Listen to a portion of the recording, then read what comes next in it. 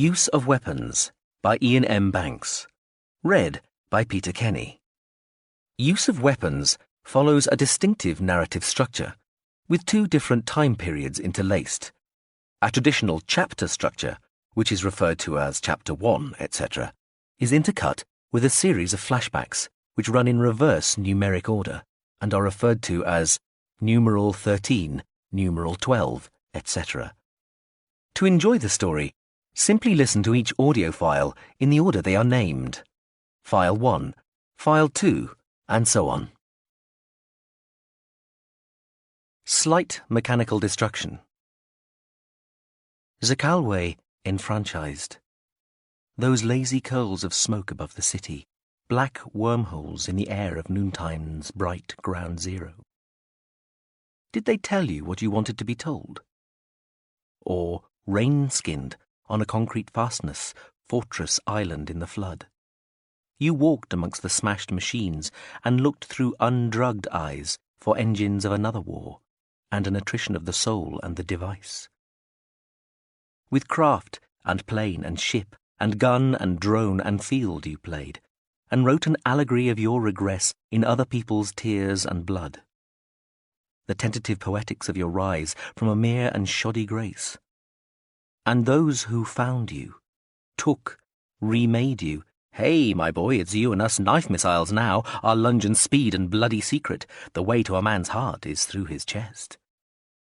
They thought you were their plaything, savage child, the throwback from way back, expedient because utopia spawns few warriors. But you knew your figure cut a cipher through every crafted plan, and playing our game for real, saw through our plumbing jobs and wayward glands to a meaning of your own, in bones. The catchment of these cultured lives was not in flesh, and what we only knew, you felt, with all the marrow of your twisted cells. Razd Koduresa Dizet Embles Sma de Marenheid, care of SC, year 115, Earth Khmer calendar. Moraine original, own translation, unpublished. Prologue. Tell me, what is happiness? Happiness? Happiness is to wake up on a bright spring morning after an exhausting first night spent with a beautiful, passionate, multi-murderess. Shit, is that all? In his fingers, the glass lay like something trapped, sweating light. The liquid it contained was the same colour as his eyes, and swilled around lethargically in the sunlight under his heavy-lidded gaze. The glinting surface of the drink throwing highlights onto his face, like veins of quick gold. He drained the glass, then studied it as the alcohol made its way down his throat. His throat tingled, and it seemed to him that the light tingled in his eyes. He turned the glass over in his hands, moving it carefully and smoothly, seemingly fascinated by the roughness of the ground areas and the silky slickness of the unetched parts. He held it up to the sun, his eyes narrowing. The glass sparkled like 100 tiny rainbows, and minute twists of bubbles in the slender stem glowed golden against the blue sky, spiralling about each other in a fluted double helix. He lowered the glass slowly, and his gaze fell upon the silent city. He squinted out over the roofs and spires and towers, out over the clumps of trees marking the sparse and dusty parks, and out over the distant serrated line of the city walls, to the pale plains and the smoke-blue hills shimmering in the heat haze beyond, beneath a cloudless sky. Without taking his eyes from the view, he suddenly jerked his arm, throwing the glass over his shoulder back into the cool hall, where it vanished into the shadows and shattered. "You bastard!" said a voice, after a slight pause. The voice sounded both muffled and slurred. "I thought that was the heavy artillery. I nearly crapped myself. You want to see the place covered with shit? Oh, hell. I've bit the glass, too. I'm bleeding." There was another pause. "You here?" The muffled, slurred voice increased a little in volume. I'm bleeding. You want to see the floor covered with shit and pedigree blood? There was a scraping, tinkling sound, then silence, then... You bastard. The young man on the balcony turned away from the view over the city and walked back inside the hall, only a little unsteadily. The hall was echoing and cool. The floor was mosaic, millennia old, veneered over in more recent times with a transparent, scratch-proof covering to protect the tiny ceramic fragments. In the centre of the hall, there was a massive, elaborately carved banqueting table surrounded by chairs. Around the walls were scattered smaller tables, more chairs, low chests of drawers, and tall sideboards, all made from the same dark, heavy wood. Some of the walls were painted with fading but still impressive murals, mostly of battlefields. Other walls, painted white, supported huge mandalas of old weapons, hundreds of spears and knives, swords and shields, pikes and maces, bowlers and arrows, all arranged in great whirls of pitted blade, like the shrapnel of impossibly symmetrical explosions. Rusting firearms pointing importantly at each other above blocked-off fireplaces. There were one or two dulled paintings and frayed tapestries on the walls, but vacant spaces for many more. Tall triangular windows of coloured glass threw wedges of light across the mosaic and the wood. The white stone walls rose to red piers at the top, supporting huge black beams of wood that closed over the length of the hall like a giant tent of angular fingers. The young man kicked an antique chair the right way up and collapsed into it. "What pedigree blood," he said. He rested one hand on the surface of the great table and put the other up to and over his scalp as if through thick long hair, though in fact his head was shaved. Eh? Said the voice. It appeared to come from somewhere beneath the great table the young man sat beside. "What aristocratic connections have you ever had, you drunken old bum?" The young man rubbed his eyes with clenched fists, then, with his hands open, massaged the rest of his face. There was a lengthy pause. "Well, I was once bitten by a princess." The young man looked up at the hammer-beamed ceiling and snorted. "Insufficient evidence." He got up and went out onto the balcony again. He took a pair of binoculars from the balustrade and looked through them. He tutted, swaying, then retreated to the windows, bracing himself against the frame so that the view steadied. He fiddled with the focus, then shook his head and put the binoculars back on the stonework and crossed his arms, leaning against the wall and gazing out over the city. Baked, brown roofs and rough gable ends like crusts and ends of bread, dust like flour. Then, in an instant, under the impact of remembrance, the shimmering view before him turned grey and then dark, and he recalled other citadels, the doomed tent city in the parade ground below as the glass in the window shook, the young girl, dead now, curled up in a chair in a tower in the Winter Palace. He shivered despite the heat and shoved the memories away. "What about you?" The young man looked back into the hall. "What?" "You ever had any, connections with our, betters?" The young man looked suddenly serious. "I once—" he began, then hesitated. "I once knew someone who was nearly a princess, and I carried part of her inside me for a time." "Say again." "You carried part of her inside me for a time." Pause. Then, politely, "Wasn't that rather the wrong way round?" The young man shrugged. It was an odd sort of relationship. He turned back to the city again, looking for smoke, or people, or animals, or birds, or anything that moved. But the view might as well have been painted on a backdrop. Only the air moved, shimmering the view. He thought about how you could make a backdrop tremble just so to produce the same effect, then abandoned the thought. "See anything?" rumbled the voice under the table. The young man said nothing, but rubbed his chest through the shirt and open jacket. It was a general's jacket, though he wasn't a general. He came away from the window again and took up a large picture that stood on one of the low tables by the wall. He lifted the picture above his head and carefully upended it, his eyes closed, his face raised. There was no water in the pitcher, so nothing happened. The young man sighed, gazed briefly at the painting of a sailing ship on the side of the empty jug, and gently replaced it on the table, exactly where it had been. He shook his head and turned away, striding up to one of the hall's 2 giant fireplaces. He hauled himself up onto the broad mantelpiece, where he stared intently at one of the ancient weapons mounted on the wall. A huge, wide-mouthed gun with an ornamental stock and an open firing mechanism. He started trying to prise the blunderbuss away from the stonework, but it was too firmly attached. He gave up after a while and jumped to the floor, staggering a little as he landed. "See anything?" said the voice again, hopefully. The young man walked carefully from the fireplace towards one corner of the hall and a long, ornate sideboard.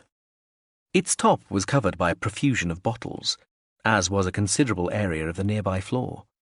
He searched through the collection of mostly broken, mostly empty bottles until he found one that was intact and full.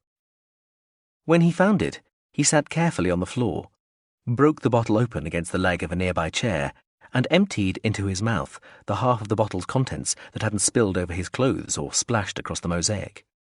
He coughed and spluttered, put the bottle down, then kicked it away under the sideboard as he got up. He made his way towards another corner of the hall and a tall pile of clothes and guns. He picked up a gun, untangling it from a knot of straps, sleeves, and ammunition belts. He inspected the weapon, then threw it down again. He swept several hundred small, empty magazines aside to get at another gun, but then discarded that one too. He picked up 2 more, checked them, and slung one round his shoulder while placing the other on a rug-covered chest. He went on through the weapons until he had 3 guns slung about him, and the chest was nearly covered with various bits and pieces of hardware. He swept the gear on the chest into a tough oil-stained bag and dumped that on the floor. "No," he said. As he spoke, there was a deep rumble, unlocated and indeterminate, something more in the ground than in the air. The voice under the table muttered something. The young man walked over to the windows, setting the guns down on the floor. He stood there a while looking out. "Hey," said the voice under the table. "Help that, will you? I'm under the table." "What are you doing under the table, Cullis?" said the young man, kneeling to inspect the guns, tapping indicators, twisting dials, altering settings, and squinting down sights. "Oh, isn't that, you know." The young man smiled and crossed to the table. He reached underneath and, with one arm, dragged out a large, red-faced man who wore a field marshal's jacket a size too big for him and who had very short grey hair and only one real eye. The large man was helped up. He stood carefully, then slowly brushed 1 or 2 bits of glass off the jacket. He thanked the young man by slowly nodding his head. "What time is it anyway?" he asked. "What? You're mumbling." "Time. What time is it?" "It's daytime." "Ha!" The large man nodded wisely. "Just as I thought." Cullis watched the young man go back to the window and the guns, then heaved himself away from the great table. He arrived, eventually, at the table holding the large water pitcher, which was decorated with a painting of an old sailing ship. He lifted the pitcher up, swaying slightly, turned it upside down over his head, blinked his eyes, wiped his face with his hands, and flapped the collar of his jacket. "Ah," he said. "That's better." "You're drunk," said the young man, without turning away from the guns. The older man considered this. "You almost managed to make that sound like a criticism," he replied with dignity, and tapped his false eye and blinked over it a few times. He turned as deliberately as possible and faced the far wall, staring at a mural of a sea battle.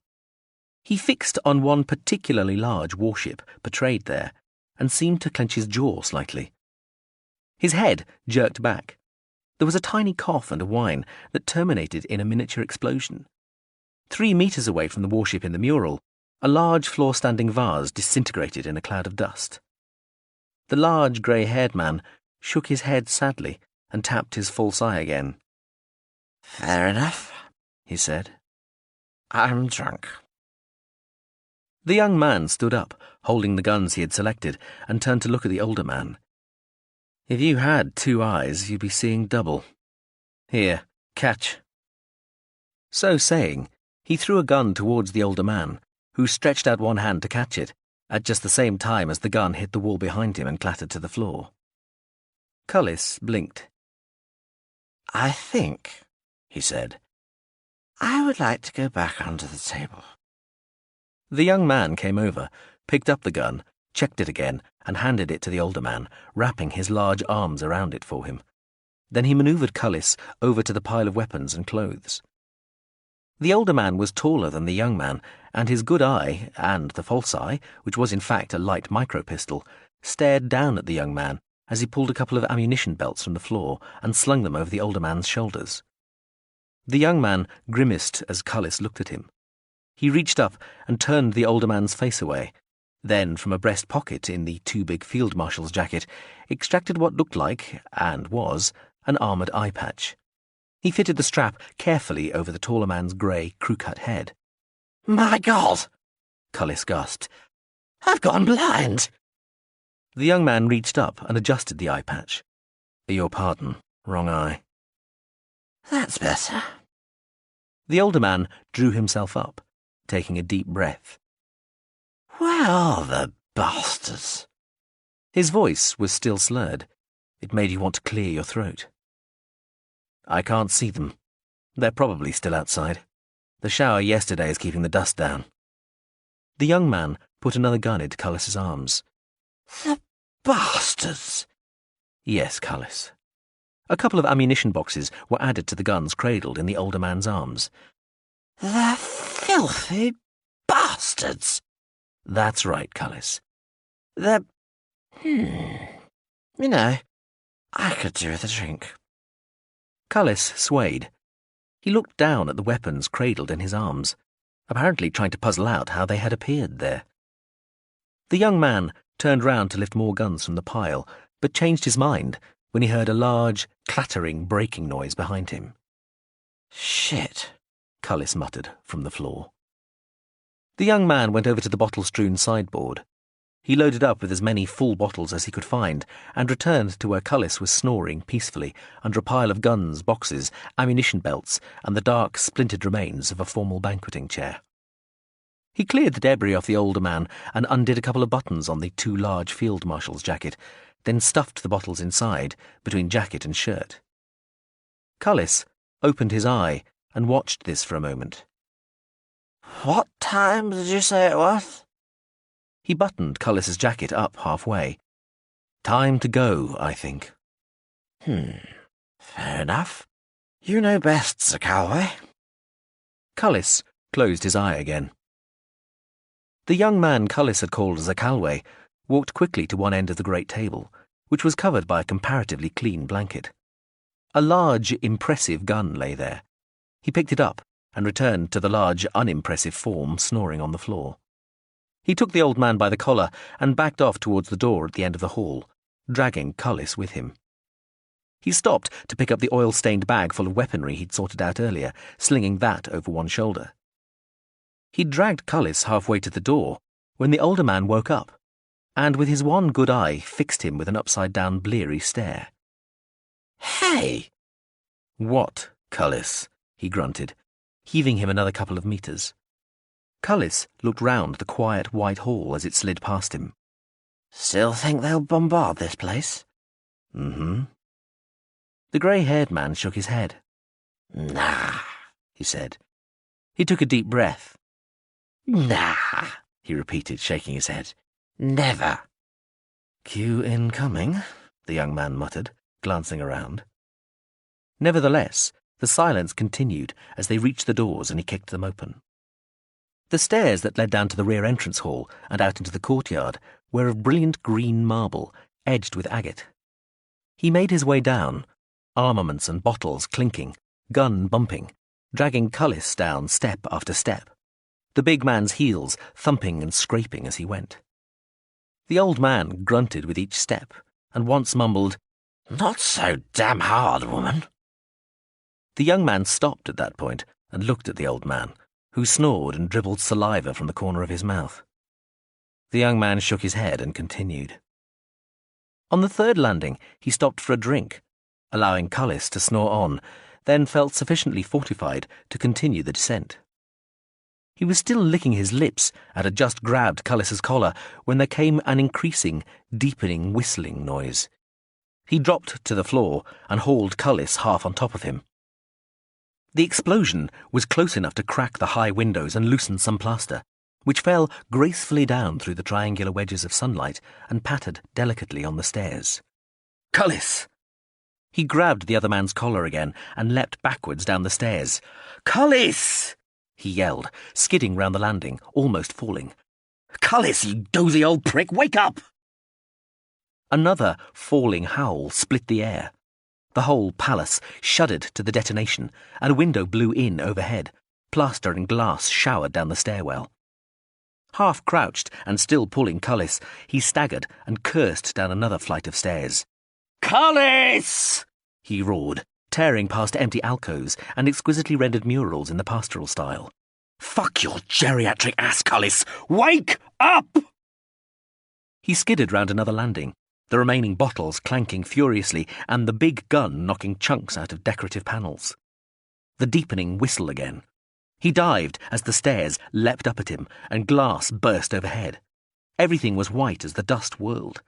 He staggered to his feet and saw Cullis sitting upright, scattering plaster shards from his chest and rubbing his good eye. Another explosion, rumbling further away.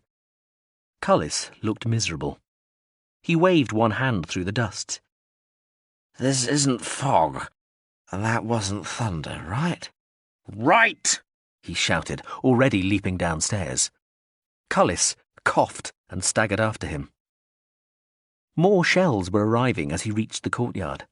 One burst to his left as he emerged from the palace. He jumped into the half-track and tried to start it. The shell blew the roof off the royal apartments. Showers of slates and tiles hammered into the courtyard, turning into little dusty clouds in their own tributary explosions. He put one hand over his head and rummaged in the passenger's footspace for a helmet. A large chunk of masonry bounced off the engine cover of the open vehicle, leaving a sizable dent and a cloud of dust. "Oh, shit," he said, finally finding a helmet and jamming it onto his head. "Filthy bat," yelled Cullis, tripping over just before he reached the half-track and tumbling into the dust. He swore, then dragged himself into the machine. Another shell and another ploughed into the apartments to their left. The clouds of dust, kicked up by the bombardment, were drifting across the faces of the buildings. Sunlight sheared a gigantic wedge through the chaos of the courtyard, edging shadow with light. "I honestly thought they'd go for the Parliament buildings," Cullis said mildly, gazing at the burning wreck of a truck on the far side of the courtyard. "Well, they didn't." He punched the starter again, shouting at it. "You were right." Cullis sighed and looked puzzled. "What was the bet we had again?" "Who cares?" he roared, kicking somewhere beneath the dashboard. The half-track's motors stumbled into life. Cullis shook flaked tile from his hair, while his comrade strapped on his own helmet and handed a second one to him. Cullis accepted it with relief and began to fan his face with it, patting the area of his chest over his heart as if in encouragement. Then he drew his hand away, staring in disbelief at the warm red liquid on it. The engine died. Cullis heard the other man bellow abuse and slam the starter again. The engine coughed and spluttered to the accompaniment of whistling shells. Cullis looked down to the seat beneath him as more explosions thundered far away in the dust. The half-track shuddered. The seat below Cullis was covered in red. "Medic!" he yelled. "What?" "Medic!" Cullis screamed over another explosion, holding his red-stained hand out. "Zakalwe! I'm hit!" His good eye was wide with shock. His hand trembled. The young man looked exasperated and slapped Cullis's hand away. "That's wine, you cretin!" He lunged forward, hauled a bottle out of the older man's tunic and dropped it in his lap. Cullis looked down, surprised. "Oh," he said. "Good. He peered inside his jacket and carefully extracted a few pieces of broken glass. "Wondered why it was fitting so well," he mumbled. The engine caught suddenly, roaring like something made furious by the shaking ground and the swirling dust. Explosions in the gardens sent brown sprays of earth and pieces of shattered statuary over the courtyard wall, landing spattering and chunking all around them. He wrestled with the gear lever until the drive engaged and nearly threw him and Cullis out of the half-track as it leapt forward, out of the courtyard and into the dusty road beyond. Seconds later, the major part of the great hall collapsed under the combined zeroed-in weight of a dozen or so heavy artillery pieces and smashed down into the courtyard, filling it and the surrounding area with splintered wood and masonry and yet more tumbling clouds of dust. Cullis scratched his head and muttered into the helmet he'd just been sick into. "The bastards," he said. "That's right, Cullis." "The filthy bastards." "Yes, Cullis." The half-track turned a corner and roared away towards the desert. Part 1. The Good Soldier. Chapter 1. She made her way through the turbine hall, surrounded by an ever-changing ring of friends, admirers, and animals, nebula to her attractive focus, talking to her guests, giving instructions to her staff, making suggestions, and offering compliments to the many and various entertainers. Music filled the echoing space above the ancient gleaming machines, sitting silently amongst the chattering throng of gaily dressed partygoers. She bowed graciously and smiled to a passing admiral, and twirled a delicate black flower in her hand, putting the bloom to her nose to draw in its heady fragrance. Two of the Hralzes at her feet leapt up, yelping, forepaws attempting to find purchase on the smooth lap of her formal gown, their glistening snouts raised to the flower. She bent, tapping both animals gently on the nose with the bloom, making them bounce down to the floor again, sneezing and shaking their heads. The people around her laughed.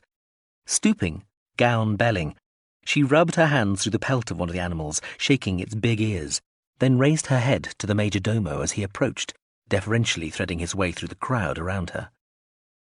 "Yes, Mackerel?" she said. "The System Times photographer," the major domo said quietly.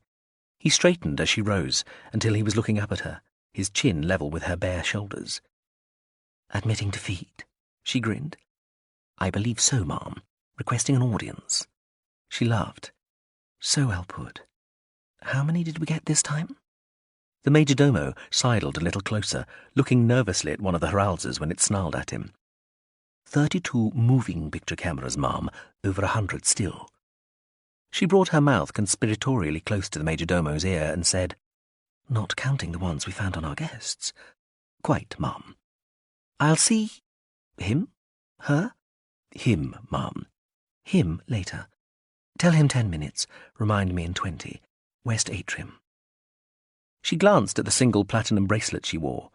Recognizing her retinue, a tiny projector disguised as an emerald briefly displayed a hollow plan of the old power station in twin cones of light aimed straight at her eyes. "Certainly, ma'am," Mackerel said. She touched his arm and whispered, "We're heading over to the Arboretum, all right?" The major domo's head barely moved to indicate he had heard. She turned regretfully to the people around her, her hands clasped as though in pleading. "I'm sorry. Will you all excuse me just a moment?" She put her head to one side, smiling. "Hi. Hello. Hi there. How are you?" They walked quickly through the party, past the grey rainbows of drug streams and the plashing pools of the wine fountains. She led, skirts rustling, while the major domo struggled to keep up with her long-legged gait. She waved to those who greeted her, government ministers and their shadows, foreign dignitaries and attachés, media stars of all persuasions, revolutionaries and navy brass, the captains of industry and commerce and their more extravagantly wealthy shareholders. The Hralzes snapped perfunctorily at the heels of the major domo, their claws skittering on the polished mica floor, all ungainly, then bounding forward when they encountered one of the many priceless rugs scattered throughout the turbine hall. At the steps to the Arboretum, hidden from the main hall by the easternmost dynamo housing, she paused, thanked the major domo, shooed the Hralzes away, patted her perfect hair, smoothed her already immaculately smooth gown, and checked that the single white stone on the black choker was centered, which it was. She started down the steps towards the tall doors of the arboretum. One of the heralses whined from the top of the steps, bouncing up and down on its forelegs, eyes watering. She looked back, annoyed. "Quiet, Bouncer! Away!" The animal lowered its head and snuffled off. She closed the double doors quietly behind her, taking in the quiet extent of luxuriant foliage the arboretum presented. Outside the high crystal curve of the partial dome, the night was black. Small, sharp lights burned on tall masts inside the arboretum, casting deep, jagged shadows amongst the crowded plants. The air was warm and smelled of earth and sap. She breathed deeply and walked towards the far side of the enclosure. "Hello there." The man turned quickly, to find her standing behind him, leaning against a light mast, her arms crossed, a small smile on her lips and in her eyes. Her hair was blue-black, like her eyes. Her skin was fawn, and she looked slimmer than she did on newscasts, when, for all her height, she could seem stocky. He was tall and very slim, and unfashionably pale, and most people would have thought his eyes were too close together. He looked at the delicately patterned leaf he still held in one fragile-looking hand, then let it go, smiling uncertainly, and stepped out of the extravagantly flowered bush he'd been investigating. He rubbed his hands, looked bashful. "I'm sorry, he gestured nervously. "That's all right," she said, reaching out. They clasped hands. "You're Railstock Susepin, aren't you?" Yes," he said, obviously surprised. He was still holding her hand. He realized this and looked even more discomforted, quickly letting go. "Diziet Smar." She bowed her head a little, very slowly, letting her shoulder-length hair swing, keeping her eyes on him. "Yes, I know, of course. Pleased to meet you." "Good," she nodded.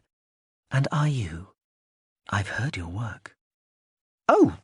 He looked boyishly pleased, and clapped his hands in a gesture he didn't seem to notice himself making. "Oh, that's very—" "I didn't say that I liked it," she said, the smile hovering only on one side of her mouth now. "Ah," crestfallen. So cruel. "But I do like it very much," she said, and suddenly she was communicating amused, even conspiratorial, contrition through her expression. He laughed, and she felt something relax inside her. This was going to be all right. "I did wonder why I'd been invited," he confessed, the deep-set eyes somehow bright. "Everybody here seems so—" He shrugged. "Important. That's why I—" He waved awkwardly behind him at the plant he'd been inspecting. "You don't think composers should be regarded as important?" she asked, gently chiding. "Well, compared to all these politicians and admirals and business people, in terms of power, I mean, and I'm not even a very well-known musician. I'd have thought Savantrig or Coup. They've composed their careers very well, certainly," she agreed. He paused for a moment, then gave a small laugh and looked down. His hair was very fine and glinted in the high mast-light. It was her turn to fall in with his laugh. Maybe she ought to mention the commission now, rather than leaving it to the next meeting, when she would reduce the numbers, even if they were distant numbers at the moment, to something a little more friendly, or even leaving it to a private rendezvous later still, once she was sure he had been captivated. How long should she spin this out? He was what she wanted, but it would mean so much more after a charged friendship. That long, exquisite exchange of gradually more intimate confidences, the slow accumulation of shared experiences, the languorous spiralling dance of attraction, coming and going and coming and going, winding closer and closer, until that laziness was sublimed in the engulfing heat of consummation. He looked her in the eyes and said, "You flatter me, Miss Smar." She returned his gaze, raising her chin a little, acutely aware of each nuance in her carefully translated body language. There was an expression on his face she did not think so childish now. His eyes reminded her of the stone on her bracelet. She felt a little light-headed and took a deep breath. Ahem. She froze. The word had been pronounced from behind and to one side of her. She saw Susepin's gaze falter and shift. Smar kept her expression serene as she turned, then glared at the grey-white casing of the drone as though attempting to melt holes in it. "What?" she said, in a voice that might have etched steel. The drone was the size, and near enough the shape, of a small suitcase. It floated in towards her face. "Trouble, Toots," it said, then moved briskly to one side, angling its body so that it appeared to be contemplating the inky heights of sky beyond the crystal semisphere. Smar looked down at the brick floor of the arboretum. Her lips pursed. She allowed herself the tiniest of shakes of the head. "Mr. Susepin," she smiled and spread her hands. "This pains me, but will you?" "Of course." He was already moving, and went quickly past, nodding once. "Perhaps we can talk later," she said. He turned, still backing off. "Yes, well, that would—" He seemed to lose inspiration, and nodded nervously again, walking quickly to the doors at the far end of the arboretum. He left without looking back.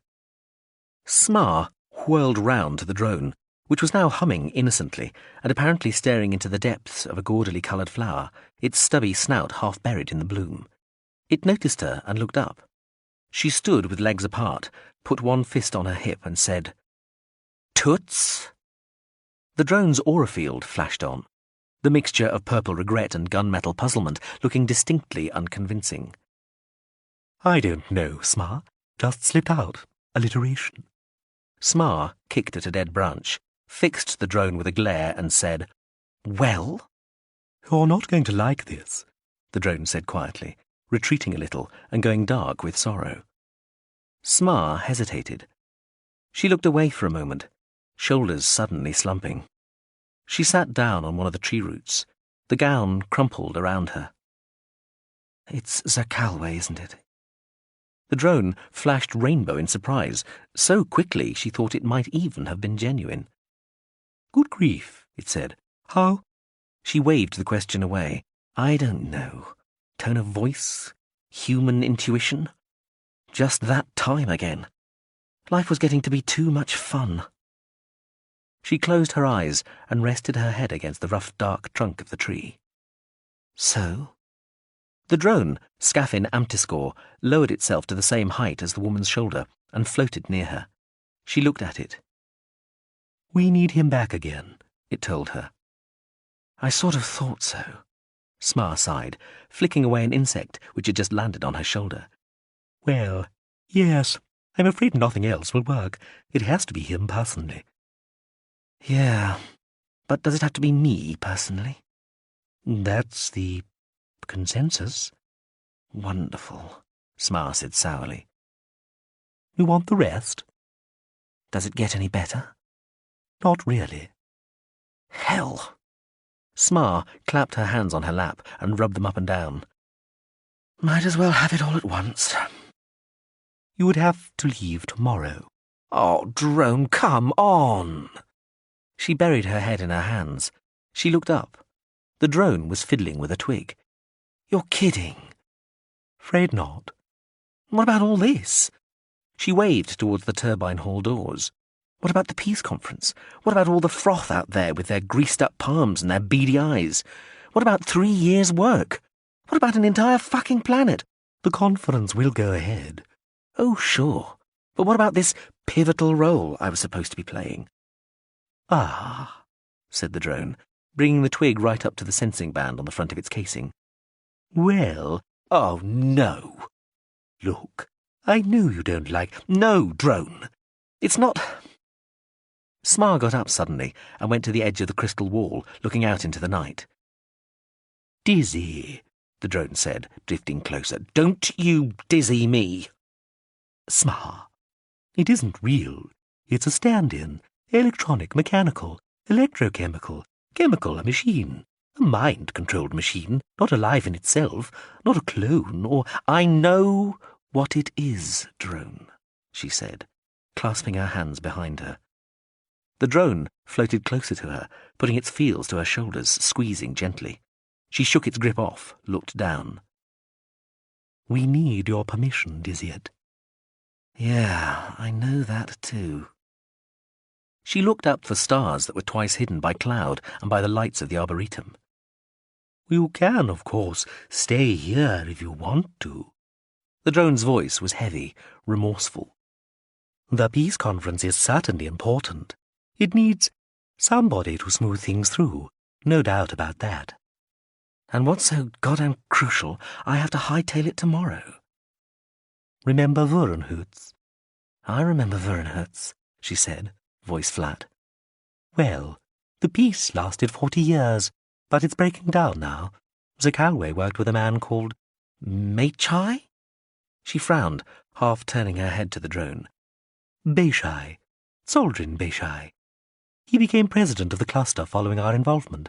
While he was in power, he held the political system together, but he retired 8 years ago, long before he had to pursue a life of study and contemplation." The drone made a sighing noise. "Things have slipped back since, and at the moment, Beishai lives on a planet whose leaders are subtly hostile to the forces Zakalwe and Beishai represented and we backed, and who are taking a leading part in the factionalizing of the group.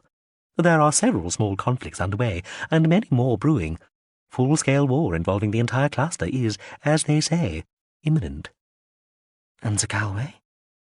"Basically, it's an out. Down to the planet, convince Beishai he's needed, and at the very least get him to declare an interest. But it may mean a physical spring, and the added complication is Beishai may require a lot of convincing." Smar thought it through, still regarding the night. "No tricks we can play?" "The two men know each other too well for anything other than the real Zakalwe to work. Likewise, Soldrin Beishai and the political machine throughout the entire system. Too many memories involved altogether." "Yeah," Smar said quietly. "Too many memories." She rubbed her bare shoulders as though she was cold. "What about big guns?" "We've a nebula fleet assembling, a core of 1 limited system vehicle and 3 general contact units stationed around the cluster itself, plus 80 or so GCUs keeping their tracks within a month's rush-in distance. There ought to be 4 or 5 GSVs within a 2 to 3 month dash for the next year or so, but that's very, very much a last resort." "Megadeth figures looking a bit equivocal, are they?" Smar sounded bitter. "If you want to put it that way," Scaffin Amtiscore said. "Oh, god damn," Smar said quietly, closing her eyes. "So, how far away is Wurenhutz? I've forgotten." "Only about 40 days, but we have to pick Zakalwe up first. Say 90 for the whole outward journey." She turned around. "Who's going to control the stand-in if the ship's taking me?" Her gaze flicked skyward. "The just testing will remain here in any event," the drone said. "The very fast picket xenophobe has been put at your disposal. It can uplift tomorrow, a little after noon, earliest, should you wish." Smar stood still for a moment, feet together and arms crossed, her lips pursed and face pinched. Scaffin Amtiscore introspected for a moment and decided it felt sorry for her. The woman was immobile and silent for a few seconds. Then, abruptly, she was striding towards the turbine hall doors, heels clattering on the brick pathway. The drone swooped after her, falling in at her shoulder.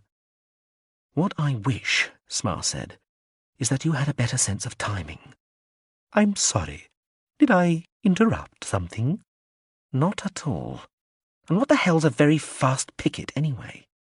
"New name for a demilitarized rapid offensive unit," the drone said. She glanced at it. It wobbled, shrugging. "It's supposed to sound better." "And it's called the Xenophobe? Well, that's just fine. Can the stand-in pick up immediately?" "Noon tomorrow. Can you debrief up to tomorrow morning?" Smar said, as the drone flicked round in front of her and sucked the tall doors open. She strode through and leapt up the steps into the turbine hall, skirts gathered in front of her. The Herausers came skidding round the corner from the hall and gathered yelping and bouncing around her. Smar stopped while they milled around her, sniffing her hems and trying to lick her hands. "No," she told the drone. "On second thoughts, scan me tonight. when I tell you. I'll get rid of this lot early if I can. I'm going to find Ambassador Onnit now. Have Makril tell Chusley she's to get the minister over to the bar at Pt.1 in 10 minutes. Make my apologies to the System Times hacks, have them taken back to the city and released, give them a bottle of Nightfloor each. Cancel the photographer, give him one still camera and let him take 64 snaps, strictly full permission required. Have one of the male staff find Relstock Susepin and invite him to my apartments in 2 hours. Oh, and Smar broke off suddenly and went down on her haunches to cradle the long snout of one of the whimpering Heraldses in her hands. Gainley, I know, she said, as the big-bellied animal keened and licked at her face. I wanted to be here to see your babies born, but I can't. She sighed, hugged the beast, then held its chin in one hand. What am I to do, Gainley? I could have you put to sleep until I come back, and you'd never know. But all your friends would miss you. Have them all put to sleep, the drone suggested. Smar shook her head. You take care of them till I get back, she told the other Heralds. All right? She kissed the animal's nose and got up. Gainley sneezed. 2 other things, drone, Smar said, walking through the excited pack. What? Don't call me Toots again, all right? All right. What else? They rounded the gleaming bulk of the long-stilled No. 6 turbine, and Smar stopped for a moment, surveying the busy crowd in front of her, taking a deep breath and straightening her shoulders. She was already smiling as she started forward and said quietly to the drone, I don't want the stand-in screwing anybody. Okay, the drone said, as they went towards the partying people. It is, after all, in a sense, your body. That's just it, drone, Smar said, nodding to a waiter who scurried forward, drinks tray proffered. It isn't my body. Aircraft and ground vehicles floated and wound away from the old power station. The important people had departed. There were a few stragglers left in the hall, but they didn't need her. She felt weary and glanded a little snap to lift the mood. From the south balcony of the apartments, fashioned from the station's admin block, she looked down to the deep valley and the line of tail-lights strung out along Riverside Drive. An aircraft whistled overhead, banking and disappearing over the tall curved lip of the old dam. She watched the plane go, then turned towards the penthouse doors, taking off the small formal jacket and slinging it over her shoulder. Music was playing, deep inside the sumptuous suite beneath the roof garden. She headed instead for the study, where Scaffin Amtiscore was waiting. The scan to update the stand-in took only a couple of minutes. She came round with the usual feeling of dislocation, but it passed quickly enough. She kicked off her shoes and padded through the soft, dark corridors towards the music. Relstock Susepin drew himself out of the seat he'd been occupying, still holding a softly glowing glass of Nightfloor. Smar stopped in the doorway. Thank you for staying, she said, dropping the little jacket onto a couch. That's all right. He brought the glass of glowing drink towards his lips, then seemed to think the better of it, and cradled it in both hands instead. What, was there anything in particular you... Smar smiled, somehow sadly, and put both hands on the wings of a big revolving chair which she stood behind. She looked down at the hide cushion. Perhaps now I'm flattering myself, she said. But not to put too fine a point on it. She looked up at him. Would you like to fuck? Relstock Susepin stood stock still. After a while, he raised the glass to his lips and took a long, slow drink, then brought the glass slowly back down again. Yes, he said. Yes, I wanted to, instantly. There's only tonight, she said, holding up one hand. Just tonight. It's difficult to explain, but from tomorrow onwards, for maybe half a year or more, I'm going to be incredibly busy. 2 places at once sort of busy, you know? He shrugged. Sure, anything you say. Smar relaxed then, and a smile grew gradually on her face. She pushed the big chair round and slid the bracelet from her wrist to let it fall into the seat. Then she gently unbuttoned the top of her gown and stood there. Susepin drained his glass, placed it on a shelf, and walked towards her. "Lights," she whispered. The lights slowly dimmed, right down, until eventually the softly glowing dregs of the finished drink made the glass on the shelf the brightest thing in the room. Numeral 13. Wake up! He woke up. Dark. He straightened beneath the covers, wondering who had talked to him like that. Nobody talked to him in that tone, not anymore. Even half asleep, coming unexpectedly awake in what must be the middle of the night, he heard something in that tone he hadn't heard for 2, maybe 3 decades. Impertinence. Lack of respect. He brought his head out of the sheltering cover into the warm air of the room and looked round in the one-light gloom to see who had dared address him like that. An instant of fear, had somebody got past the guards and security screens, was replaced by a furious hunger to see who had the effrontery to speak like that to him. The intruder sat in a chair just beyond the end of the bed. He looked odd in a way which was itself odd. A very new sort of unusualness, unplaceable, even alien. He gave the impression of being a slightly skewed projection. The clothes looked strange too. Baggy, brightly coloured, even in the dim light of the bedside lamp. The man was dressed like a clown or a jester, but his somehow too symmetrical face looked grim? Contemptuous? That foreignness made it difficult to tell. He started to grope for his glasses, but it was just sleep in his eyes. The surgeons had given him new eyes 5 years ago, but 60 years of short-sightedness had left him with an ingrained reaction to reach for glasses which were not there whenever he first woke up. A small price to pay, he had always thought, and now, with the new retro-aging treatment. The sleep cleared from his eyes. He sat up, looking at the man in the chair, and began to think he was having a dream or seeing a ghost. The man looked young. He had a broad, tanned face and black hair tied back behind his head, but thoughts of spirits and the dead came into his head not because of that. It was something about the dark, pit-like eyes and the alien set of that face. "Good evening, Ethnarch." The young man's voice was slow and measured. It sounded, somehow, like the voice of someone much older. Old enough to make the Ethnarch feel suddenly young in comparison. It chilled him. He looked around the room. Who was this man? How had he got in here? The palace was meant to be impregnable. There were guards everywhere. What was going on? The fear came back. The girl from the previous evening lay still on the far side of the wide bed, just a lump under the covers. A couple of dormant screens on the wall to the Ethnarch's left reflected the bedside light's weak glow. He was frightened, but fully awake now and thinking quickly. There was a gun concealed in the bed's headboard. The man at the end of the bed didn't seem to be armed, but then why was he here? But the gun represented a desperate last resort. The voice code was the thing.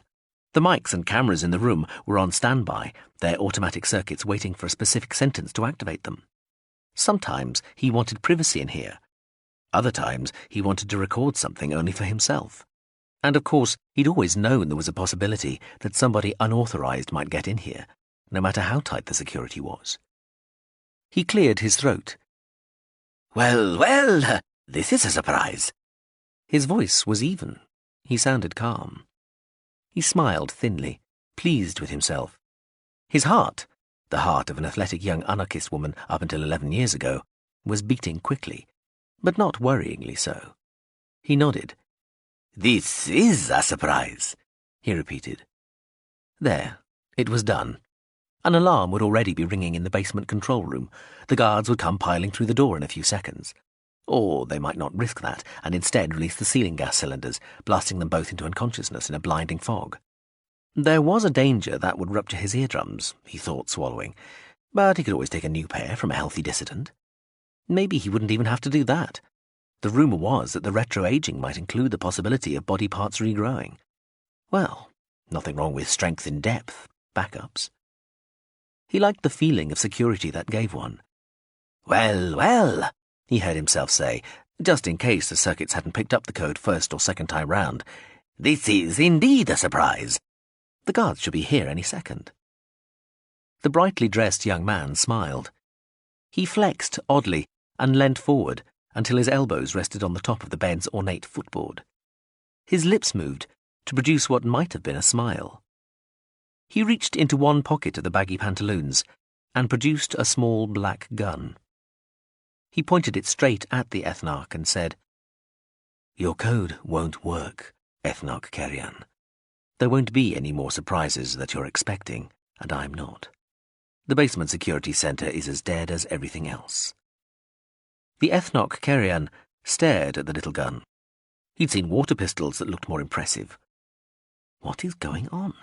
Can he really have come to kill me? The man certainly didn't dress like an assassin, and surely any serious assassin would just have killed him in his sleep.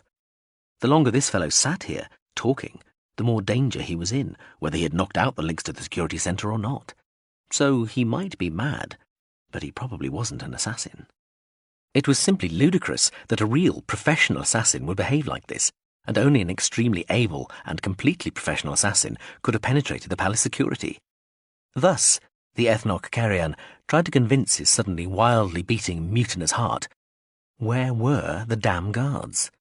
He thought again about the gun hidden in the ornamental headboard behind him. The young man folded his arms so that the little gun was no longer pointing at the ethnarch. "Mind if I tell you a little story?" He must be mad. No, why don't you tell me a story?" the ethnarch said in his most friendly and avuncular voice. "What's your name, by the way? You appear to have the advantage over me." "Yes, I do, don't I?" the old voice from the young lips said. "Actually, there are two stories, but you know most of one of them. I'll tell them at the same time. See if you can tell which is which." Shh, the man said, putting the little gun to his lips. The ethnarch half glanced at the girl on the other side of the bed. He realized he and the intruder had been talking in quite low tones. Maybe if he could get the girl to wake, she might draw his fire, or at least distract him while he grabbed for the gun in the headboard. He was faster than he had been for 20 years, thanks to the new treatment. Where the hell were those guards? "Now look here, young man," he roared. "I just want to know what you think you're doing here, eh?" His voice, a voice that had filled halls and squares without amplification, echoed through the room. Damn it! The guards in the basement security centre ought to be able to hear it without any microphones. The girl on the other side of the bed didn't even stir. The young man was smirking. "They're all asleep, ethnarch. There's just you and me. Now, this story." "What?" The ethnarch Cheradenine gulped, drawing his legs up under the covers. "What are you here for?" The intruder looked mildly surprised. "Oh, I'm here to take you out, ethnarch. You are going to be removed. Now." He laid the gun on the broad top of the bed footboard. The ethnarch stared at it. It was too far away for him to grab, but... "The story," the intruder said, settling back in the chair.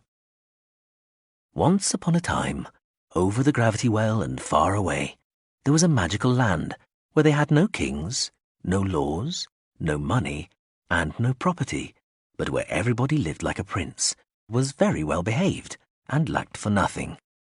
And these people lived in peace.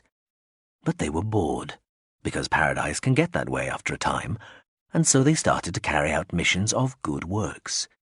Charitable visits upon the less well-off, you might say.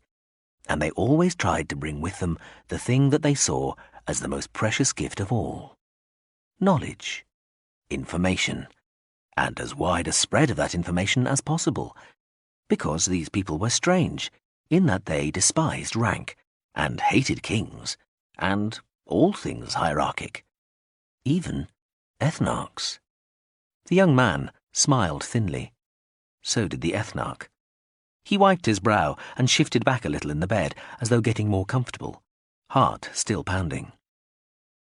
"Well, for a time, a terrible force threatened to take away their good works, but they resisted it, and they won, and came out of the conflict stronger than before. And if they had not been so unconcerned with power for its own sake, they would have been terribly feared. But as it was, they were only slightly feared, just as a matter of course, given the scale of their power. And one of the ways it amused them to wield that power was to interfere in societies they thought might benefit from the experience. And one of the most efficient ways of doing that in a lot of societies is to get to the people at the top. Many of their people become physicians to great leaders, and with medicines and treatments that seem like magic to the comparatively primitive people they're dealing with, ensure that a great and good leader has a better chance of surviving. That's the way they prefer to work, offering life, you see, rather than dealing death. You might call them soft, because they're very reluctant to kill, and they might agree with you. But they're soft the way the ocean is soft. And, well, ask any sea captain how harmless and puny the ocean can be. Yes, I see, the ethnarch said, sitting back a little further, shifting a pillow into place behind his back, and checking just where he was in relation to the section of headboard that concealed the gun. His heart was thrashing in his chest. Another thing they do, these people, another way they deal in life rather than death, is they offer leaders of certain societies below a certain technological level the one thing all the wealth and power those leaders command cannot buy them: a cure for death, a return to youth. The ethnarch stared at the young man, suddenly more intrigued than terrified. Did he mean the retro-aging? Ah, it's starting to click into place now, isn't it? The young man smiled. Well, you're right. Just that process that you've been going through, ethnarch Cheradenine, which you've been paying for this last year, which you did, if you remember, promise to pay for with more than just platinum. Do you remember? I'm not sure, the ethnarch Cheradenine stalled. He could see the panel in the headboard where the gun was from the corner of his eye. You promised to stop the killings in Eurocam, remember?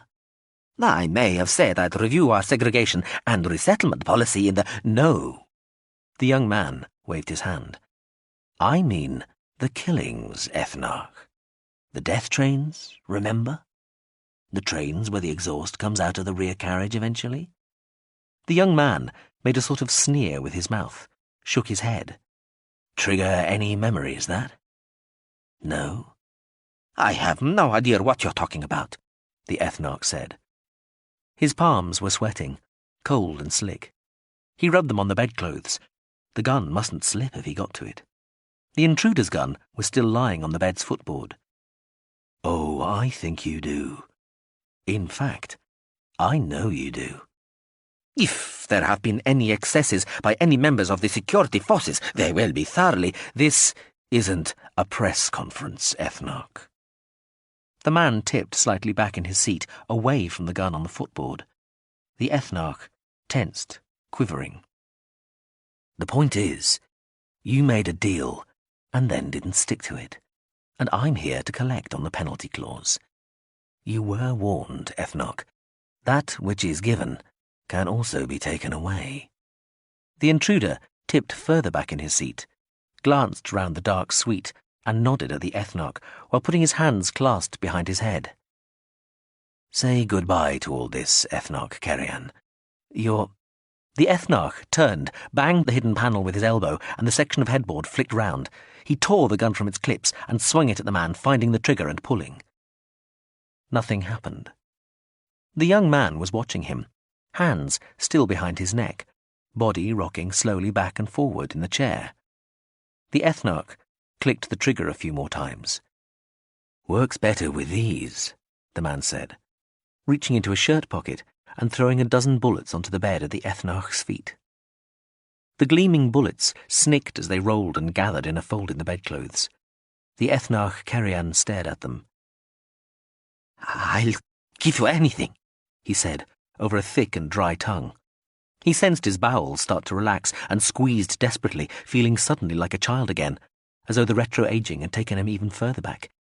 Anything. Anything. I can give you more than you ever dreamed of. I can... Not interested in that, the man said, shaking his head.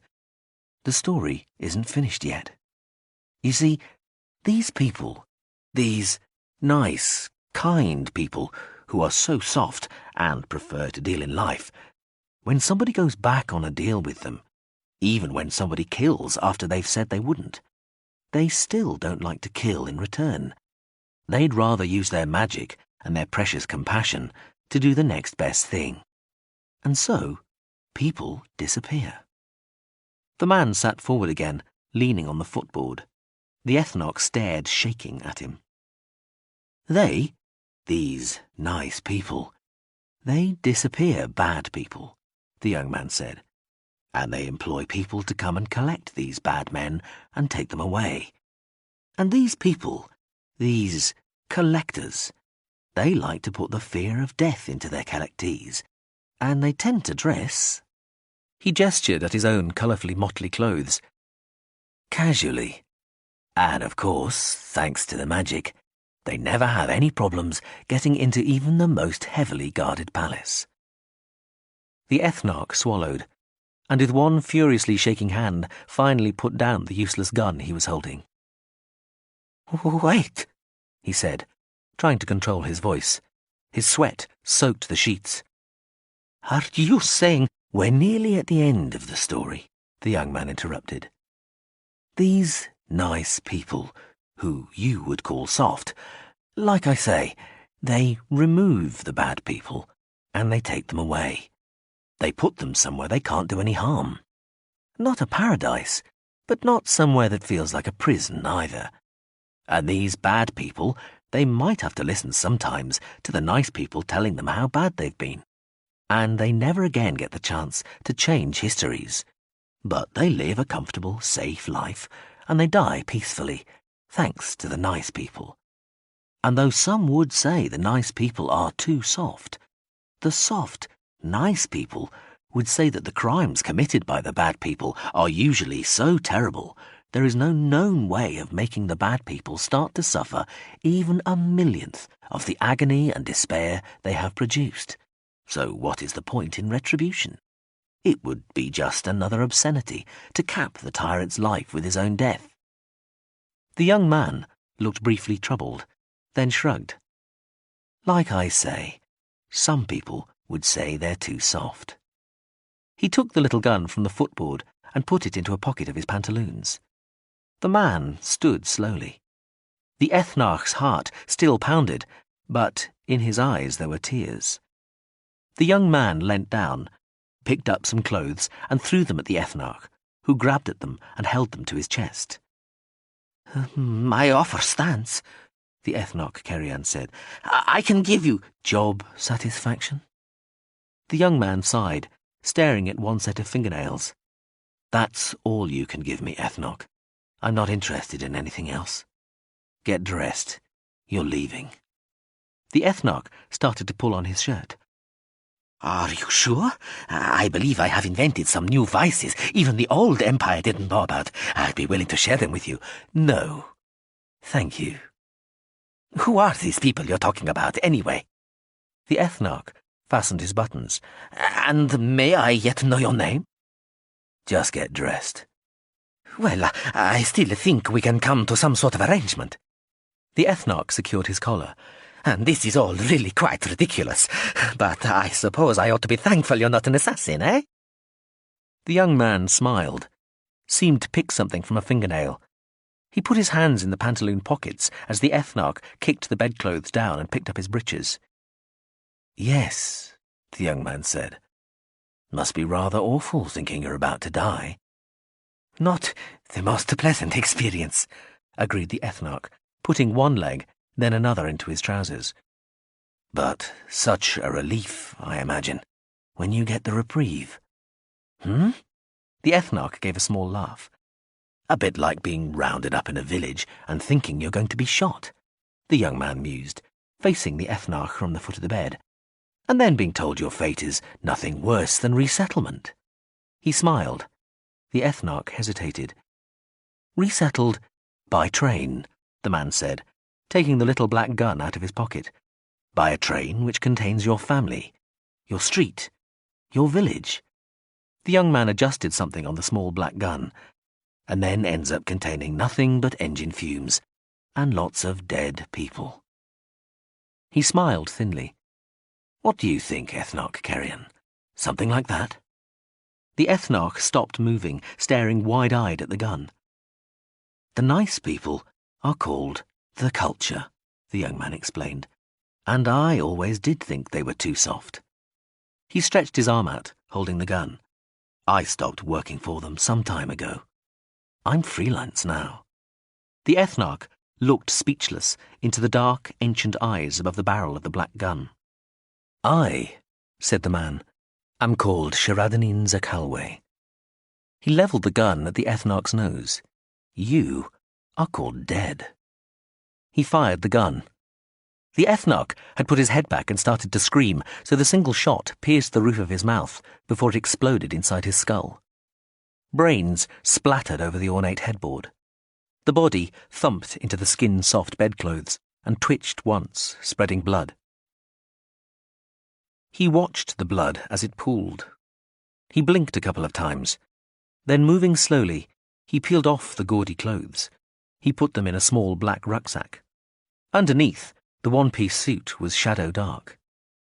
He took the matte black mask from the rucksack and put it round his neck, though not yet over his face. He moved to the head of the bed and peeled a little transparent patch from the neck of the sleeping girl, then went back into the dark depths of the room, slipping the mask over his face as he did so. Using the night sight, he unclipped the panel over the security systems control unit and carefully removed several small boxes. Then, walking very softly and slowly now, he crossed to the wall-sized pornographic painting, which concealed the door to the Ethnarch's emergency escape route to the sewers and the palace roof. He turned back before he slowly closed the door and looked at the bloody mess on the curved, carved surface of the headboard. He smiled his thin smile, a little uncertainly. Then he slipped away into the stone-black depths of the palace, like a piece of the night. Chapter 2. The dam lay wedged between the tree-studded hills like a fragment from some enormous shattered cup. The morning sunshine shone up the valley, hit the concave grey face of the dam, and produced a white reflecting flood of light. Behind the dam, the long diminished lake was dark and cold. The water came less than halfway up the massive concrete bulwark, and the forests beyond had long since reclaimed over half the slopes the dam's rising water had once drowned. Sailboats lay tethered to jetties strung along one side of the lake, the chopping waters slapping at their glistening hulls. High overhead, birds carved the air, circling in the warmth of the sunlight above the shadow of the dam. One of the birds dipped and swooped, gliding down towards the lip of the dam and the deserted roadway which ran along its curved summit. The bird pulled its wings in just as it seemed it was about to collide with the white railings which ran on either side of the road. It flashed between the dew-sparkled stanchions, executed a half-roll, partially opened its wings again, and plummeted towards the obsolete power station that had become the grandly eccentric, not to mention pointedly symbolic, home of the woman called Dizzy Smar. The bird settled belly down to the swoop and, level with the roof garden, flung out its wings, grasping at the air and fluttering to a precipitous halt, talons tacketing down on a window ledge set in the highest story of the old admin block apartments. Wings folded, soot-dark head to one side, one beady eye reflecting the concrete light, the bird hopped forward to a slid-open window where soft red curtains rippled out into the breeze. It stuck its head under the fluttering hem of the material and peered into the darkened room beyond. "You missed it," Smar said with quiet scorn, happening to pad past the window just at that moment. She sipped from a glass of water she held. Droplets from her shower beaded her tawny body. The bird's head swiveled, following her as she crossed to the closet and commenced to dress. Swiveling back, the bird's gaze shifted to the male body lying in the air a little less than a metre above the floor-mounted bed base. Inside the dim haze of the bed's AG field, the pale figure of Relstok Susepin stirred and rolled over in mid-air. His arms floated out to either side, until the weak centering field on his side of the bed brought them slowly back in towards his body again. In the dressing room, Smar gargled with some water, then swallowed it. 50 metres east, Scafin Amtiscore floated high in the air above the floor of the turbine hall, surveying the wreckage of the party.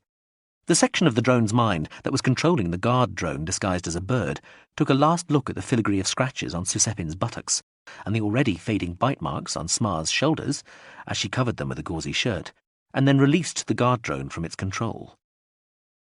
The bird squawked, jumped back from the curtain, and fell fluttering and frenzied off the ledge before opening its wings and beating back up past the gleaming face of the dam, its shrill alarm cries echoing back from the concrete slopes and disturbing it further. Smar heard the distant feedback of commotion as she buttoned her waistcoat and smiled. "Good night's sleep?" Scafin Amtiscore inquired as it met her at the portico of the old admin block. "Good night. No sleep." Smar yawned, shooing the whining Heralses back into the building's marble hall, where Makril, the major domo, stood unhappily with a bunch of leads. She stepped out into the sunlight, pulling on gloves. The drone held the car door open for her. She filled her lungs with the fresh morning air and ran down the steps, boot heels clattering. She jumped into the car, winced a little as she settled in the driver's seat, then flicked a switch that started the roof folding back while the drone loaded her luggage into the trunk. She tapped the battery gauges on the vehicle's dash and blipped the accelerator, just to feel the wheel motors strain against the brakes. The drone secured the trunk and floated into the rear seats. She waved to Makril, who was chasing one of the Heralses along the steps outside the turbine hall, and didn't notice. Smar laughed, stood on the throttle, and slipped the brakes. The car leapt off in a spray of gravel, took the right-hander beneath the trees with centimetres to spare, shot out through the station's granite gates with a farewell shimmy of its rear end, and accelerated hard down Riverside Drive. "We could have flown," the drone pointed out, over the rush of air, but it suspected Smar wasn't listening. The semantics of fortification were pan-cultural, she thought, as she descended the stone steps from the curtained wall of the castle, gazing up at the drum-shaped keep, hazy in the distance on its hill behind several more layers of walls. She walked across the grass, Scafin Amtiscore at her shoulder, and exited the fort through a postern. The view led down to the new port and the straits, where sea ships passed smoothly in the late morning sunlight, heading for ocean or inland sea according to their lanes. From the other side of the castle complex, the city revealed its presence with a distant rumble and, because the light wind came from that direction, the smell of... Well, she just thought of it as city after 3 years here. She supposed all cities smelled different, though. Dizzy Smar sat on the grass with her legs drawn up to her chin and looked out across the straits and their arching suspension bridges to the subcontinent on the far shore. "Anything else?" the drone asked. "Yeah, take my name off the judging panel for the Academy show, and send a stalling letter to that Petrain guy." She frowned in the sunlight, shading her eyes. "Can't think of anything else." The drone moved in front of her, teasing a small flower from the grass in front of her and playing with it. "Xenophobes just entered the system," it told her. "Well, happy day," Smar said sourly. She wetted one finger and rubbed a little speck of dirt from the toe of one boot. "And that young man in your bed just surfaced, asking Makril where you've got to." Smar said nothing, though her shoulders shook once and she smiled. She lay back on the grass, one arm behind her. The sky was aquamarine, stroked with clouds. She could smell the grass and taste the scent of small, crushed flowers. She looked back up over her forehead at the grey-black wall towering behind her and wondered if the castle had ever been attacked on days like this. Did the sky seem so limitless, the waters of the straits so fresh and clean, the flowers so bright and fragrant, when men fought and screamed, hacked and staggered and fell, and watched their blood mat the grass? Mists and dusk, rain and lowering cloud seemed the better background, clothes to cover the shame of battle. She stretched, suddenly tired, and shivered with a little flashback of the night's exertions. And like somebody holding something precious and it slipping from their fingers but them having the speed and the skill to catch it again before it hit the floor, she was able, somewhere inside herself, to dip down and retrieve the vanishing memory as it slipped back into the clutter and noise of her mind, and, glanding recall, she held it, savoured it, re-experienced it, until she felt herself shiver again in the sunlight and came close to making a little moaning noise. She let the memory escape and coughed and sat up, glancing to see if the drone had noticed. It was nearby, collecting tiny flowers. A party of what she guessed were schoolchildren came chattering and squealing up the path from the metro station, heading towards the postern.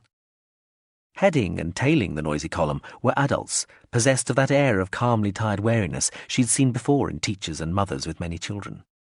Some of the kids pointed at the floating drone as they passed, wide-eyed and giggling and asking questions, before they were ushered through the narrow gate, voices disappearing. It was, she'd noticed, always the children who made a fuss like that. Adults just assumed that there was some trick behind the apparently unsupported body of the machine, but children wanted to know how it worked. One or two scientists and engineers had looked startled too, but she guessed a stereotype of unworldliness meant nobody believed them that there must be something odd going on. Anti-gravity was what was going on, and the drone in this society was like a flashlight in the Stone Age. But, to her surprise, it was almost disappointingly easy just to brazen it out. "The ships just met up," the drone informed her. "They're transferring the stand-in for real, rather than displacing it." Smar laughed, plucked a blade of grass and sucked on it. "Old JT really doesn't trust its displacer, does it?" "I think the thing's senile myself," the drone said sniffily. It was carefully slicing holes in the barely more than hair-thin stems of the flowers it had picked, then threading the stems through each other, creating a little chain. Smar watched the machine, its unseen fields manipulating the little blossoms as dexterously as any lacemaker flicking a pattern into existence. It was not always so refined.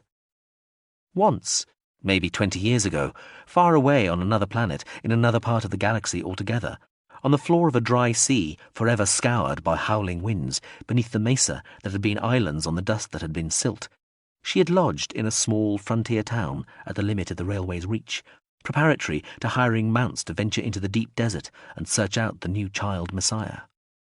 At dusk, the riders came into the square to take her from the inn. They'd heard her strangely coloured skin alone would fetch a handsome price. The innkeeper made the mistake of trying to reason with the men and was pinned to his own door with a sword. His daughters wept over him before they were dragged away. Smar turned, sickened from the window, heard boots thunder on the rickety stairs. Scaffin Amtiscore was near the door. It looked unhurried at her. Screams came from the square outside and from elsewhere inside the inn. Somebody battered at the door of her room, loosing dust and shaking the floor. Smar was wide-eyed, bereft of stratagems. She stared at the drone. "Do something," she gulped. "My pleasure," murmured Scaffin Amtiscore. The door burst open, slamming against the mud wall. Smar flinched. The two black-cloaked men filled the doorway. She could smell them. One strode in towards her, sword out, rope in the other hand, not noticing the drone at one side. "Excuse me," said Scaffin Amtiscore. The man glanced at the machine without breaking stride. Then, he wasn't there anymore, and dust filled the room, and Smar's ears were ringing, and pieces of mud and paper were falling from the ceiling and fluttering through the air, and there was a large hole straight through the wall into the next room, across from where Scaffin Amtiscore, seemingly defying the law concerning action-reaction, hovered in exactly the same place as before. A woman shrieked hysterically in the room through the hole, where what was left of the man was embedded in the wall above her bed. His blood spattered copiously over ceiling, floor, walls, bed, and her. The second man whirled into the room, discharging a long gun point-blank at the drone. The bullet became a flat coin of metal a centimetre in front of the machine's snout and clunked to the floor. The man unsheathed and swung his sword in one flashing movement, scything at the drone through the dust and smoke. The blade broke cleanly on a bump of red-coloured field just above the machine's casing. Then the man was lifted off his feet. Smar was crouched down in one corner, dust in her mouth and hands at her ears, listening to herself scream. The man thrashed wildly in the centre of the room for a second, then he was a blur through the air above her. There was another colossal pulse of sound, and a ragged aperture appeared in the wall over her head, beside the window looking out to the square. The floorboards jumped, and dust choked her. "Stop!" she screamed.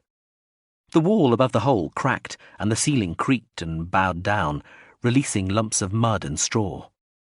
Dust clogged her mouth and nose, and she struggled to her feet, almost throwing herself out of the window in her desperate attempt to find air. "Stop!" she croaked, coughing dust. The drone floated smoothly to her side, wafting dust away from Smar's face with a field plane and supporting the sagging ceiling with a slender column. Both field components were shaded deep red, the colour of drone pleasure. "There, there," Scafin Amtiscore said to her, patting her back. Smar choked and spluttered from the window and stared horrified at the square below.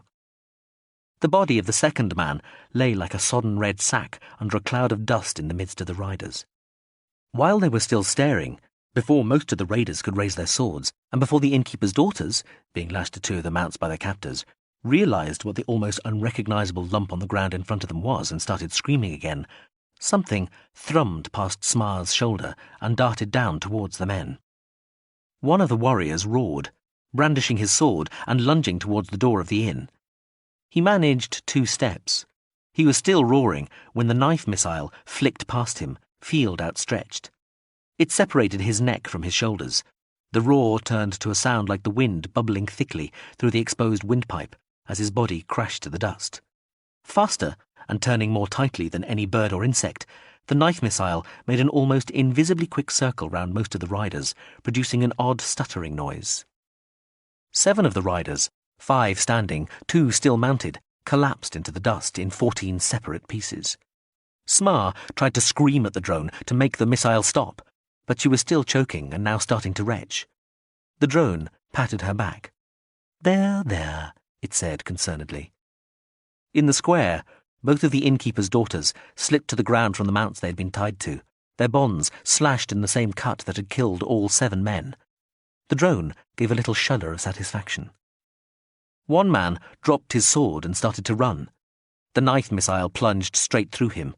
It curved like red light shining on a hook and then slashed across the necks of the last 2 dismounted riders, felling both. The mount of the final rider was rearing up in front of the missile, its fangs bared, forelegs lashing, claws exposed. The device went through its neck and straight into the face of its rider. On emerging from the resulting detonation, the machine slammed to a stop in mid-air, while the rider's headless body slid off his collapsing, thrashing animal. The knife missile spun slowly about, seemingly reviewing its few seconds' work, then it started to float back towards the window. The innkeeper's daughters had fainted. Smar vomited. The frenzied mounts leapt and screamed and ran about the courtyard, a couple of them dragging bits of their riders with them. The knife missile swooped and butted one of the hysterical mounts on the head, just as the animal was about to trample the 2 girls lying still in the dust. Then the tiny machine dragged them both out of the carnage towards the doorway where their father's body lay. Finally, the sleek, spotless little device rose gently to the window, daintily avoiding Smar's projected bile, and snicked back into the drone's casing. "Bastard!" Smar tried to punch the drone, then kick it, then picked up a small chair and smashed it against the drone's body. "Bastard! You fucking murderous bastard!" "Smar," the drone said reasonably, not moving in the slowly settling maelstrom of dust and still holding the ceiling up. "You said do something." "Meat fucker!" She smashed a table across its back. "Smar, language." "You split prick shit! I told you to stop!" "Oh, did you? I didn't quite catch that. Sorry." She stopped then, hearing the utter lack of concern in the machine's voice. She thought very clearly that she had a choice here. She could collapse weeping and sobbing and not get over this for a long time, and maybe never be out of the shadow of the contrast between the drone's cool and her breakdown. Or she took a deep breath, calmed herself. She walked up to the drone and said quietly, "All right. This time, you get away with it. Enjoy it when you play it back." She put one hand flat on the drone's side. "Yeah, enjoy. But if you ever do anything like that again..." She slapped its flank softly and whispered, "You're ore. Understand?" "Absolutely," said the drone. "Slag. Components. Mother junk. Oh, please, no." Scafin Amtiscore sighed. "I'm serious. You use minimum force from now on. Understand? Agree?" Both. She turned, picked up her bag, and headed for the door, glancing once into the adjoining room through the hole the first man had made. The woman in there had fled. The man's body was still cratered into the wall, blood like rays of ejecta. Smar looked back to the machine and spat on the floor. "The xenophobe's heading this way," Scafin Amtiscore said. Suddenly there in front of her, its body shining in the sunlight. "Here." It stretched a field out, offering her the little chain of bright flowers it had made. Smar bowed towards it. The machine slipped the chain over her head like a necklace. She stood up, and they went back into the castle. The very top of the keep was out of bounds to the public. It bristled with aerials and masts, and a couple of slowly revolving radar units. 2 floors below, once the tour party had disappeared round the curve of the gallery, Smar and the machine stopped at a thick metal door. The drone used its electromagnetic effector to disable the door's alarm and open the electronic locks, then inserted a field into a mechanical lock, jiggled the tumblers, and swung the door wide. Smar slipped through, immediately followed by the machine, which relocked the door. They ascended to the broad, cluttered roof, beneath the vault of turquoise sky. A tiny scout missile the drone had sent ahead sidled up to the machine and was taken back inside. "When's it get here?" Smar said, listening to the warm wind hum through the jagged spaces of the aerials around her. "It's over there," Scafin Amtiscore said, jabbing forward. She looked in the direction it had indicated and could just make out the spare, curved outline of a 4-person module sitting nearby. It was giving a very good impression of being transparent. Smar looked around the forest of masts and stays for a moment, the wind ruffling her hair, then shook her head. She walked to the module shape, momentarily dizzied by the sensation that there wasn't anything there. Then that there was. A door swung up from the module side, revealing the interior as though opening a passageway into another world, which was, in a sense, she supposed, exactly what it was doing. She and the drone entered. "Welcome aboard, Miss Smar," said the module. "Hello." The door closed.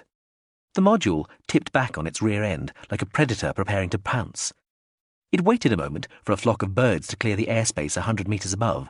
Then it was gone, powering into the air. Watching from the ground, if they hadn't blinked at the wrong moment, a very keen-eyed observer might just have seen a column of trembling air flick skyward from the summit of the keep, but would have heard nothing. Even in high supersonic, the module could move more quietly than any bird, displacing tissue-thin layers of air immediately ahead of it, moving into the vacuum so created, and replacing the gases in the skin-thin space it had left behind. A falling feather produced more turbulence. Standing in the module, gazing at the main screen, Smar watched the view beneath the module shrink rapidly, as the concentric layers of the castle's defences came crashing in like time-reversed waves from the edges of the screen. The castle became a dot between the city and the straits, and then the city itself disappeared, and the view began to tip as the module angled out for its rendezvous with the very fast picket xenophobe. Smar sat down, still watching the screen, eyes searching in vain for the valley on the outskirts of the city where the dam and the old power station lay. The drone watched too, while it signalled to the waiting ship and received confirmation the vessel had displaced Smar's luggage out of the trunk of the car and into the woman's quarters on board. Scafin Amtiscore studied Smar as she stared, a little glumly it thought, at the hazing overview on the module screen, and wondered when the best time would be to give her the rest of the bad news. Because, despite all this wonderful technology, somehow, incredibly uniquely as far as the drone knew, how in the name of chaos did a lump of meat outwit and destroy a knife missile? The man called Cheradenine Zakalwe had shaken off the tail they'd put on him after he'd resigned the last time. So, before they did anything else, Smar and it had to find the damn human first, if they could. The figure slipped from behind a radar housing and crossed the keep's roof beneath the wind-moaning aerials. It went down the spiral of steps, checked all was clear beyond the thick metal door, then opened it. A minute later, something that looked exactly like Dizzy at Smar joined the tour party, while the guide was explaining how developments in artillery, heavier than air flight and rocketry, had made the ancient fortress obsolete. Numeral 12. They shared their eyrie with the state coach of the mythoclast, a cluttered army of statues, and a jumble of assorted chests, cases, and cupboards packed with treasure from a dozen great houses.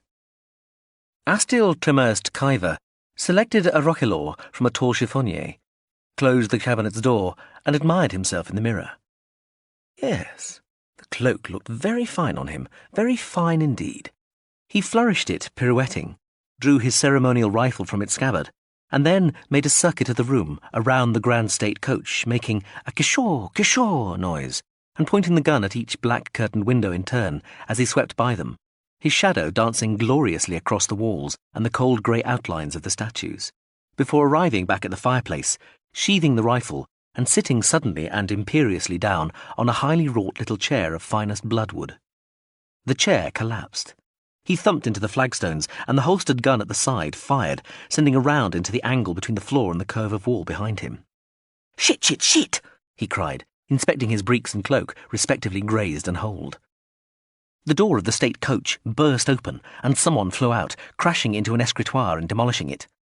The man was still and steady in an instant, presenting, in that infuriatingly efficient martial way of his, the smallest possible target, and pointing the appallingly large and ugly plasma cannon straight at the face of the Deputy Vice-Regent-in-Waiting, Astil Tremurst Kyver VIII.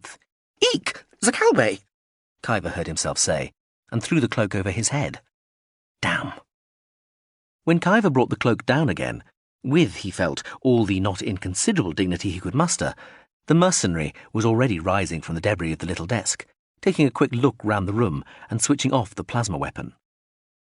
Kyver was naturally immediately aware of the hateful similarity of their positions, and so stood up quickly. "Ah, Zakalwe, I beg your pardon. Did I wake you?" The man scowled, glanced down at the remains of the escritoire, slammed shut the door of the state coach and said, "No, just a bad dream." "Ah, good." Kyver fiddled with the ornamental pommel of his gun, wishing that Zakalwe didn't make him feel so unjustifiably, damn it, inferior, and crossed in front of the fireplace to sit, carefully this time, on a preposterous porcelain throne stationed to one side of the hearth. He watched the mercenary sit down on the hearthstone, leaving the plasma cannon on the floor in front of him and stretching. "Well, a half-watcher's sleep will have to suffice." Kyver said, feeling awkward. He glanced at the ceremonial coach the other man had been sleeping in, and so recently vacated. "Ah!" Kyver drew the roquelaure about him and smiled. "I don't suppose you know the story behind that old carriage, do you?" The mercenary, the so-called war minister, shrugged. "Well," he said, "the version I heard was that in the interregnum the archpresbyter told the mythoclast he could have the tribute, income and souls of all the monasteries he could raise his state coach above using one horse. The mythoclast accepted, founded this castle and erected this tower with foreign loans, and using a highly efficient pulley system powered by his prize stallion, winched the coach up here during the 30 golden days to claim every monastery in the land. He won the bet, and the resulting war disestablished the final priesthood, paid off his debts, and only perished because the groom in charge of the prize stallion objected to the fact that the beast died of its exertions, and strangled him with its blood and foam-flecked bridle, which, according to legend, is immured within the base of the porcelain throne you're sitting on. So we're told." He looked at the other man and shrugged again. Kyver was aware that his mouth was hanging open. He closed it. "Ah, you know the story?" "No, just a wild guess." Kyver hesitated, then laughed loudly. "By hell, you're a rum chap, Zakalwe." The mercenary stirred the remains of the bloodwood chair with one heavily booted foot and said nothing. Kyver was aware that he ought to do something, and so stood.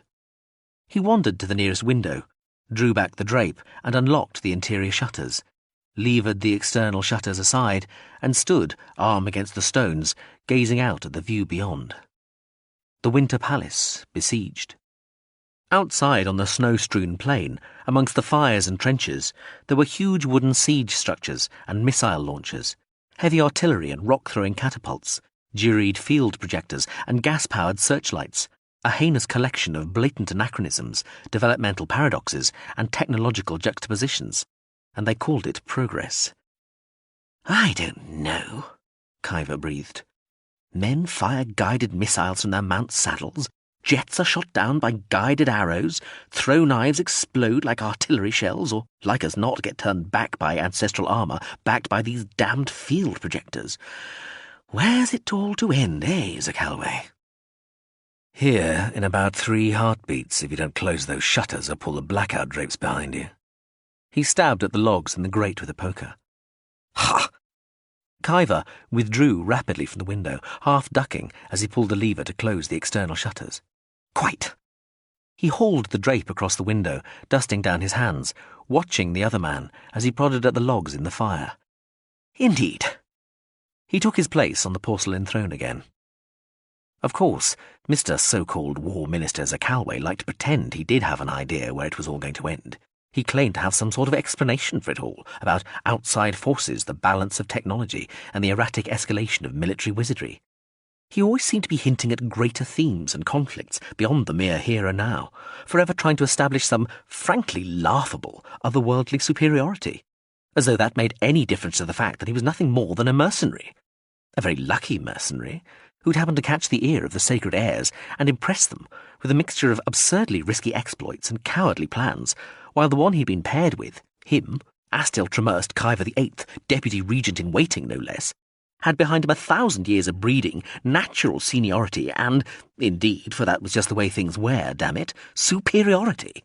After all, what sort of war minister, even in these desperate days, was so incapable of delegating that he had to sit out a watch up here, waiting for an attack that would probably never come?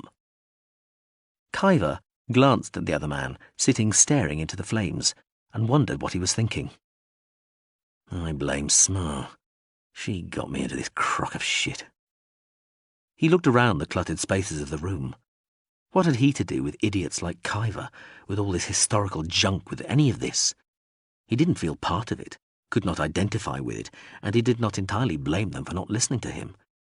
He supposed he did have the satisfaction of knowing that he had warned the fools, but that was little enough to warm yourself with on a cold and closing night like this. He'd fought, put his life at risk for them, won a few desperate rearguard actions, and he'd tried to tell them what they ought to do. But they'd listened too late, and given him some limited power only after the war was already more or less lost. But that was just the way they were. They were the bosses, and if their whole way of life vanished because it was a tenet of that way that people like them automatically knew how to make war better than even the most experienced commoners or outsiders, then that was not unjust. Everything came level in the end, and if it meant their deaths, let them all die. In the meantime, while supplies held out, what could be more pleasant? No more long cold marches, no boggy excuses for camps, no outside latrines, no scorched earth to try and scrape a meal from. Not much action, and maybe he would get itchy feet eventually, but that was more than compensated for by being able to satisfy the more highly placed itches of some of the noble ladies also trapped in the castle. Anyway, he knew in his heart that there was a relief in not being listened to sometimes. Power meant responsibility. Advice unacted upon almost always might have been right. And in the working out of whatever plan was followed, there was anyway always blood. Better it was on their hands. The good soldier did as he was told, and if he had any sense at all, volunteered for nothing, especially promotion. Ha! Kyver said, rocking in the china chair. We found more grass seed today. Oh, good. Indeed. Most of the courtyards, gardens and patios were already given over to pasture. They'd torn the roofs off some of the less architecturally important halls and planted there as well. If they weren't blown to bits in the meantime, they might, in theory, feed a quarter of the castle's garrison indefinitely. Kyver shivered and wrapped the cloak more tightly about his legs. But this is a cold old place, Zakalwe, isn't it? He was about to say something in reply when the door at the far end of the room opened a crack. He grabbed the plasma cannon. Is everything all right? Said a quiet female voice. He put the gun down, smiling at the small pale face peering from the doorway, long black hair following the line of the door's studded wood. Ah, Ninta! Kyver exclaimed, rising only to bow deeply to the young girl, princess indeed, who was, Technically, at least. Not that that precluded other more productive, even lucrative relationships in the future. His ward. "Come on in," he heard the mercenary tell the girl. Damn him! Always taking the initiative like that. Who did he think he was? The girl crept into the room, gathering her skirts in front of her. "I thought I heard a shot." The mercenary laughed. "That was a little time ago," he said, rising to show the girl to a seat near the fire. "Well," she said, "I had to dress." The man laughed louder. "My lady," Kyver said, rising slightly late and flourishing what would now, thanks to Zakalwe, look like a rather awkward bow.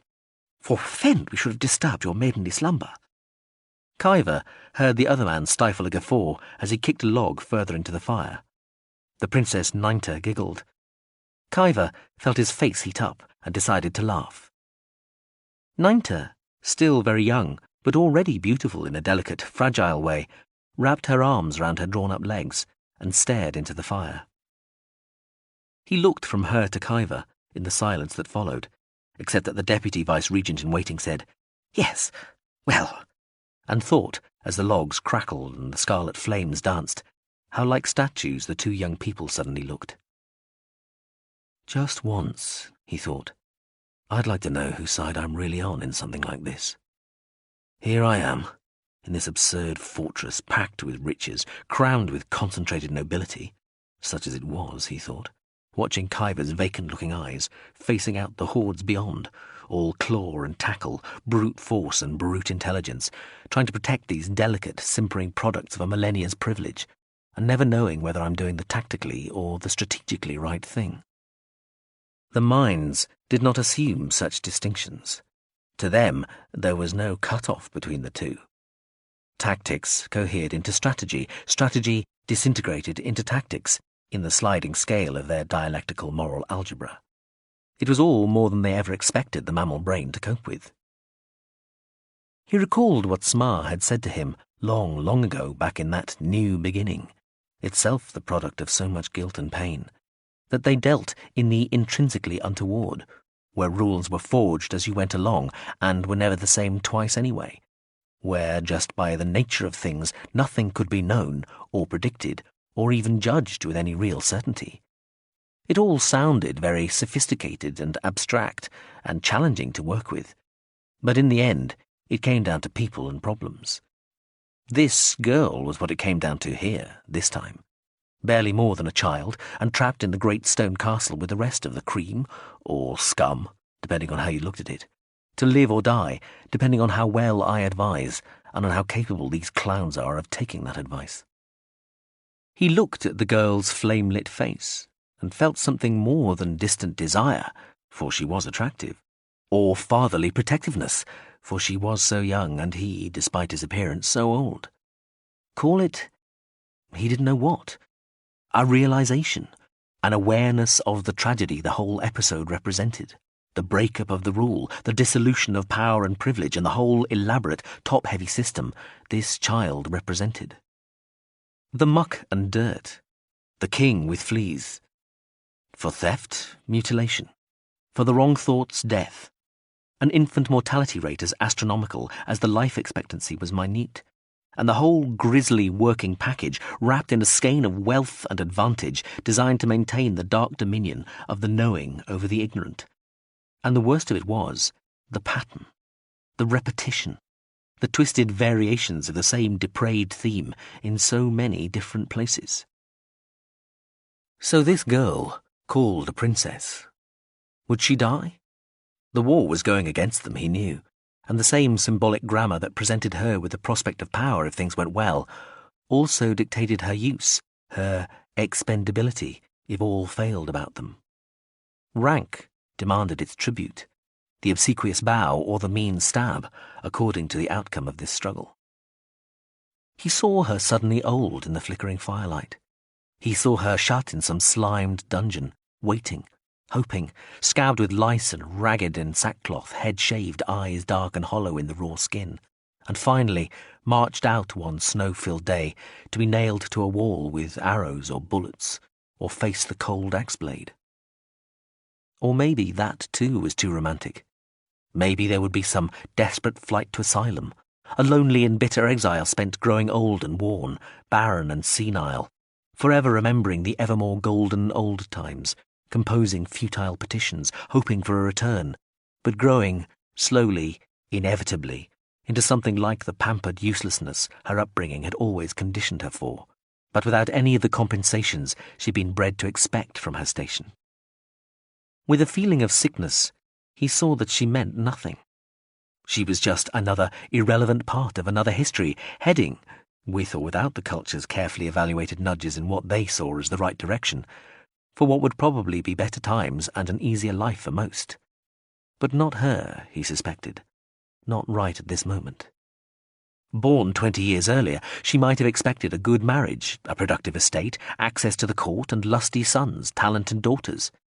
20 years from now, perhaps an astutely mercantile husband, or even, in the unlikely event this particular genderist society was heading that way so soon, a life of her own, academic, in business, doing good works, whatever.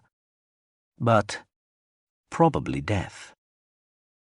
High in a turret of a great castle, rising on a black crag above snowy plains, besieged and grand, crammed full of an empire's treasure, and he, sitting by a log fire, was a sad and lovely princess.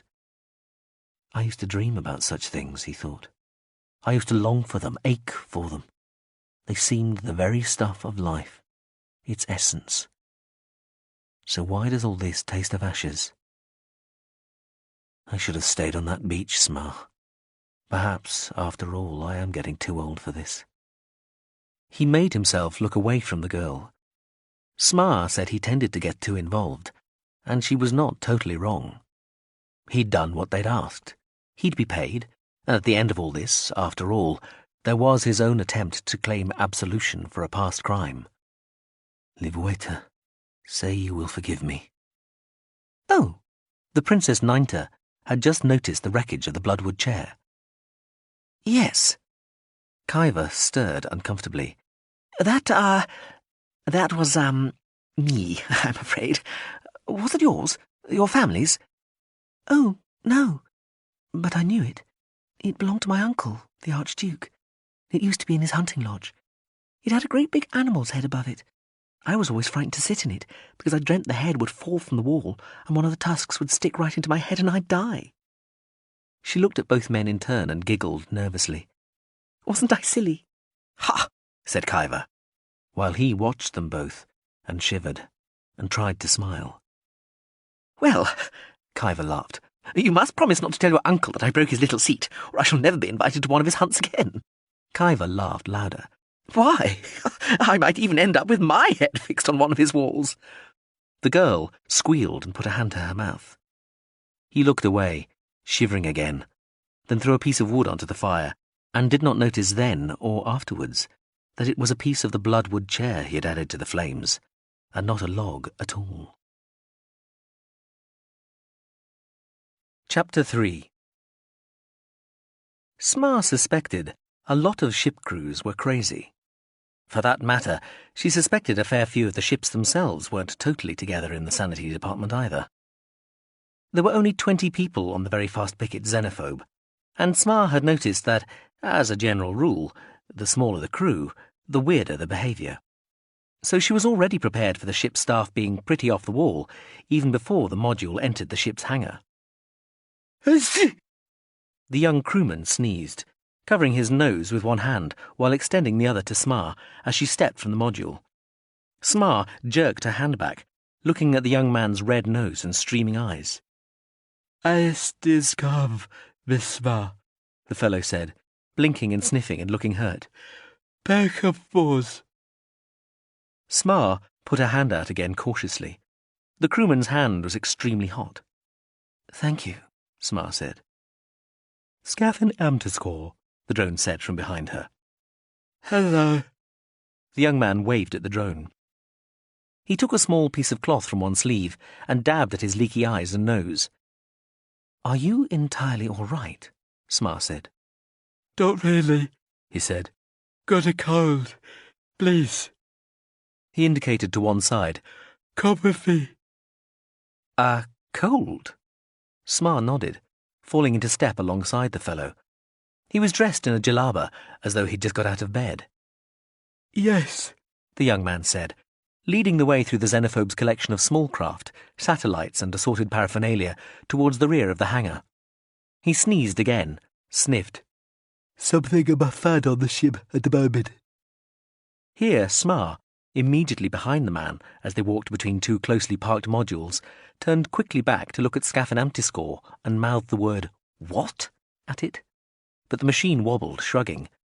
"Me neither," it printed on its aura field, in letters of grey on a rosy background.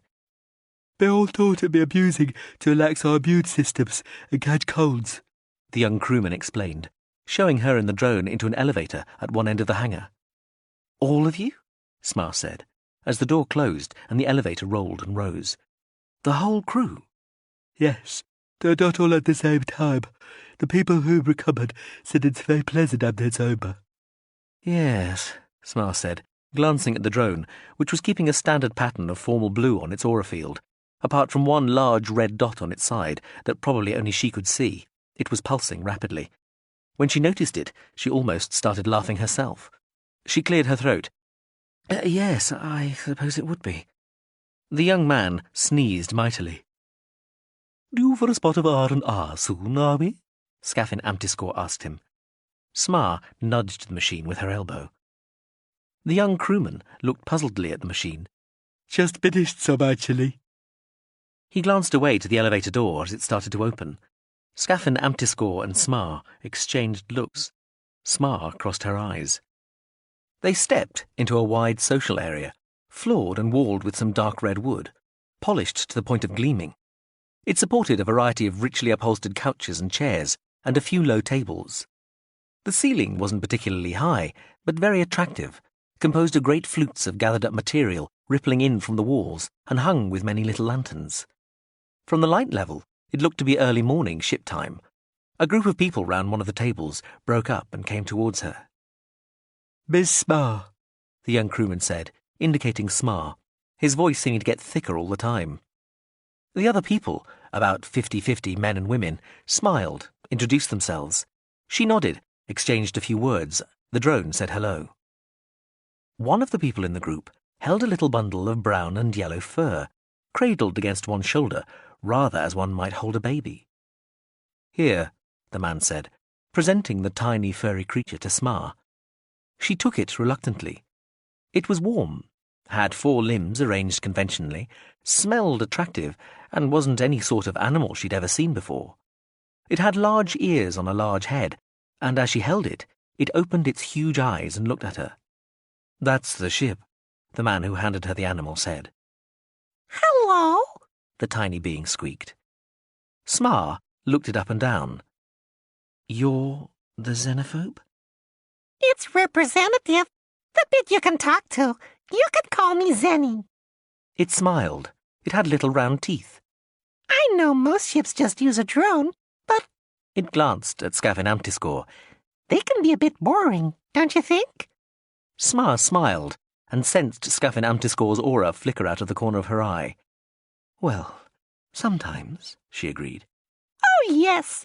The little creature said, nodding. I'm much cuter. It wriggled in her hands, looking happy. If you like, It giggled. I'll show you to your cabin, yes?" "Yes, good idea," nodded Smar, and put the thing over her shoulder. The crew people called out to say they'd see her later, as she, the ship's bizarre remote drone, and Scafin Amtiscore headed for the accommodation section.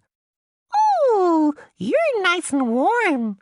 The little brown and yellow creature mumbled sleepily, snuggling into Smar's neck as they headed down a deeply carpeted corridor for Smar's quarters. It stirred, and she found herself patting its back. "Left here." It said at a junction. Then, "That's us just breaking orbit now, by the way. "Good," Smar said. Can I cuddle up with you when you sleep?"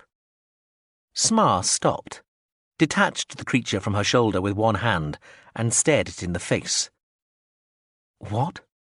"Just for chumminess sake." the little thing said, yawning wide and blinking. "I'm not being rude. It's a good bonding procedure." Smar was aware of Scafin Amtiscore glowing red just behind her. She brought the yellow and brown device closer to her face. "Listen, xenophobe," Zenny. Zenny, you are a 1,000,000-ton starship, a torturer class rapid offensive unit. But I'm demilitarized. Even without your principal armament, I bet you could waste planets if you wanted to. Oh, come on. Any silly GCU can do that. So what is all this shit for?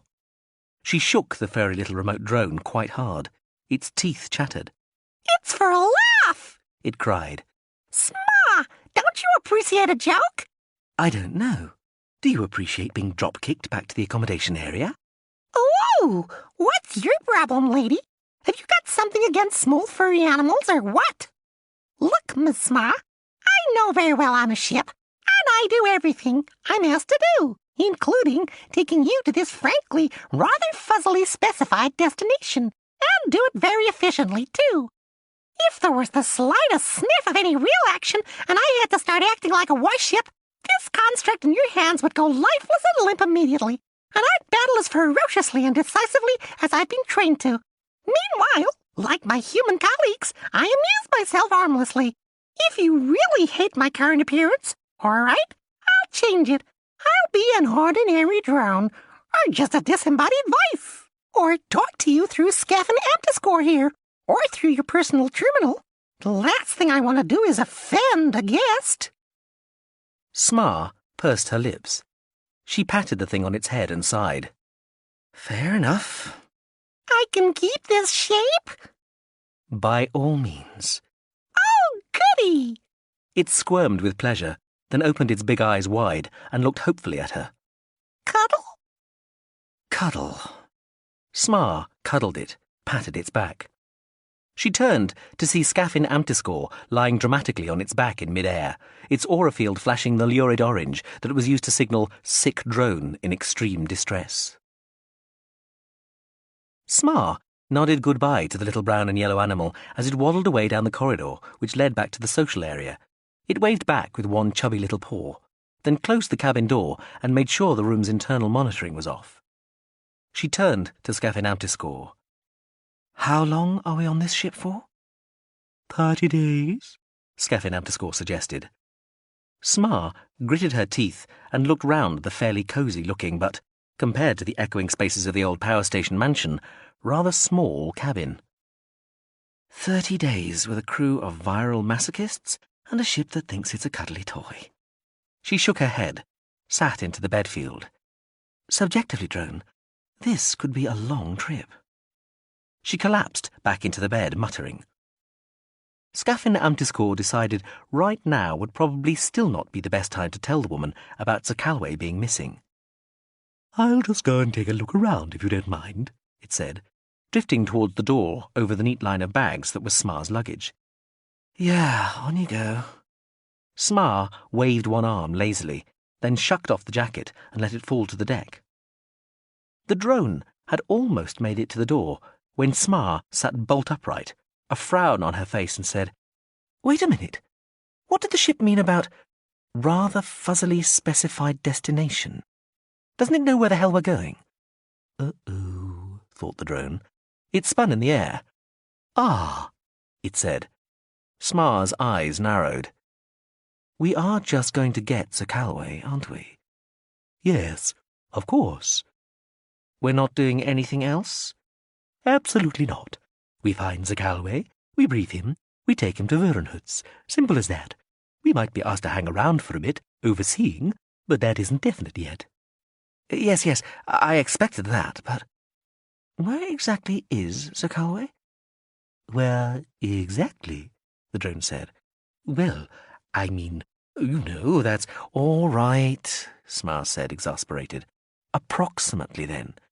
No problem, Scaffin Amtiscore said, backing off towards the door. No problem? Sma said, puzzled. Yes, no problem. We know that, where he is. Good. Sma nodded. Well? Well, what? Well, Sma said loudly, where is he? Crastalia. Crastalia. That's where we're heading. Sma shook her head, yawned. Never heard of it. She flopped back in the bedfield, stretching. Crustalia. Her yawn deepened. She put a hand to her mouth. You only had to say that the first time, goddammit. Sorry, the drone said. Never mind. Smar put out one hand, waved it through the bedside beam that controlled the cabin lights so that they dimmed. She yawned again. Think I'll catch some sleep. Take my boots off, will you? Gently, but quickly, the drone slipped Smar's boots off, gathered her jacket, and hung it in a walk-in cupboard. Swept the bags in there too. Then, as Smar turned over in the bedfield, eyes fluttering closed, the drone slipped out of the room. It hovered in the air outside, looking at its reflection in the polished wood on the far side of the corridor. That, it said to itself, was close. Then it went for a wander. Smar had arrived on the xenophobe just after breakfast by ship time. When she awoke, it was early afternoon. She was completing her toilet while the drone sorted her clothes into type and colour order and hung or folded them in the cupboard when the door chimed. Smar wandered out of the little bathroom area, wearing a pair of shorts, her mouth full of toothpaste. She tried saying, "Open," but the toothpaste apparently stopped the room monitor from recognising the word. She walked over and pressed the door open instead. Smar's eyes flicked wide. She yelped, spluttered, jumped back from the door, a scream gathering in her throat. The instant after her eyes had widened, before the signal to jump back from the door had travelled all the way to her leg muscles, there was an impression of almost invisibly sudden movement in the cabin, belatedly followed by a bang and a sizzling sound. There, stationed between her and the door, were all three of the drone's knife missiles, hovering roughly level with her eyes, sternum and groin. She was looking at them through a haze field the machine had also thrown in front of her. Then it clicked off. The knife missiles swung lazily away through the air and clicked back into Scafin Amtiscor's casing.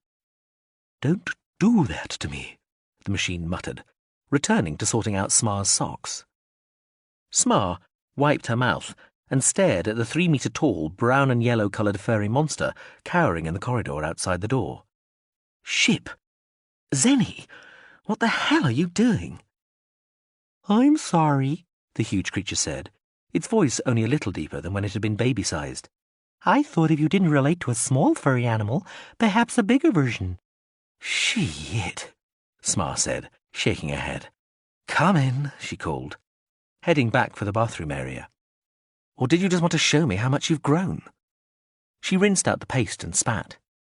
Zenny squeezed through the door, stooped and sidled into a corner. "Sorry about that, Scafin Amtiscor." "No problem," the other machine replied. No, Miss Smar," Zenny called. "I actually wanted to talk to you about—" Scafin Amtiscor went still, just for a second. There was, in fact, a fairly lengthy, detailed, and slightly heated exchange between the drone and the ship's mind during that time, but Smar was only aware of Zenny pausing as it spoke. "About having a fancy dress party this evening in your honour," the ship improvised. Smar smiled from the bathroom area. "That's a lovely idea, Ship. Thank you, Zenny. Yes, why not?" "Good. I just thought I'd check with you first. Any ideas about costumes?" Smar laughed.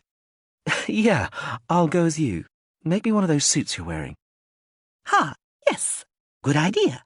Actually, that might be a rather common choice, but we'll make it 2 people can't go as the same thing. Right. I'll talk to you later." Zenny lumbered from the room, and the door slid shut. Smar appeared out from the bathroom area, slightly surprised at this sudden departure, but just shrugged. "Short but eventful visit," she observed, rummaging through the socks Scafin Amtiscor had just carefully arranged in chromatic order. "That machine's weird." "What do you expect?" Scafin Amtiscor said. "It's a starship." "You might," the ship mind communicated to Scafin Amtiscor, "have told me you were keeping the size of our target destination from her." "I am hoping," the drone replied, "that our people already out there will find the guy we're looking for and give us an exact position, in which case Smar will never need to know there was ever any problem." "Indeed. But why not just be honest with her in the first place?" "Ha! You don't know Smar." "Oh, do I take it she's temperamental?" "What do you expect? She's a human." The ship prepared a feast and put as many human brain chemistry-altering chemicals into the various dishes and drinks as was normally regarded proper, without attaching a specific sanity warning to each bowl, plate, jug or glass. It told the crew about the party and rearranged the social area, setting up a variety of mirrors and reverser fields. With a total guest list of only 22, not including itself, making the place look suitably crowded was one of the major obstacles it faced in trying to encourage the feel of a serious, thoroughgoing whoopee. Smar breakfasted, was shown round the ship, though there was little to see, the ship was almost all engine, and spent most of the rest of the day reviewing her knowledge of the Verdenherz cluster's history and politics. The ship sent formal invitations to each of the crew and specified a strict rule of no shop talk. It hoped that this, plus the narcotic wealth of the consumables, would keep everybody off the subject of where exactly they were heading for. It had toyed with the idea of just telling people there was a problem here and asking them not to talk about it, but suspected there were at least 2 of the crew who would take such a prescription as a challenge to their integrity, requiring them to raise the issue at the first possible opportunity. It was on occasions like this that the xenophobe tended to consider changing its status to that of an unstaffed ship, but it knew it would miss the humans if it did decide to ask them to leave. They were fun to have around, usually. The ship played loud music, showed exciting screen hollows, and set up a fabulous surrounding hollow landscape of lush green and blue, filled with floating bushes and hovering trees, where strange 8-winged birds capered, and beyond which a glowing white layer of mist, plied by tall, feathery cloud ships, extended to neck-stretchingly tall cliffs of pastel-shaded rock, set about with further small clouds, draped with blue and sparkling gold waterfalls, and topped by fabulous cities of spires and slender bridges. Ship-slaved solograms of famous historical figures wandered about the party, adding to the illusion of numbers, and were only too happy to engage the disguised revellers in conversation. More treats and surprises were promised for later. Smar went as Zenny, Scaffin Amtiscore as a model of the xenophobe, and the ship itself produced yet another remote drone, an aquatic one, still brown and yellow, but looking like a rather fat and large-eyed fish, and floating in a field-held metre-diameter sphere of water, which drifted through the party space like some odd balloon. "Hi, Staiskov. Who you've met before," the ship drone said, voice sounding rather bubbly as it introduced Smar to the young man who'd greeted her in the hangar the day before. "And Pt.1. Smar smiled, nodded at Discarv, making a mental note to stop thinking of him as Disgarb, and the young woman at his side. "Hello again. How do you do?" "Hello," said Discarv, dressed as some sort of ancient cold-climate explorer, all swathed in furs. "Hi," Jethart Hrine said. She was quite short and round, very young-looking, and her skin was so black it was almost blue. She wore some ancient and surprisingly brightly coloured military uniform and sported a smooth-bore projectile rifle slung over one shoulder. She sipped from a glass and said, "I know there's no shop talk, Miss Smar, but frankly, Ais and I have been wondering why our Ah! the ship drone said, its water sphere suddenly collapsing. Water crashed all around the feet of Smar, Hrine and Discarv, all of whom jumped back a little. The fish drone fell to the redwood deck and flapped around. Water! It croaked. Smar picked it up by the tail. "What happened?" she asked it. Failed malfunction. Oh, water quickly. Smar looked at Discarv and Hrine, both of whom seemed rather bemused. Scaffin Amtiscore, in its starship disguise, wound quickly through the partygoers towards them. Water! The ship drone repeated, wriggling. A frown gathered on Smar's brow, inside the brown and yellow suit. She looked at the woman dressed as a soldier. "What were you about to say, Miss Hrine?" "I was... A 1 in 512th scale model of the very fast-picket xenophobe thumped into the woman, making her stagger backwards, dropping her glass. "Hey!" Discarv said, pushing the offending Scaffin Amtiscore away. Hrine looked annoyed and rubbed her shoulder. "Sorry, clumsy me," Scaffin Amtiscore said loudly. Water! Water! Yelped the ship drone, struggling in Smar's furry paw. "Shut up," Smar told it. She went close to Jethart Hrine, putting her own body between the woman and Scaffin Amtiscore. "Miss Hrine, complete your question, would you? I just wanted to know why..." The floor shook. The entire landscape around them trembled. Light flashed from high above, and as they looked up, they saw the fabulous gleaming cities of the cliff tops far above disappear in vast blooms of light, which slowly faded, leaving falling clouds of debris, crashing towers and disintegrating bridges. The mighty cliffs split asunder, and kilometres-high tsunami of seething lava and boiling grey-black clouds of smoke and ash burst out, exploding over the quivering landscape below, where the cloud ships were sinking and the 8-winged birds were spinning so fast their wings were coming off, sending them spinning into the blue-green shrubbery and squawking explosions of feathers and leaves. Jetart Hrine stared in disbelief. Smar grabbed the woman's collar with one paw and shook her. "It's trying to distract you," she yelled. She turned to the fish drone in her other paw. "Cut it out!" she screamed at it. She shook the woman again, while Discarve tried to pry her paw away from the woman. Smar shook his hand off. "What were you trying to say?" "Why don't we know where we're going?" Hrine shouted into Smar's face, over the noise of the earth splitting open in a gout of flame. A huge black shape reared from the chasm, red-eyed. "We're going to Crostalia!" Smar yelled. A vast silver human baby appeared in the sky, shining, beatific and berayed, spun about with glowing figures. "So what?" Hrine bellowed, as lightning zapped from Megababy to Earth Beast and thunder assaulted the ears. "Crostalia's an open cluster. There must be 500,000 stars in it." Smar froze. The hollows went back to the way they'd been before the cataclysms.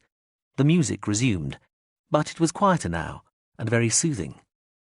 The ship's crew stood around looking mystified. There was much shrugging. The Piscine ship drone and Scafin Amtiscore exchanged looks. The ship drone, still held in Smar's paw, suddenly became the hollow of a fish skeleton.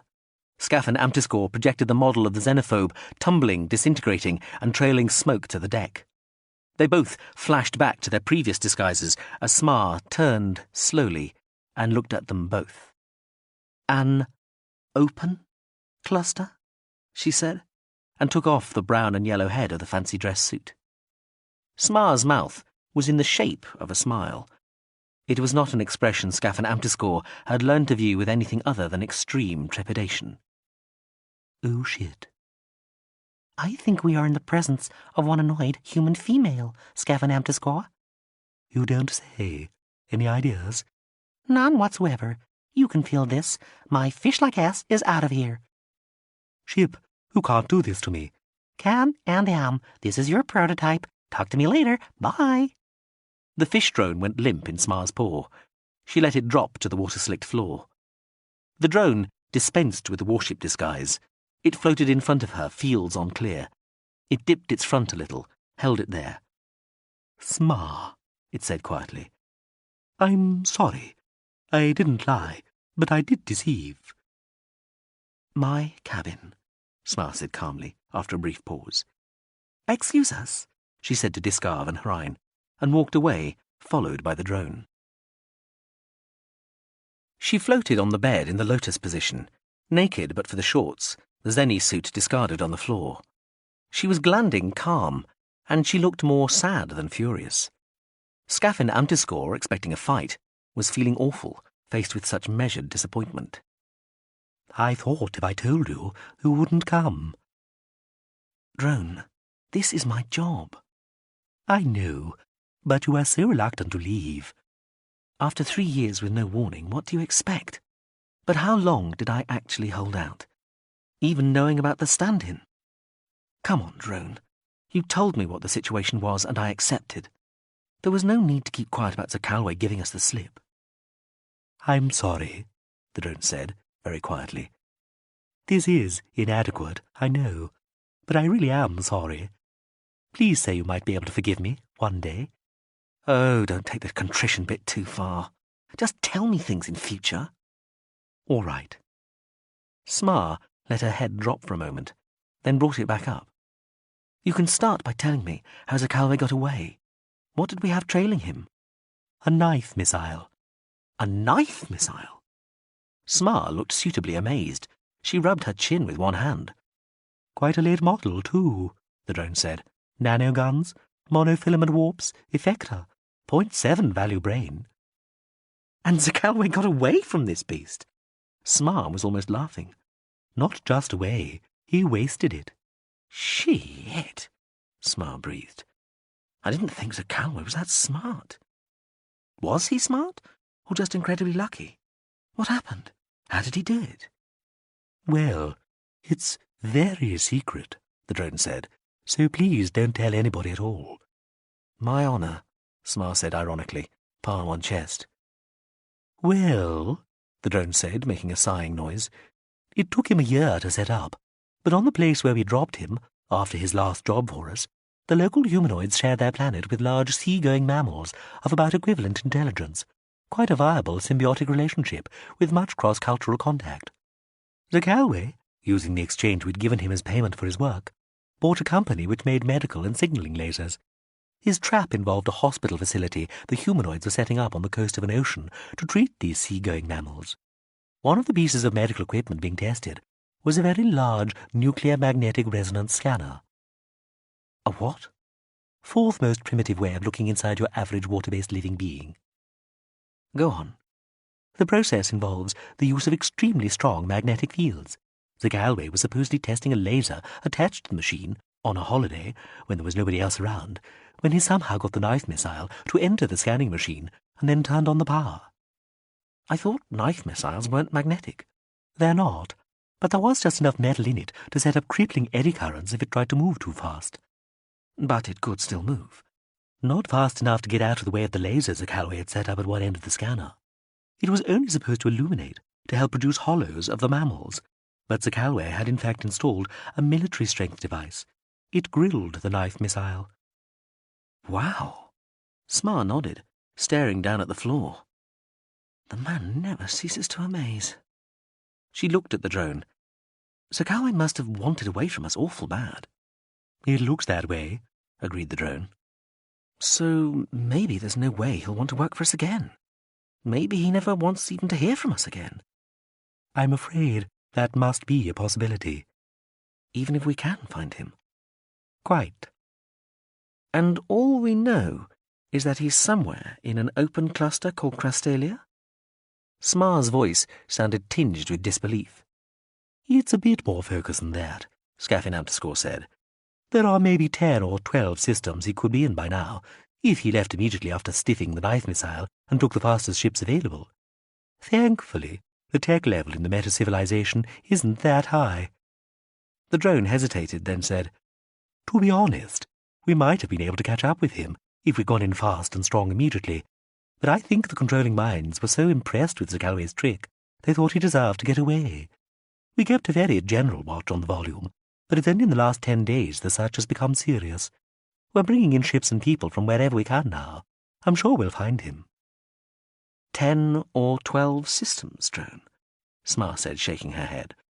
20+ planets, maybe 300 sizable space habitats, not including ships, of course. Smar closed her eyes. Her head shook. I don't believe this. Scaffin__ thought the better of saying anything. The woman's eyes opened. Want to pass on a suggestion or two? Certainly. Forget the habitats, and forget any planets that aren't fairly standard.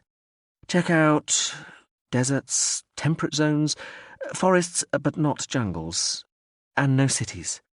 She shrugged, rubbed her mouth with her hand. If he's still trying hard to stay hidden, we'll never find him. If he only wanted to get away to live his own life without being watched, we have a chance. Oh, and look for wars, of course. Especially wars that aren't too big. And interesting wars. Know what I mean? Right. Transmitted. Normally, the drone would have poured scorn on this bit of amateur psychological sleuthing, but this time it decided to bite its metaphorical tongue and relayed Smar's remarks to the unresponding ship for transmission to the search fleet ahead of them. Smar took a deep breath, shoulders rising and falling. Party still going on?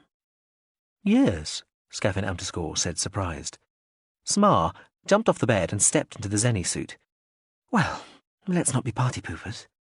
She fastened the suit, scooped up the brown and yellow head, and walked for the door.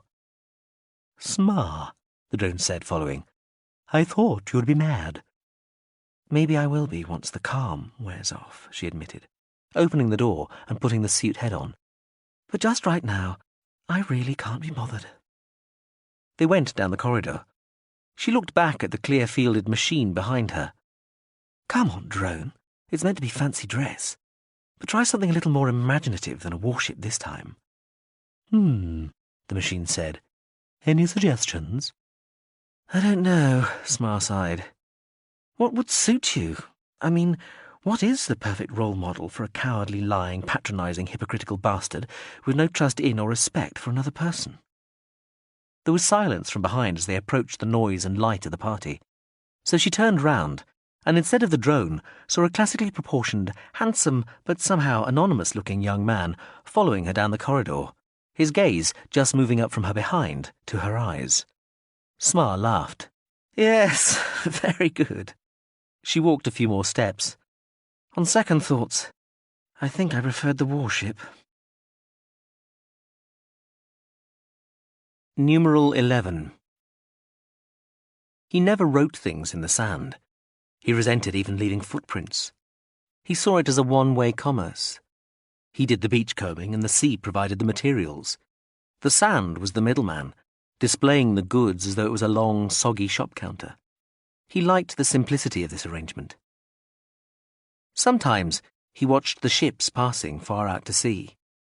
Now and again he'd wish that he was on one of the tiny dark shapes, on his way to some bright and strange place, or on his way, imagining harder, to a quiet home port, to twinkling lights, amiable laughter, friends and welcome. But usually he ignored the slow specks and got on with his walking and gathering, and kept his eyes on the grey-brown wash of the beach's slope. The horizon was clear and far and empty. The wind sang low in the dunes, and the seabirds wheeled and cried, comfortingly random and argumentative in the cold skies above. The brash, noisy home cars came sometimes from the interior. The home cars were loaded with shining metal and flashing lights. They had multicoloured windows and highly ornamental grilles. They fluttered with flags and dripped with enthusiastically imagined but sloppily executed paint jobs. And they groaned and flexed, overloaded, as they came, coughing and spluttering and belching fumes down the sandy track from the park town. Adults leaned out of windows or stood one-legged on running boards. Children ran alongside or clung to the ladders and straps that covered their sides or sat squealing and shouting on the roof. They came to see the strange man who lived in a funny wooden shack in the dunes. They were fascinated, if also slightly repelled, by the strangeness of living in something that was dug into the ground, something that did not, could not, move. They would stare at the line where the wood and tar paper met the sand, and shake their heads, walking right round the small, skewed hut, as if looking for the wheels. They talked amongst themselves, trying to imagine what it must be like to have the same view and the same sort of weather all the time. They opened the rickety door and sniffed the dark, smoky, man-scented air inside the hut, and shut the door quickly, declaring that it must be unhealthy to live in the same place, joined to the earth, insects, rot, stale air. He ignored them. He could understand their language, but he pretended not to. He knew that the ever-changing population of the Parktown inland called him the Tree Man, because they liked to imagine he had put down roots like his wheelless shack had. He was usually out when they came to the shack anyway. They lost interest in it fairly quickly, he found. They went to the shoreline to shriek when they got their feet wet and throw stones at the waves and build little cars in the sand. Then they climbed back into their home cars and went sputtering and creaking back inland, lights flashing, horns honking, leaving him alone again. He found dead seabirds all the time, and the washed-up carcasses of sea mammals every few days. Beachweed and sea flowers lay strewn like party streamers over the sands, and when they dried, rippled in the wind and slowly unravelled, finally disintegrating to be blown out to sea or far inland in bright clouds of colour and decay. Once he found a dead sailor, lying washed and bloated by the ocean, extremities nibbled, one leg moving to the slow, foamy beat of the sea.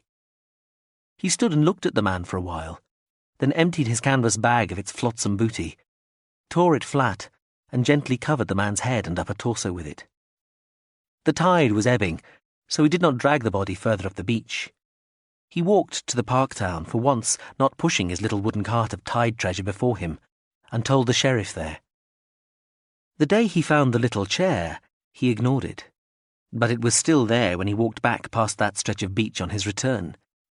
He went on, and the next day combed in the other direction towards a different flat horizon, and thought the gale the following night would have removed it, but found it there again the next day, and so took it, and in his shack repaired it with twine and a new leg made from a washed-up branch, and put it by the door of the shack, but never sat in it. A woman came to the shack every 5 or 6 days. He'd met her in Parktown soon after he'd arrived, on the 3rd or 4th day of a drinking binge. He paid her in the mornings, always more than he thought she expected, because he knew she was frightened by the strange, unmoving shack. She'd talked to him about her old loves and old hopes and new hopes, and he half listened, knowing she thought he didn't really understand what she was saying. When he talked, it was in another language, and the story was even less believable. The woman would lie close to him, her head on his smooth and unscarred chest, while he talked into the dark air above the bed, his voice not echoing in the wood-flimsy space of the shack.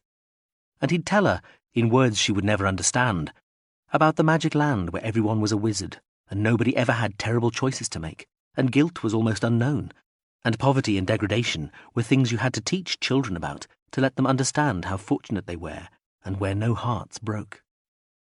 He told her about a man, a warrior, who'd worked for the wizards, doing things they could not, or would not, bring themselves to do, and who eventually could work for them no more, because in the course of some driven, personal campaign to rid himself of a burden he would not admit to, and even the wizards had not discovered, he found in the end that he had only added to that weight, and his ability to bear was not without limit after all.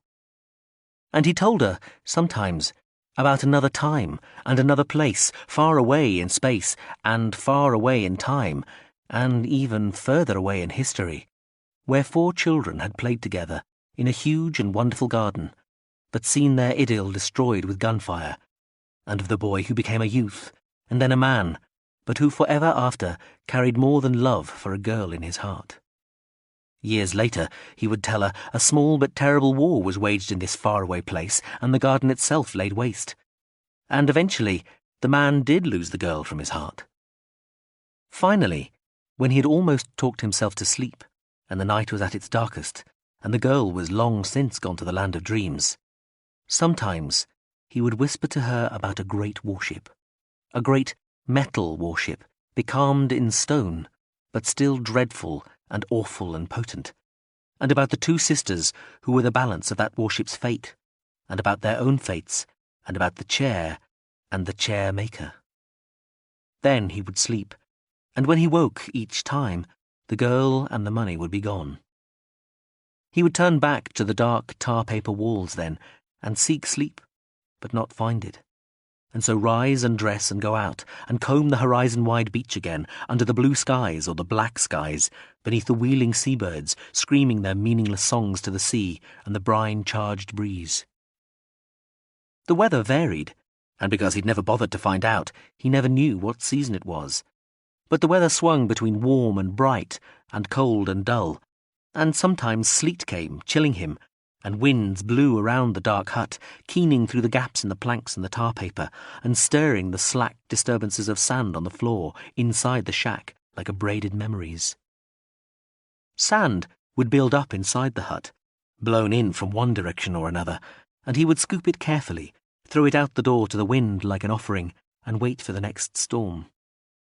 He always suspected there was a pattern to these slow, sandy inundations, but he could not bring himself to try to work out what that pattern was. Anyway, every few days he had to trundle his little wooden cart into the Parktown and sell his sea-begotten wares and collect money and sow food, and so the girl that came to the shack every 5 days or 6. The Parktown changed every time he went there, streets being created or evaporating as the home cars arrived or departed. It all depended where people chose to park. There were some fairly static landmarks like the sheriff's compound and the fuel stockade and the smithy wagon and the area where the light engineering caravan set up shop.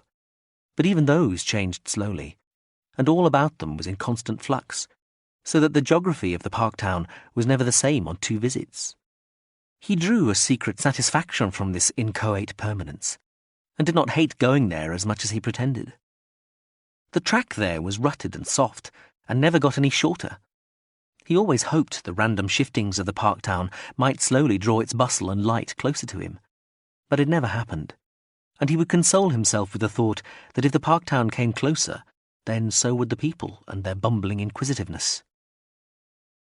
There was a girl in the park town, the daughter of one of the traders he traded with, who seemed to care for him more than the others. She made him drinks and brought him sweetmeats from her father's caravan, and seldom said anything, but slipped the food to him, and smiled shyly, and walked quickly off again. Her pet seabird, flightless, half of each wing cut off, waddling after her, squawking. He said nothing to her that he didn't have to say, and always averted his eyes from her slim brown shape. He did not know what the courting laws were in this place, and while accepting the drink and food always seemed the easiest course, he didn't want to intrude any more than he had to in the lives of these people. He told himself she and her family would move away soon, and accepted the offerings she brought him with a nod but no smile or word, and did not always finish what he was given. He noticed there was a young man who always seemed to be around whenever the girl served him, and he caught the boy's eyes a few times, and knew that the youth wanted the girl, and looked away each time. The young man came after him one day when he was on his way back to the shack within the dunes. The youth walked in front of him and tried to make him talk, hit him on the shoulder, shouting into his face. He feigned incomprehension. The young man drew lines in the sand in front of him, which he duly plodded over with his cart, and stood looking, blinking at the youth, both hands still on the handles of the cart, while the boy shouted louder and drew another line on the sand between them. Eventually, he got fed up with the whole performance, and the next time the young man prodded his shoulder, he took his arm and twisted it, and forced the youth to the sand and held him there for a while, twisting the arm in its socket just enough, he hoped, to avoid breaking anything, but with sufficient force to disable the fellow for a minute or two, while he took up his cart again and trundled it slowly away over the dunes. It seemed to work. 2 nights later, the night after the regular woman had come and he'd told her about the terrible battleship and the 2 sisters and the man who was not yet forgiven, the girl came knocking at his door. The pet seabird with the clipped wings jumped and squawked outside, while the girl cried and told him she loved him, and there'd been an argument with her father, and he tried to push her away, but she slipped in underneath his arm and lay weeping on his bed. He looked out into the starless night and stared into the eyes of the crippled, silent bird. Then he went over to the bed, dragged the girl from it, and forced her out of the door, slamming it and bolting it. Her cries, and those of the bird, came through the gaps in the planks for a while, like the seeping sand. He stuck his fingers in his ears and pulled the grimy covers over his head. Her family, the sheriff, and perhaps 20 other people from the park town, came for him the next night. The girl had been found that evening, battered and raped and dead on the path from his shack. He stood in the doorway of the hut, looking out into the torchlit crowd, met the eyes of the young man who had wanted the girl, and knew.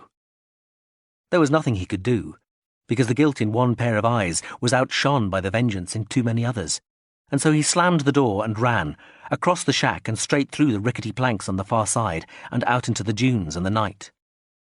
He fought 5 of them that night, and nearly killed 2, until he found the young man and one of his friends searching unenthusiastically for him back near the track. He clubbed the friend unconscious, took the young man by the throat. He gathered up both their knives and held one blade to the throat of the youth as he marched him back to the shack. He set fire to the shack. When the light had attracted a dozen or so of the men, he stood up on the tallest dune above the hollow, holding the youth with one hand. The Parktown people gazed up at the stranger lit by flames. He let the boy fall to the sand, threw him both knives. The boy picked up the knives, charged. He moved, let the boy go past, disarmed him. He gathered both knives, threw them hilt down in the sand in front of the boy. The youth struck out again, knife in each hand. Again, hardly seeming to move, he let the youth crash past and slipped the knives from his grasp. He tripped the youth, and while he was still lying spread on the dune's top, threw the knives, sending them both thudding into the sand, a centimetre on either side of his head. The youth screamed, plucked both blades out and threw them. His head hardly moved as they hissed by his ears. The people, watching in the flame-lit hollow, moved their heads, following the trajectory the knives had to take to the dunes behind them. But when they looked back again, wondering, both blades were in the stranger's hands, plucked from the air. He tossed them to the boy again. The youth caught them, screamed, fumbled blood-handed to get them the right way round, and rushed again at the stranger, who dropped him, whacked the knives from his hands, and for a long moment held one of the young man's elbows poised over his knee, arm raised, ready to break. Then shoved the boy away.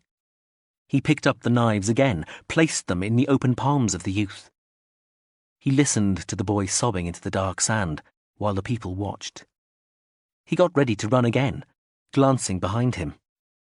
The crippled seabird hopped and fluttered, clipped wings beating on air and sand to the top of the dune. It cocked one flame-bright eye at the stranger. The people in the hollow seemed frozen by the dancing flames. The bird waddled to the prone, sobbing figure of the boy on the sand and screamed. It flapped, shrieked, and stabbed at the boy's eyes. The boy tried to fend it off, but the bird leapt into the air and whooped and beat and feathers flew, and when the boy broke one of its wings and it fell to the sand, facing away from him, it jetted liquid shit at him. The boy's face fell back to the sand. His body shook with sobs. The stranger watched the eyes of the people in the hollow, while his shack caved in and the orange sparks swirled up into the still night sky. Eventually, the sheriff and the girl's father came and took the boy away, and a moon later the girl's family left. And 2 moons later, the tightly bound body of the young man was lowered into a freshly picked hole in the nearest outcrop of rock and covered with stones. The people in the park town would not talk to him, though one trader still took his flotsam. The brash and noisy home cars stopped coming down the sandy track. He had not thought he would miss them. He pitched a small tent near the blackened remains of the shack. The woman stopped coming to him. He never saw her again. He told himself he was getting so little for his haul that he could not have paid her and eaten as well. The worst thing he found was that there was nobody to talk to. He saw the seated figure on the beach, way in the distance, 5 moons or so after the night he'd burned his shack. He hesitated, then went on. 20 meters from the woman, he stopped and carefully inspected a length of fishing net on the tide line, the floats still attached and gleaming like earthbound suns in the low morning light. He glanced at the woman. She was sitting legs crossed, arms folded across her lap, staring out to sea. Her simple gown was the colour of the sky. He went up to the woman and put his new canvas bag down at her side. She did not move. He sat beside her, arranged his limbs similarly, and stared out to sea like her. After 100 or so waves had approached and broken and slipped away again, he cleared his throat. "A few times," he said, "I had the feeling I was being watched." Smar said nothing for a while. The seabirds pivoted inside the spaces of the air, calling in a language he still did not understand. "Oh, people have always felt that," Smar said at last. He smoothed away a worm cast in the sand. "I don't belong to you, Diziet." "No," she said, turning to him. "You're right. You don't belong to us. All we can do is ask." "What?" "That you come back. We have a job for you." "What is it?" "Oh." Smar smoothed her gown over her knees. "Helping to drag a bunch of aristos into the next millennium from the inside." "Why?" "It's important." "Isn't everything?" "And we can pay you properly this time." "You paid me off very handsomely the last time.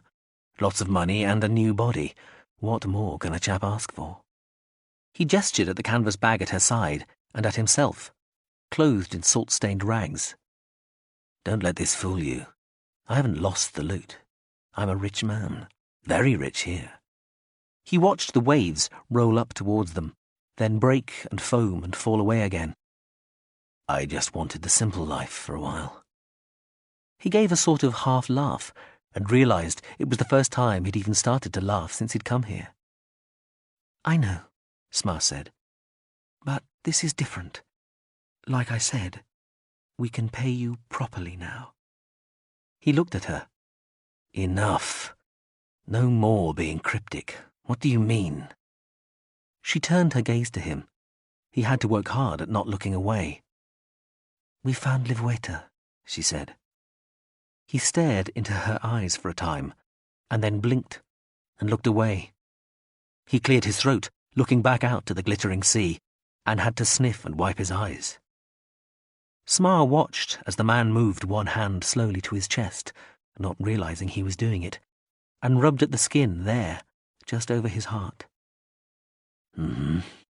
You're sure? Yes, we're sure. He looked out over the waves after that, and suddenly felt that they were no longer bringing things to him, no longer messengers from the distant storms offering their bounty, but instead had become a pathway, a route, another distant sort of opportunity beckoning. That simple, he thought to himself. A word, a single name from Smar, and I'm all ready to go, take off and take up their arms again. Because of her? He let a few more waves roll up and down. The seabirds wailed, then he sighed. All right, he said. He pushed one hand up through his tangled, matted hair. Tell me about it. Chapter 4. The fact remains, Scafin Amtiscore insisted, that the last time we went through this rigmarole, Zakalwe fucked up. They froze his ass in that winter palace. All right, Smart said, but it wasn't like him. Okay, so one time he gets it wrong. We don't know why, so maybe now he's had time to get over it. He'll actually want a chance to show he can still do the business. Maybe he can't wait for us to find him. Good grief, sighed the drone. Wishful thinking from Smar the cynical. Maybe you're starting to lose your touch too. Oh, shut up. She watched the planet swing towards them on the module screen. 29 days had passed on the Xenophobe. As an icebreaker, the fancy dress party had been a crushing success. Smar had woken up in a cushion-filled alcove of the rec area, birth naked, and in a tangle of assorted equally nude limbs and torsos. She had extricated one arm carefully from under the voluptuous sleeping form of Jetart Hrein, stood shakily, and gazed around the softly breathing bodies, appraising the men in particular, and then treading very carefully, nearly overbalancing several times on the plump cushions, her muscles all complaining and trembly, tiptoed her way between the slumbering crew to the welcome solidity of the redwood floor. The rest of the area had already been tidied. The ship must have sorted out everybody's clothes, for they lay in neat piles on a couple of large tables just outside the alcove. Smar massaged her slightly tingling genitals, grimacing. Bending over, they looked quite pink and raw. Things looked slippery, and she decided she needed a bath. The drone met her at the entrance to the corridor. Its red, glowing field looked at least partially like a comment. "Good night's sleep?" it inquired. "Don't start that again." The drone floated at her shoulder as she headed for the elevator. "You've made friends with the crew, then?" She nodded. "Very good friends with all of them, by the feel of it. Where's the ship's pool?" "Floor above the hangar," the machine said, following her into the elevator. "Record anything exciting last night?" Smar asked, leaning back against the elevator wall as they dropped. "Smar!" exclaimed the drone. "I would not be so ungallant." She raised one eyebrow. The elevator stopped, door opening. "What memories, though," the drone said breathily. "Your appetite and stamina are a credit to your species, I think." Smar dived into the smaller whirlpool and on surfacing spat a jet of water at the machine, which dodged and backed into the elevator. "I'll just leave you to it, then. Judging from last night, even an innocent offensive model drone isn't safe from you once you get the bit between your teeth, so to speak." Smar splashed at it. "Get out of here, you prurient pisspot." "And sweet talking won't work, the drone said as the elevator door closed. She would not have been surprised if the atmosphere in the ship had been a little embarrassed for a day or two thereafter, but the crew seemed quite cool about it all, and she decided that, basically, they were good sports. Happily, the fad for having colds passed quickly. She settled down to studying Verdenhutz, trying to guess where, in the interlinked civilizations they were heading for, Zakalwe might be, and enjoying herself, though, in the case of the latter activity, not on anything like the same scale, or with quite the same frenetic abandon as she obviously had on her first night aboard. 10 days out, the just testing sent news that Gainley had been delivered of twins, mother and pups doing well. Smar prepared a signal that her stand-in was to give the Hralts a big kiss from her, then hesitated, realizing that the machine that was impersonating her would doubtless already have done so. She felt bad, and in the end just sent a formal acknowledgement. She kept up on recent developments in Verdenhutz. The latest contact forecasts were getting gloomier all the time. The brushfire conflicts on a dozen planets each threatened to ignite a full-scale war, and, while getting a direct answer was proving difficult, she formed the impression that even if they found and convinced Zakalwe almost as soon as they landed and hauled his ass out on the xenophobe with the ship pushing its design limits, the chances of getting into Verdenhutz in time to make any difference were at best 50-50. "Holy shit," the drone said one day, as she sat in her cabin, reviewing cautiously optimistic reports on the peace conference back home, for so she had started to think of it, she admitted to herself. What? She turned to the machine. It looked at her. "They just changed the course schedule for the what are the civilian applications." Smar waited. "That's a continent-class GSV," the drone said. "Subclass prompt, one of the limiteds." You said it was a general. Now it's a limited. Make up your mind. "No, I mean it's a limited edition. The Go Faster model. Even nippier than this beast once it gets going," the drone said. It floated closer to her. Fields set a weird mixture of olive and purple, which she seemed to remember indicated awe. She'd certainly never seen that expression on Scaphin Amtiscore before. "It's heading for Crastalia," it told her. For us? For Zakalwe? She frowned. "Nobody'll say, but it looks like it to me. A whole general systems vehicle, just for us. Wow." "Wow," Smar mimicked sourly, and pressed the screen for the view forward of the xenophobe, still charging through the star systems for Crastalia. In their false representation on the screen, the stars ahead blazed blue-white, and, at the right magnification, the overall structure of the open cluster was easily visible. She shook her head, went back to the peace conference reports. "Zakalwe, you asshole," she muttered to herself. "You better fucking show up soon." 5 days later, and still 5 days away, the General Contact Unit, very little gravitas indeed, signalled from the depths of the open cluster Crastalia that it thought it had picked up Zakalwe's trail.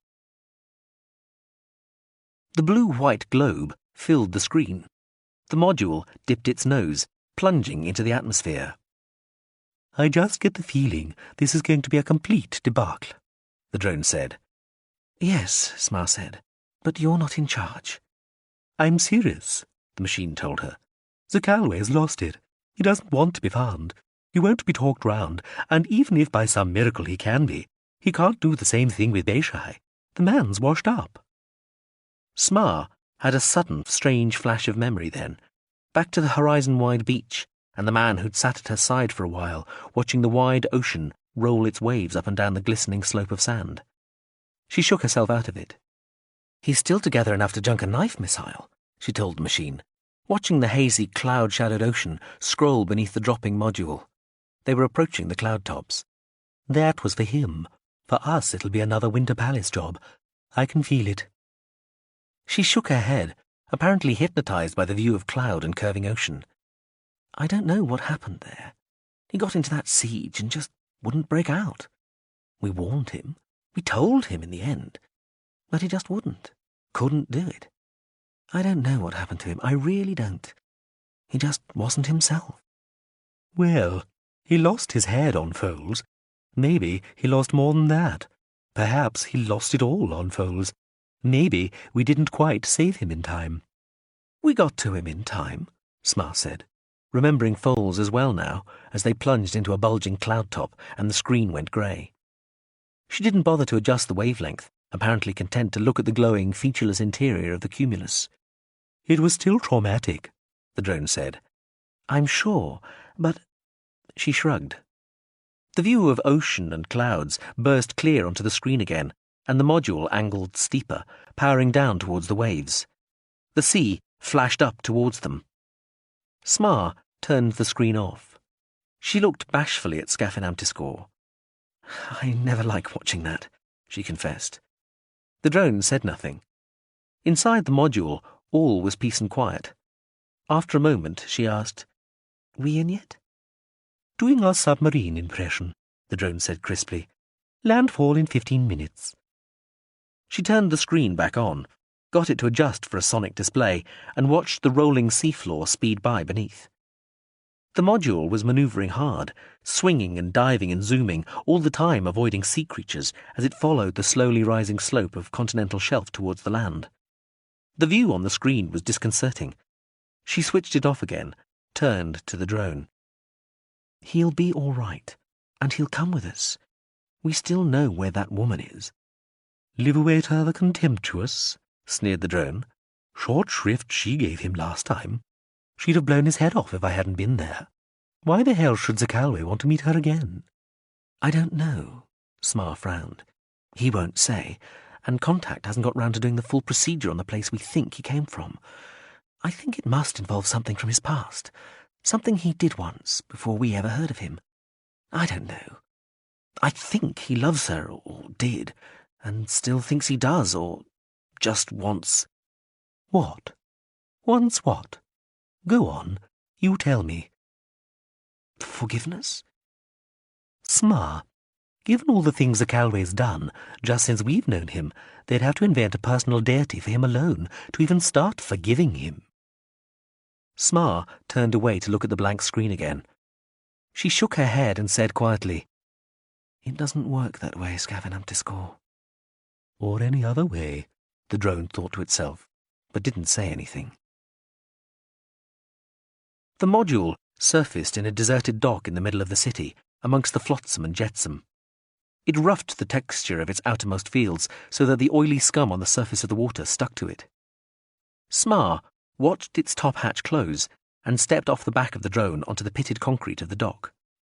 The module was 90% submerged. It looked like some flat-bottomed boat turned turtle. She straightened the rather vulgar culottes which were, regrettably, the height of fashion here just now, and looked up and around at the crumbling empty warehouses which all but enclosed the quiet dock. The city, she was oddly gratified to find, grumbled beyond. What was that you were saying about not looking in cities? Scafin Amtiscore inquired. Don't be crass, she said, and clapped her hands and rubbed them. Looking down at the drone, she grinned. Anyway, time to start thinking like a suitcase, old chum. Make with a handle. I hope you realize I find this every bit as demeaning as you think I must, Scafin Amtiscore said with quiet dignity, then extended a soligram handle from one side and flipped over. Smar gripped the handle and strained at it. An empty suitcase, asshole, she grunted. Oh, pardon me, I'm sure, Scafin Amtiscore muttered, and went light. Smar opened a wallet full of money displaced only hours earlier from a city centre bank by the good ship Xenophobe and paid the cab driver. She watched a line of troop carriers thunder past, heading down the boulevard, then sat on a bench which formed part of a stone wall bordering a narrow strip of trees and grass, and looked out over the broad sidewalk and the boulevard beyond to the large and impressive stone building on the far side. She placed the drone beside her. Traffic roared past. People hurried to and fro in front of her. At least, she thought, they're fairly standard. She had never liked being altered to impersonate the natives.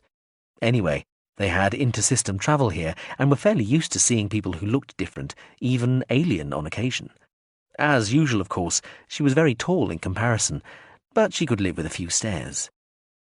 He's still in there? She said quietly, looking at the armed guards outside the foreign ministry. Discussing some sort of weird trust set-up with the top brass, the drone whispered. Want to eavesdrop? No. They had a bug in the appropriate conference chamber, literally a fly on the wall. What? The drone yelped. I don't believe this man. Smar glanced at the drone despite herself. She frowned. What's he said? Not that, the drone gasped. The very little gravitas indeed just worked out what the maniac's been up to here. The GCU was still in orbit, providing backup for the xenophobe. Its contact procedures and equipment had provided and were providing most of the information about the place. Its bug was monitoring the conference chamber. Meanwhile, it was scanning computers and information banks over the entire planet. Well, Smar said, watching another troop carrier rumble past on the boulevard. The man's insane. Power mad, the drone muttered, seemingly to itself. Forget Vernhutz. We have to get him out of here for the sake of these people. Smar elbowed the suitcase drone. What? Damn it. Okay. Here, Zakalwe is a goddamn magnet, right? Mega powerful. Interests everywhere. Initial stake when he brought with him from the place he junked the knife missile. The loot we gave him last time plus profits. And what is the core of his business empire here? Gene technology. Smar thought for a moment. Uh-oh, she said, sitting back on the bench, crossing her arms. Whatever you're imagining, it's worse. Smar, there are 5 rather elderly autocrats on this planet, in competing hegemonies. They are all getting healthier. They are all getting, in fact, younger. That oughtn't to be possible for another 20, 30 years. Smar said nothing. There was a funny feeling in her belly. Zakalwe's corporation, the drone said quickly, is receiving crazy money from each of those 5 people. It was on the take from a 6th geezer, but he died about 120 days ago, assassinated. The Ethnoc Kerian. He controlled the other half of this continent. It's his demise that has led to all this military activity. Also, with the exception of the Ethnoc Kerian, these suddenly rejuvenated autocrats were showing signs of becoming uncharacteristically benign from about the time they started getting so suspiciously frisky. Smar closed her eyes for a moment, opened them. Is it working? She said, through a dry mouth. Like hell. They're all under threat from coups, their own military as a rule. Worse than that, Kerian's death lit a slow fuse. This whole place is going supercritical. And we are talking Tutsis on the event horizon. These meat-brain loonies have thermonukes. He's crazy, the drone suddenly screeched. Smar hissed to quiet it, even though she knew the drone would be sound-fielding its words that only she could hear. The drone spluttered on. He must have cracked the gene coding in his own cells, the steady-state retro-aging that we gave him. He's been selling it, for money and favours, trying to get these monomaniac dictators to behave like nice people. Smar! He's trying to set up his own contact section, and he's fucking it completely. She whacked the machine with one fist. Calm down, damn it. Smar, the drone said, voice almost languid. I am calm. I'm just trying to communicate to you the enormity of the planetary cock-up Zakalwe has managed to concoct here. The very little gravitas indeed has blown a fuse, even as we talk. Contact minds in an ever-expanding sphere, centered right here, are clearing their intellectual decks and trying to work out what the hell to do to tidy this stunningly ghastly mess. If that GSV hadn't been on its way here anyway, they'd have diverted it because of this. An asteroid belt-sized pile of shit is about to hit a fan exactly the size of this planet, thanks to Zakalwe's ludicrous good guy schemes, and Contact is going to have to try and field all of it. It hesitated. Yeah, I just got the word. It sounded relieved. You have a day to haul Zakalwe's lupine ass out of here, otherwise we snatch him. Emergency displace, no holds barred. Smar took a very deep breath. Apart from that, everything all right? This, Miss Smar, is no time for levity, the drone said soberly. Then, shit! What now? Meeting's over. But Zakalwe the Insane isn't taking his car. He's heading for the elevator down to the tube system. Destination, naval base. There's a submarine waiting for him. Smar stood. Submarine, eh? She smoothed the culottes. Back to the docks. Agree? Agreed. She hefted the drone, started walking, looking for a cab. I've asked the very little gravitas indeed to fake a radio message, Scaffin Amtiscore told her. A cab should pull up here momentarily. And they say there's never one around when you need one. You're worrying me, Smar. You're taking all this far too calmly. Oh, I'll panic later. Smar took a deep breath and let it out slowly. Could that be the cab? I believe it is. What's to the docks? The drone told her, and she said it. The cab sped off through the largely military traffic. 6 hours later, they were still following the submarine as it whined and whirred and gurgled its way through the layers of ocean, heading for the equatorial sea. 60 clicks an hour, fumed the drone. 60 clicks an hour? To them it's fast. Don't be so unsympathetic to your fellow machines. Smar watched the screen as the vessel, a kilometre in front of them, burrowed its way through the ocean. The abyssal plain was kilometres below. It isn't one of us, Smar, the drone said wearily. It's just a submarine. The smartest thing inside it is the human captain. I rest my case. Any idea where it's heading yet? No. The captain's orders are to take Zakalwe wherever he wants to go. And after giving him this general heading, Zakalwe's kept quiet. There's a whole heap of islands and atolls he could be making for, or, several days' travel away at this crawl, thousands of kilometres of coastline on another continent. Check out the islands and that coastline. There must be a reason he's heading this way. It's being checked out, the drone snapped. Smar looked at it. Scaffin Amtiscore flashed a delicate shade of purple, intimating contrition. Smar, this man totally blew it the last time.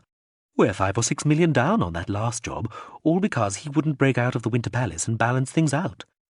I could show you scenes of the terror there that would blanch your hair. Now he's come very close indeed to instigating a global catastrophe here. Since the guy suffered what happened to him on Foals, since he started trying to be a good guy in his own right, he's been a disaster.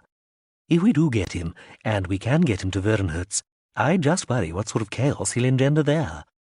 The man's bad news. Never mind outing Beishai.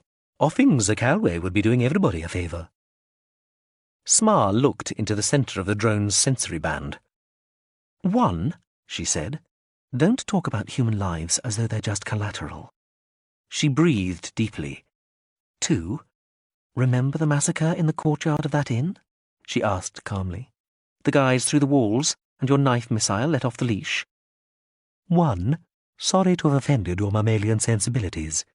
2, Smar, will you ever let me forget it? Remember what I said would happen if you ever tried anything like that again? Smar, the drone said tiredly. If you are seriously trying to imply that I might kill Zakalwe, all I can say is, don't be ridiculous. Just remember. She watched the slowly scrolling screen. We have our orders. Agreed on courses of action, Smar. We don't have orders, remember. Smar nodded. We have our agreed on courses of action. We lift Mr. Zakalwe and we take him to Vernhutz. If at any stage you disagree, you can always butt out. I'll be given another offensive drone. Scaffin Amtiscore was silent for a second, then said, Smar, that is probably the most hurtful thing you have ever said to me, which is saying a lot. But I'll ignore it. I think because we're both under a lot of stress at the moment. Let my actions speak. As you say, we lift the planet fucker and drop him in Vernhutz. Though, if this voyage goes on too much longer, it'll all be taken out of our hands, or fields, as the case may be, and Zakalwe will wake up on Xenophobe or the GCU wondering what happened. All we can do is wait and see. The drone paused then. Looks like it could be those equatorial islands we're heading for, it told her. Zakalwe owns half of them. Smar nodded silently, watching the distant submarine creep through the ocean. She scratched at her lower abdomen after a while, and turned to the drone. You sure you didn't record anything from that, sort of orgy first night on the Xenophobe? Positive. She frowned back at the screen. Pity. The submarine spent 9 hours underwater, then surfaced near an atoll. An inflatable went ashore. Smar and the drone watched the single figure walk up the golden, sunlit beach towards a complex of low buildings, an exclusive hotel for the ruling class of the country he'd left. What's Zakalwe doing? Smar said, after he'd been ashore for 10 minutes or so. The submarine had dived again as soon as it recovered its inflatable and taken a course back to the port it had departed from. "He's saying goodbye to a girl," sighed the drone. "Is that it?" "That would appear to be the only thing to draw him here." Shit. Couldn't he have taken a plane? No. No airstrip. But anyway, this is a fairly sensitive demilitarized zone. No unexpected flights of any sort allowed. And the next seaplane isn't for a couple of days. The sub was actually the fastest way of... The drone fell silent. "Scaff an anti-score?" Smar said. "Well," the drone said slowly, "the Doxy just smashed a lot of ornaments and a couple of pieces of very valuable furniture, and then run off and buried herself in her bed weeping. But apart from that, Zakalwe just sat down in the middle of the lounge with a large drink and said, and I quote, "Okay, if that's you, Smar, come and talk to me." Smar looked at the view on the screen. It showed the small atoll, the central island lying green and squashed-looking between the vibrant blues and greens of ocean and sky. "You know," she said, "I think I would like to kill Zakalwe." "There's a cue. Surface?" "Surface. Let's go see the asshole." Numeral 10. Light. Some light. Not very much. Air foul and everywhere pain. He wanted to scream and writhe, but could find no breath and make nothing move. A dark, destroying shadow welled up inside him, exterminating thought, and he lost consciousness. Light. Some light. Not very much. He knew there was pain, too, but somehow it did not seem so important. He was looking at it differently now. That was all you had to do. Just think about it differently. He wondered where that idea had come from, and seemed to remember he'd been taught how to do this. Everything was metaphor. All things were something other than themselves. The pain, for example, was an ocean, and he was adrift on it. His body was a city, and his mind a citadel. All communications between the two seemed to have been cut. But within the keep that was his mind, he still had power. The part of his consciousness that was telling him the pain did not hurt, and that all things were like other things was like... He found it hard to think of a comparison. A magic mirror, maybe? Still thinking about that, the light faded, and he slipped away again into the darkness.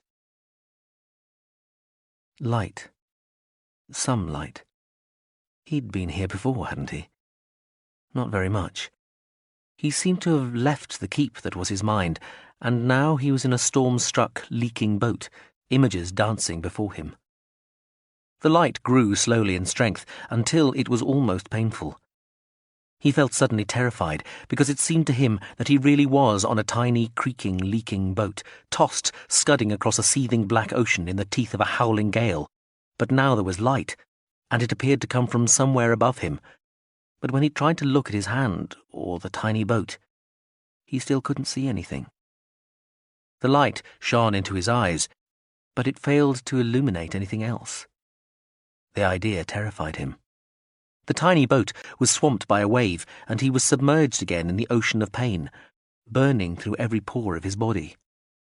Somewhere, thankfully, somebody threw a switch, and he slipped underneath to darkness, silence, and no pain.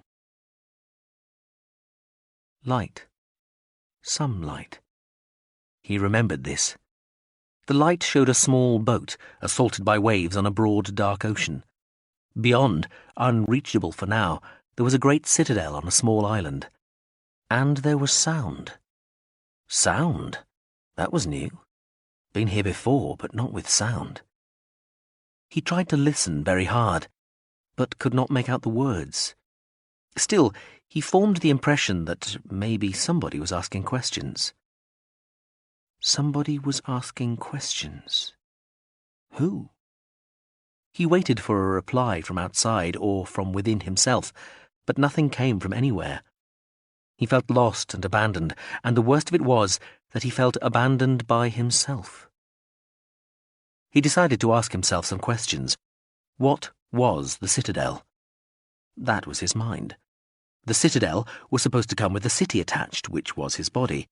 But it looked like something else had taken over the city, and there was just the castle, just the keep left. What was the boat and the ocean? The ocean was pain. He was in the boat now, but before that he'd been in the ocean up to his neck, waves breaking over him.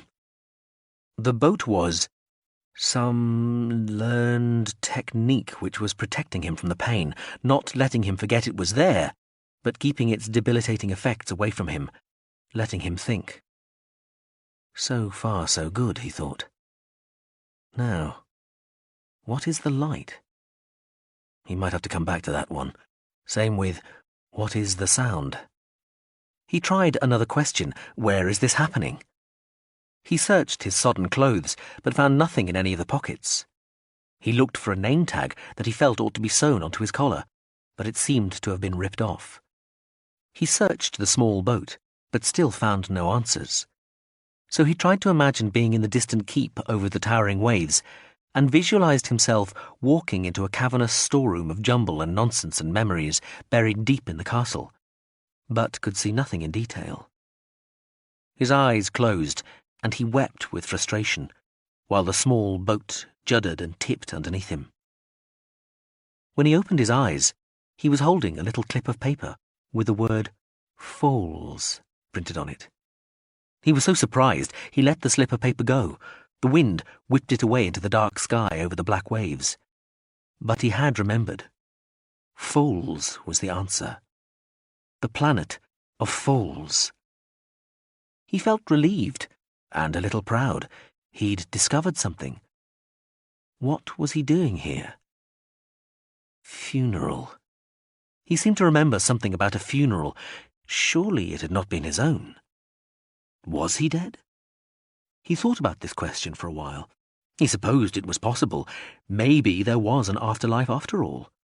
Well, if there was life after death, that would teach him. Was this sea of pain a divine punishment? Was the light a god? He dipped his hand over the side of the boat into the pain. It filled him, and he withdrew. Cruel God, if that really was the case. What about all that stuff I did for the culture, he wanted to ask. Doesn't that cancel some of the bad out? Or were those smug, self-satisfied bastards wrong all along? God, he'd love to be able to go back and tell them. Imagine the look on Smar's face. But he didn't think he was dead. It hadn't been his funeral. He could remember the flat-topped tower by the cliffs, looking out over the sea, and helping to carry some old warrior's body there. Yes, somebody had died, and they were being ceremonially disposed of. Something was nagging at him. Suddenly, he clutched at the boat's rotten timbers and stared out over the heaving ocean. There was a ship. Every now and again, he could see a ship far in the distance, barely more than a dot, and mostly the waves were in the way, but it was a ship. A hole seemed to open somewhere inside him. His guts fell through it. He thought he recognized the ship. Then the boat split apart, and he dropped through it, through the water underneath, then splashed out of the underside of the water into air again, and saw the ocean beneath him, and a tiny speck of its surface, which he was falling towards. It was another small boat. He crashed through it, through more water, through more air, through the wreckage of a boat, through another layer of water and another level of air. Hey, one part of his mind thought as he fell. This is like how Smar described the reality. Splashed through more waves, through the water, out into air, heading for more waves. This wasn't going to stop. He remembered that the reality Smar had described was expanding all the time. You could fall through forever, really forever, not until the end of the universe, literally forever. That won't do, he thought to himself. He'd have to face the ship. He landed in a little creaking, leaking boat. The ship was much closer now. The ship was huge and dark and bristled with guns, and it was heading straight for him. Bow wave, a huge white V of foam bisected by its stem. Shit! He wasn't going to be able to get away from it. The cruel curves of the bows raced slicing towards him. He closed his eyes. Once upon a time there was a ship. A great ship. A ship for destroying things with. Other ships, people, cities. It was very big, and it was designed to kill people and to keep people inside it from being killed. He tried not to remember what the great ship was called. Instead, he saw the ship somehow installed near the middle of a city, and felt confused and could not work out how it got there. The ship started to look like a castle for some reason, and that did and did not make sense. He began to feel frightened. The ship's name was like some huge sea creature bumping into the hull of his boat, like a battering ram thudding into the walls of the castle keep. He tried to block it out, knowing it was just a name, but not wanting to hear it, because it always made him feel bad. He put his hands over his ears. That worked for a moment. But then the ship, set in stone near the centre of the battered city, fired its great guns, gouting black and flashing yellow-white, and he knew what was coming, and tried to scream to cover the noise, but when it arrived it was the name of the ship that the guns had spoken, and it shattered the boat, demolished the castle, and resounded through the bones and spaces of his skull like the laughter of an insane god forever. The light went out then, and he sank gratefully away from the awful, accusing sound. Light. Stabberrind, said a calm voice from somewhere inside Stabberrind. It's only a word. The Stabberrind. The ship. He turned away from the light, back into the darkness. Light. Sounds, too. A voice. What was I thinking about earlier? He recalled something about a name, but ignored that. Funeral. Pains. And the ship. There was a ship. Or there had been. Maybe still is for all. But there was something about a funeral. The funeral is why you are here. That was what confused you before. You thought you were dead. In fact, you were only living. He remembered something about boats and oceans and castles and cities, but could not actually see them anymore. Now from somewhere comes touch. Touch coming in from out there. Not pain, but touch. Two different things. The touch again. It feels like the touch of a hand touching his face, causing more pain, but still a touch, and distinguishably a hand. His face felt terrible. He must look terrible. Where am I again? Crash. Funeral. Falls. Crash. Of course. My name is... Too hard. What do I do then? That's easier. You are a paid agent of the most advanced, well, certainly the most energetic, humanoid civilization in the... Reality? No. Universe? No. Galaxy? Yes, galaxy. And you were representing them at a funeral. And you were coming back on some stupid aircraft to be picked up and taken away from all this when something happened on board the aircraft and it went... And he'd seen flames and there had been that old jungle floating right... Then nothing and pain and nothing but pain. Then drifting and floating in and out of it. The hand touched his face again. And this time there was something to see. He thought it looked like a cloud, or like a moon through a cloud, itself unseen but shining through. Possibly the two were connected, he thought. Yes, here it comes again, and yes, there we are, sensation, feeling, the hand on the face again. Throat swallowing, water or some liquid. You are being given something to drink. From the way it goes down, there seems to be... Yes, upright. We are upright, not on our back. The hands, own hands, they are... An open feeling. Feeling very open, very vulnerable, naked. Thinking about his body was bringing the pain back again. He decided to give up on that. Try something else. Try the crash again. Back from the funeral and the desert, coming right up... No, mountains. Or was it jungle? He couldn't remember. Where are we? Jungle, No. Desert. No. What then? Don't know. Asleep, he thought suddenly. You were asleep in the aircraft in the night and had just enough time to wake up in the darkness and see flames and begin to realize before light detonated inside your head. After that, pain. But you didn't see any sort of terrain floating, rushing up to meet you, because it was very dark. The next time he came round, everything had changed. He felt vulnerable and exposed. As his eyes opened and he tried to remember how to see, he slowly made out dusty streaks of light in a brown gloom, and saw earthenware pots near a mud or earth wall, and a small fireplace in the centre of the room, and spears leaning against a wall and other blades. Straining his neck to bring his head up, he could see something else, the rough wooden frame he was tied to. The wooden frame was in the shape of a square. 2 diagonals made an X inside the square.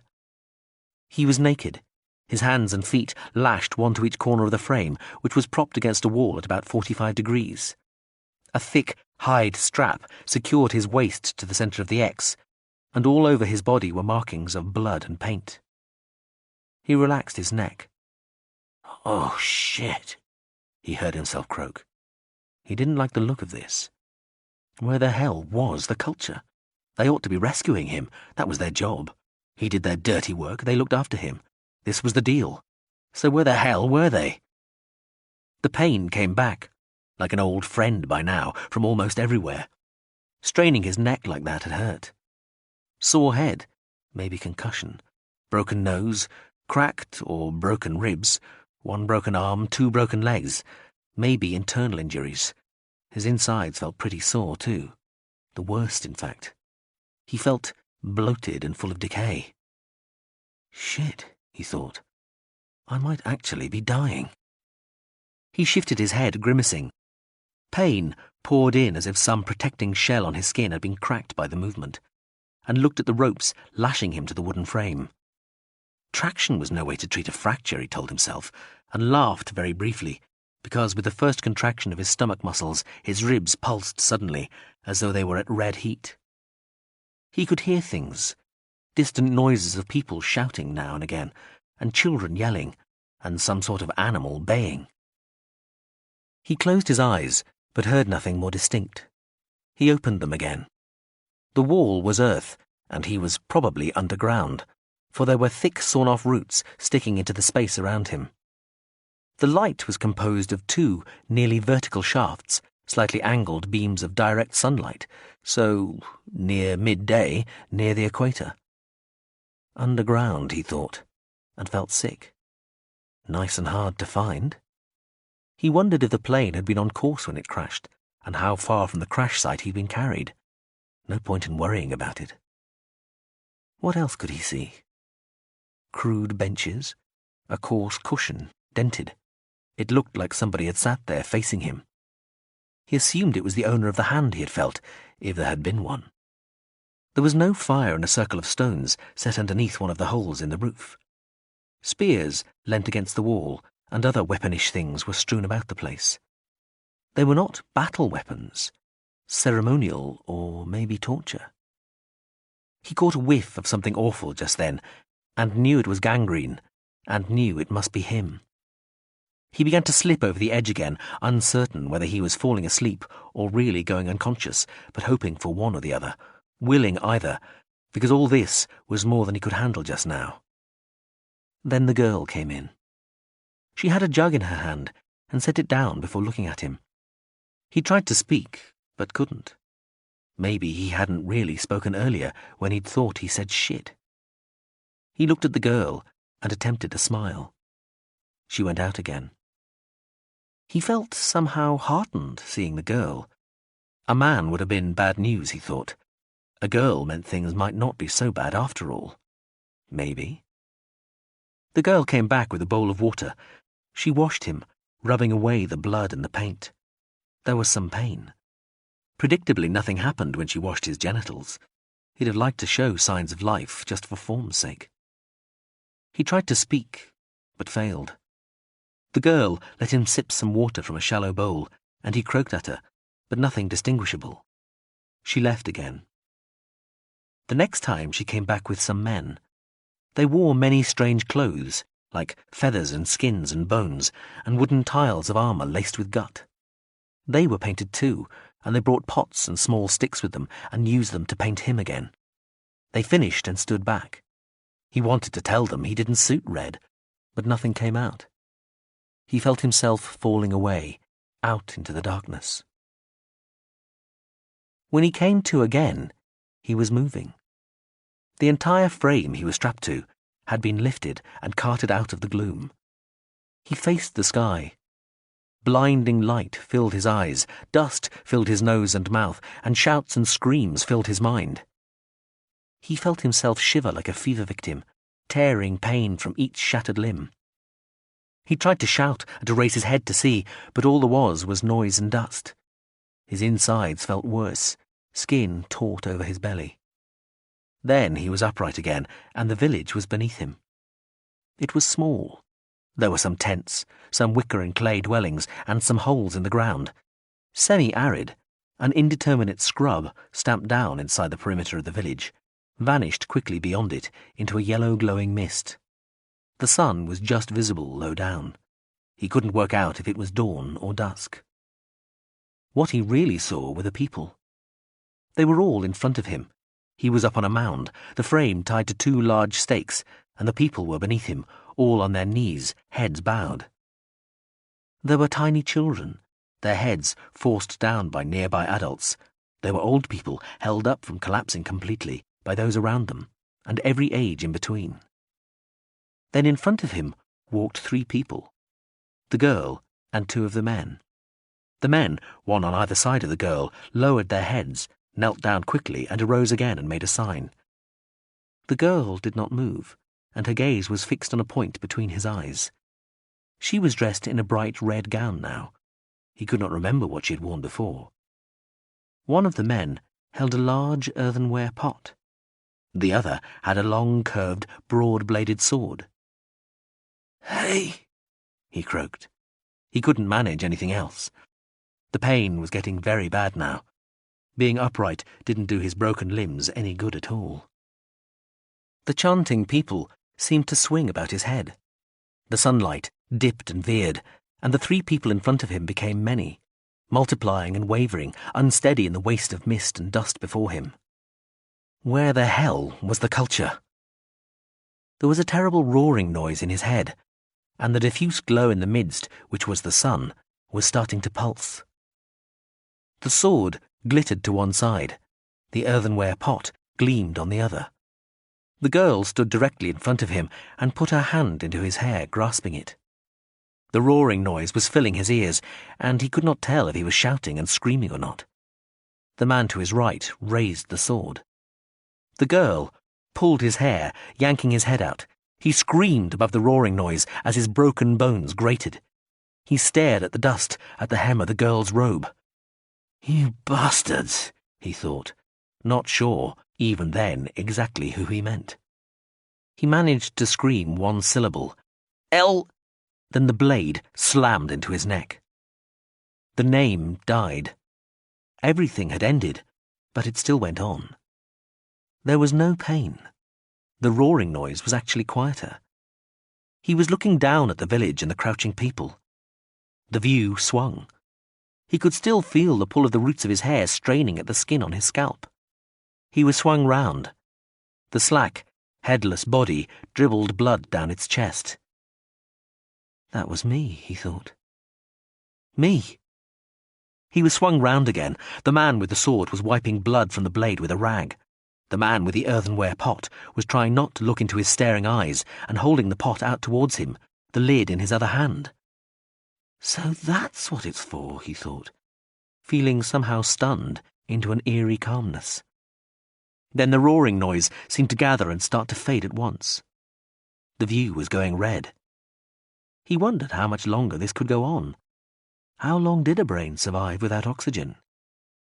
Now, I really am too, he thought, remembering, eyes closing. And he thought of his heart, stopped now, and only then realized and wanted to cry but could not, for he had finally lost her. Another name formed in his mind, Dar... The roar split the skies. He felt the girl's grip loosen. The expression on the face of the youth holding the pot was almost comically fearful. People looked up from the crowd. The roar became a scream. A blast of air swept dust into the air and made the girl holding him stagger.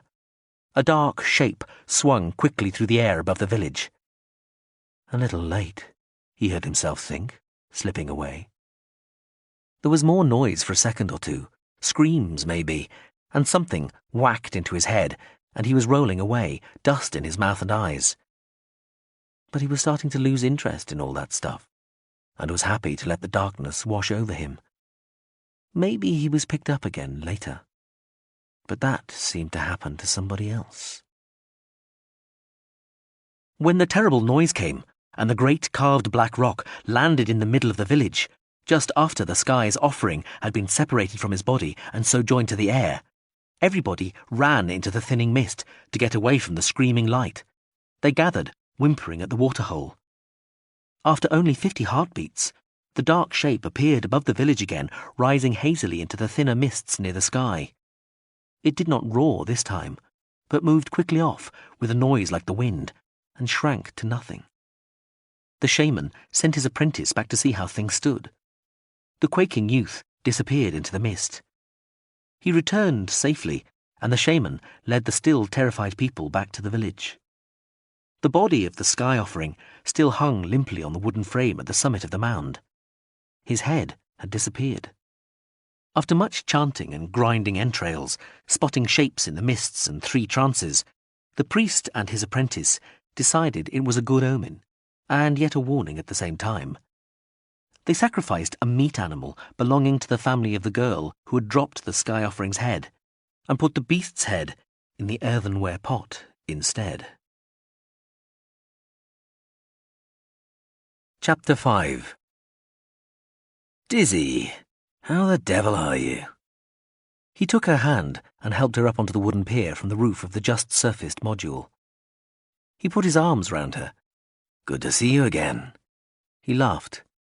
Smar patted his waist, finding herself unwilling to hug him back. He didn't seem to notice. He let her go, looked down to see the drone rising up from the module. And scaffing Amtiscore. They still letting you out without a guard? Hello, Zakalwe, the drone said. He put his arm round Smar's waist. Come on up to the shack. We'll have lunch. All right, she said. They walked along the small wooden pier to a stone path laid across the sand, and on into the shade under the trees. The trees were blue or purple, huge puff-heads of dark colour standing out against the pale blue sky, and tugged at by a warm, intermittent breeze. They sweated delicate perfumes from the tops of their silver-white trunks. The drone lifted to above tree height a couple of times when other people passed on the path. The man and woman walked through the sunlit avenues between the trees until they came to where a wide pool of water trembled reflections of 20 or so white huts. A small, sleek seaplane floated at a wooden jetty. They entered the cluster of buildings and climbed some steps to a balcony that looked over the pool and the narrow channel that led from it to the lagoon on the far side of the island. The sun was sifted through the tree heads. Shadows moved to and fro along the veranda and over the small table and the 2 hammocks. He motioned Smar to sit on the first hammock. A female servant appeared, and he ordered lunch for 2.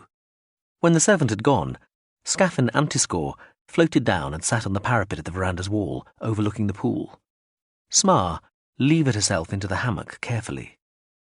It true you own this island, Zakalwe? Hmm? He looked round, apparently uncertain, then nodded his head. Oh, yes, so I do. He kicked off his sandals and slumped into the other hammock, letting it sway.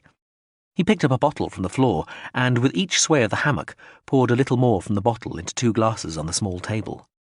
He increased the swing when he had finished to be able to hand her drink to her. Thank you. He sipped at his drink and closed his eyes. She watched the glass on his chest where his hands held it, and watched the liquid swill this way, that way, lethargic and eye-brown. She moved her gaze to his face and saw he had not changed. Hair a bit darker than she remembered, swept away from his broad, tanned forehead and tied in a ponytail behind. Fit-looking as ever. No older looking, of course, because they'd stabilized his age as part of his payment for the last job. His eyes opened slowly, heavy-lidded, and he looked back at her, smiling slowly. The eyes look older, she thought, but she could have been wrong. "So," she said, "we playing games here, Zakalwe?" "What do you mean, Dizzy?" "I've been sent to get you back again. They want you to do another job. You must have guessed that. So tell me now whether I'm wasting my time here or not. I'm in no mood to try and argue you." "Dizzy," he exclaimed, sounding hurt, pivoting his legs off the hammock and onto the floor, then smiling persuasively. "Don't be like that. Of course you're not wasting your time. I've already packed." He beamed at her like a happy child, his tanned face open and smiling. She looked at him with relief and disbelief. So what was all the runaround for? "What runaround?" he said innocently, sitting back in the hammock again. "I had to come here to say goodbye to a close friend, that was all. But I'm ready to go. What's the scam?" Smar stared open-mouthed. Then she turned to the drone. "Do we just go now?" "No point," Scaffin Amtiscore said. "The course the GSV's on, you can have 2 hours here, then go back to the Xenophobe. It can match with Watt in about 30 hours. It swiveled to look at the man. "But we need a definite word. There's a teraton of GSV with 28 million people on board charging in this direction. If it's to wait here, it has to slow down first, so it needs to know for sure. You really are coming? This afternoon?" "Drone, I just told you. I'll do it."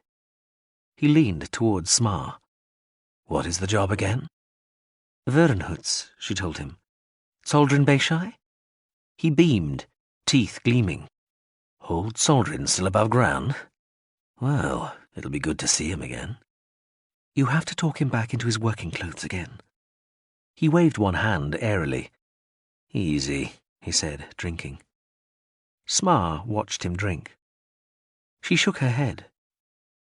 "Don't you want to know why, Cheradenine?" she asked. He started to make a gesture with one hand that meant the same as a shrug, then thought better of it. Sure. Why, Dizzyet?"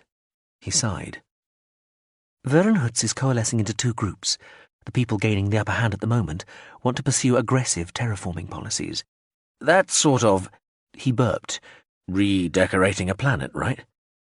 Smar closed her eyes briefly. "Yes, sort of. Whatever you choose to call it, it's ecologically insensitive, to put it mildly.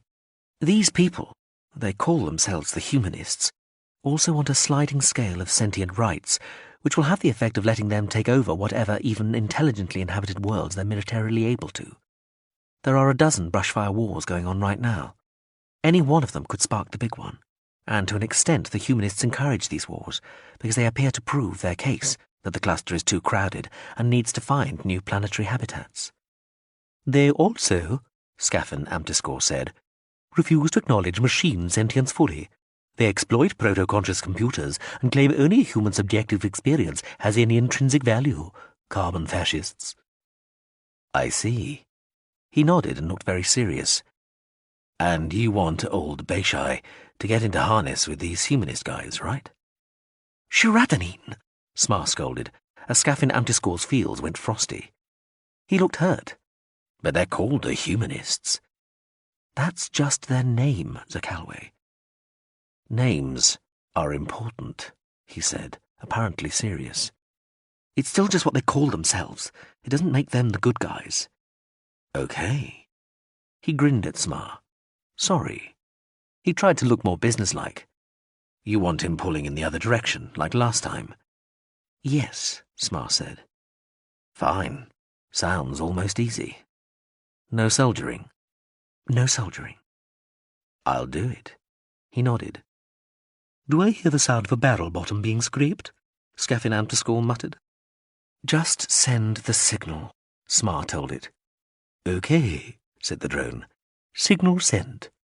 It made a good impression of glowering at the man with its fields. "But you'd better not change your mind." "Only the thought of having to spend any time in your company, Scaffin Amtiscore, could possibly disinduce me from accompanying the delightful Miss Smar here to Vernhutz."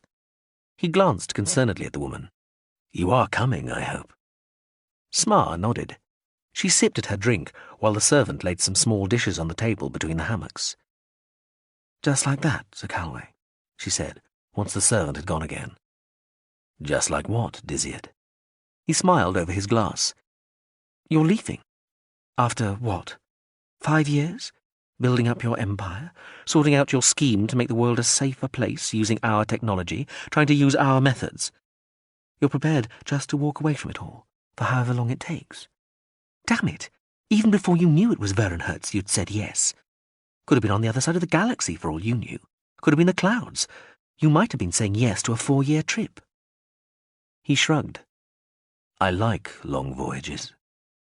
Smar looked into the man's face for a while. He looked unworried, full of life. Pep and vim were the words that came to mind. She felt vaguely disgusted. He shrugged, eating some fruit from one of the little dishes. "Besides, I have a trust arrangement set up. It'll all be looked after until I come back." "If there's anything to come back to," Scafin Amtiscor observed. "Of course there will be," he said, spitting a pip over the edge of the veranda wall. "These people like to talk about war, but they aren't suicidal." "Oh, that's all right then," the drone said, turning away. The man just smiled at it. He nodded at Smar's untouched plate. "You're not hungry, Dizzyet?" "Lost my appetite," she said. He swung out of the hammock, brushing his hands together. "Come on," he said.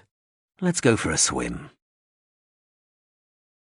She watched him trying to catch fish in a small rock pool, paddling around in his long trunks. She had swum in her briefs. He bent down, engrossed, his earnest face peering into the water, his face reflected there. He seemed to speak to it. "You still look very good, you know. I hope you feel suitably flattered." She went on drying herself. "I'm too old for flattery, Zakalwe." "Rubbish," he laughed, and the water rippled under his mouth. He frowned hard and dipped his hands under, slowly. She watched the concentration on his face as his arms slid deeper under the water, mirroring themselves. He smiled again, his eyes narrowing as his hands steadied. His arms were in deep now, and he licked his lips. He lunged forward, yelled excitedly, then cupped his hands out of the water and came over to her where she sat against some rocks. He was grinning hugely. He held his hands out for her to see. She looked in and saw a small fish, brilliant, shimmering blue and green and red and gold, a gaudy splash of rippling light, squirming inside the man's cupped hands. She frowned as he leant back against the rock again. "Now just you put that back where you found it, Cheradenine, and the way you found it." His face fell, and she was about to say something else, kinder, when he grinned again and threw the fish back into the pool. "As if I'd do anything else." He came and sat beside her on the rock. She looked out to sea. The drone was further up the beach, 10 meters behind them. She carefully smoothed the tiny dark hairs on her forearms until they were lying flat. "Why did you try all that stuff, Zakalwe? Giving the elixir of youth to our glorious leaders?" He shrugged. "Seemed like a good idea at the time," he confessed lightly. "I don't know. I thought it might be possible. I thought interfering was maybe a lot easier than you lot made it out to be. I thought one man with a strong plan, not interested in his own aggrandizement." He shrugged, glanced at her. "It might all work out yet. You never know." "Zakalwe, it isn't going to work out. You're leaving us an incredible mess here." "Ah," he nodded. "You are coming in, then? Thought you might." "In some fashion. I think we'll have to." "Best of luck." "Luck," Smar began, but then thought the better of it. She ran her fingers through her damp hair. "How much trouble am I in, Dizzyet?" "For this?" "Yes, and the knife missile. You heard about that?" "I heard." She shook her head. "I don't think you're in any more trouble than you're ever in, Cheradenine, just by being you." He smiled. "I hate the culture's tolerance." "So," she said, slipping her blouse over her head, "what are your terms?" "Pay as well, huh?" He laughed. minus the rejuve, the same as last time, plus 10% more negotiables. Exactly the same. She looked at him sadly, her wet, bedraggled hair hanging down from her shaking head. He nodded. Exactly. You're a fool, Zakalwe. I keep trying. It won't be any different. You can't know that. I can guess, and I can hope. Look, Dizzy, it's my business, and if you want me to come with you, then you've got to agree to it, all right? All right. He looked wary. You still know where she is? Smar nodded. Yes, we know. So it's agreed. She shrugged and looked out to sea. Oh, it's agreed. I just think you're wrong. I don't think you should go to her again. She looked him in the eye. That's my advice. He stood up and dusted some sand off his legs. I'll remember.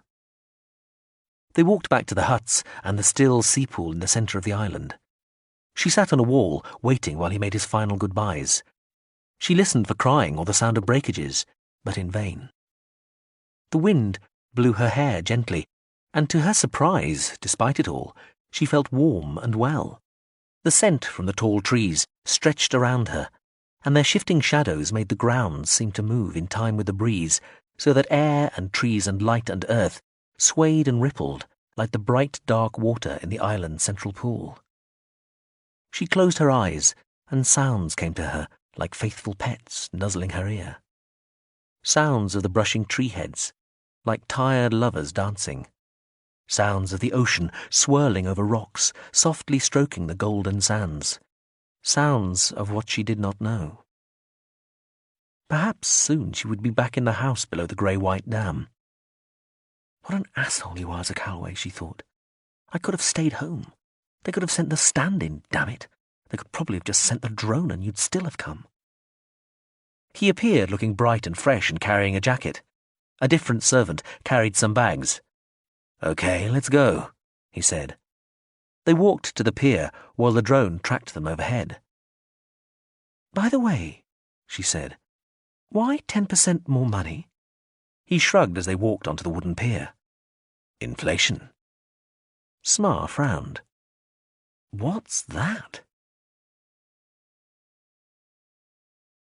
Part 2. An outing. Numeral 9. When you sleep beside a head full of images, there is an osmosis, a certain sharing in the night. So he thought. He thought a lot then. More than he ever had, perhaps.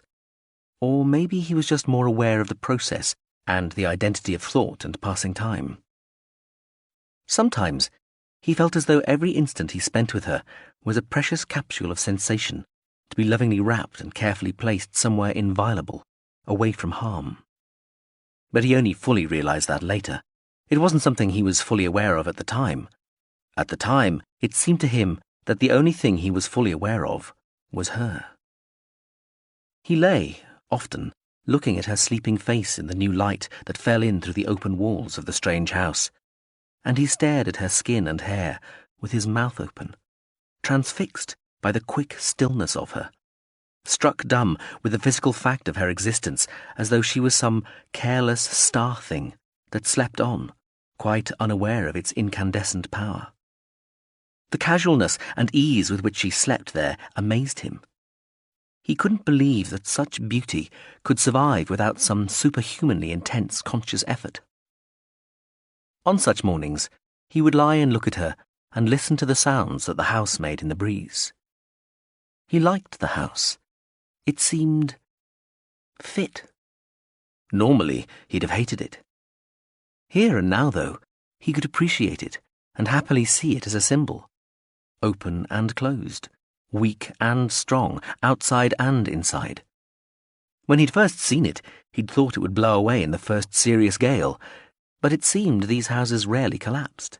In the very rare storms, people would retreat to the centre of the structures and huddle round the central fire, letting the various layers and thicknesses of covering shake and sway on their posts, gradually sapping the force of the wind and providing a core of shelter. Still, as he'd pointed out to her when he first saw it from the lonely ocean road. It would be easy to torch and simple to rob, stuck out here in the middle of nowhere. She'd looked at him as though he were mad, but then kissed him. That vulnerability intrigued and troubled him. There was a likeness to her there, to her as a poet and as a woman. It was similar, he suspected, to one of her images. The symbols and metaphors she used in the poems he loved to hear her read out loud, but could never quite understand. Too many cultural allusions, and this baffling language he had not yet fully understood and still sometimes made her laugh with. Their physical relationship seemed to him at once more whole and complete, and more defyingly complex than anything similar he had known. The paradox of love physically incarnate and the most personal attack being the same thing tied knots in him, sometimes sickened him, as in the midst of this joy he fought to understand the statements and promises that might be being implied. Sex was an infringement, an attack, an invasion. There was no other way he could see it. Every act, however magical and intensely enjoyed, and however willingly conducted, seemed to carry a harmonic of rapacity. He took her, and however much she gained in provoked pleasure and in his own increasing love, she was still the one that suffered the act, had it played out upon her and inside her. He was aware of the absurdity of trying too hard to develop the comparison between sex and war. He had been laughed out of several embarrassing situations trying to do so. "Zakalwe," she would say, when he tried to explain some of this, and she would put her cool, slim fingers behind his neck and stare out from the rumbustious black tangle of her hair. "You have serious problems." She would smile. But the feelings, the acts, the structure of the two were to him so close, so self-evidently akin, that such a reaction only forced him deeper into his confusion. But he tried not to let it bother him. At any time he could simply look at her and wrap his adoration for her around himself like a coat on a cold day, and see her life and body, moods and expressions and speech and movements as a whole enthralling field of study that he could submerge himself in, like a scholar finding his life's work. This was more like it, some small, remindful voice inside him said. This is more like the way it's supposed to be. With this, you can leave all that other stuff behind. The guilt and the secrecy and the lies, the ship and the chair and the other man. But he tried not to listen to that voice. They'd met in a port bar. He'd just arrived and thought he'd make sure their alcohol was as good as people had said. It was. She was in the next dark booth, trying to get rid of a man. "You're saying nothing lasts forever," he heard the fellow whine. Well, pretty trite, he thought. "No," he heard her say. "I'm saying with very few exceptions, nothing lasts forever. And amongst those exceptions, no work or thought of man is numbered." She went on talking after this, but he homed in on that. That was better, he thought. I liked that. She sounds interesting. Wonder what she looks like. He stuck his head round the corner of the booth and looked in at them. The man was in tears. The woman was, well, lots of hair. Very striking face, sharp and almost aggressive. Tidy body.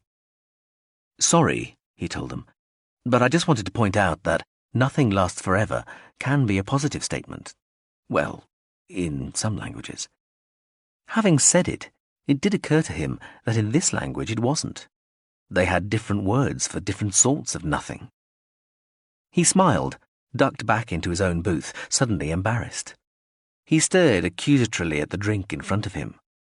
Then he shrugged and pressed the bell to attract a waiter.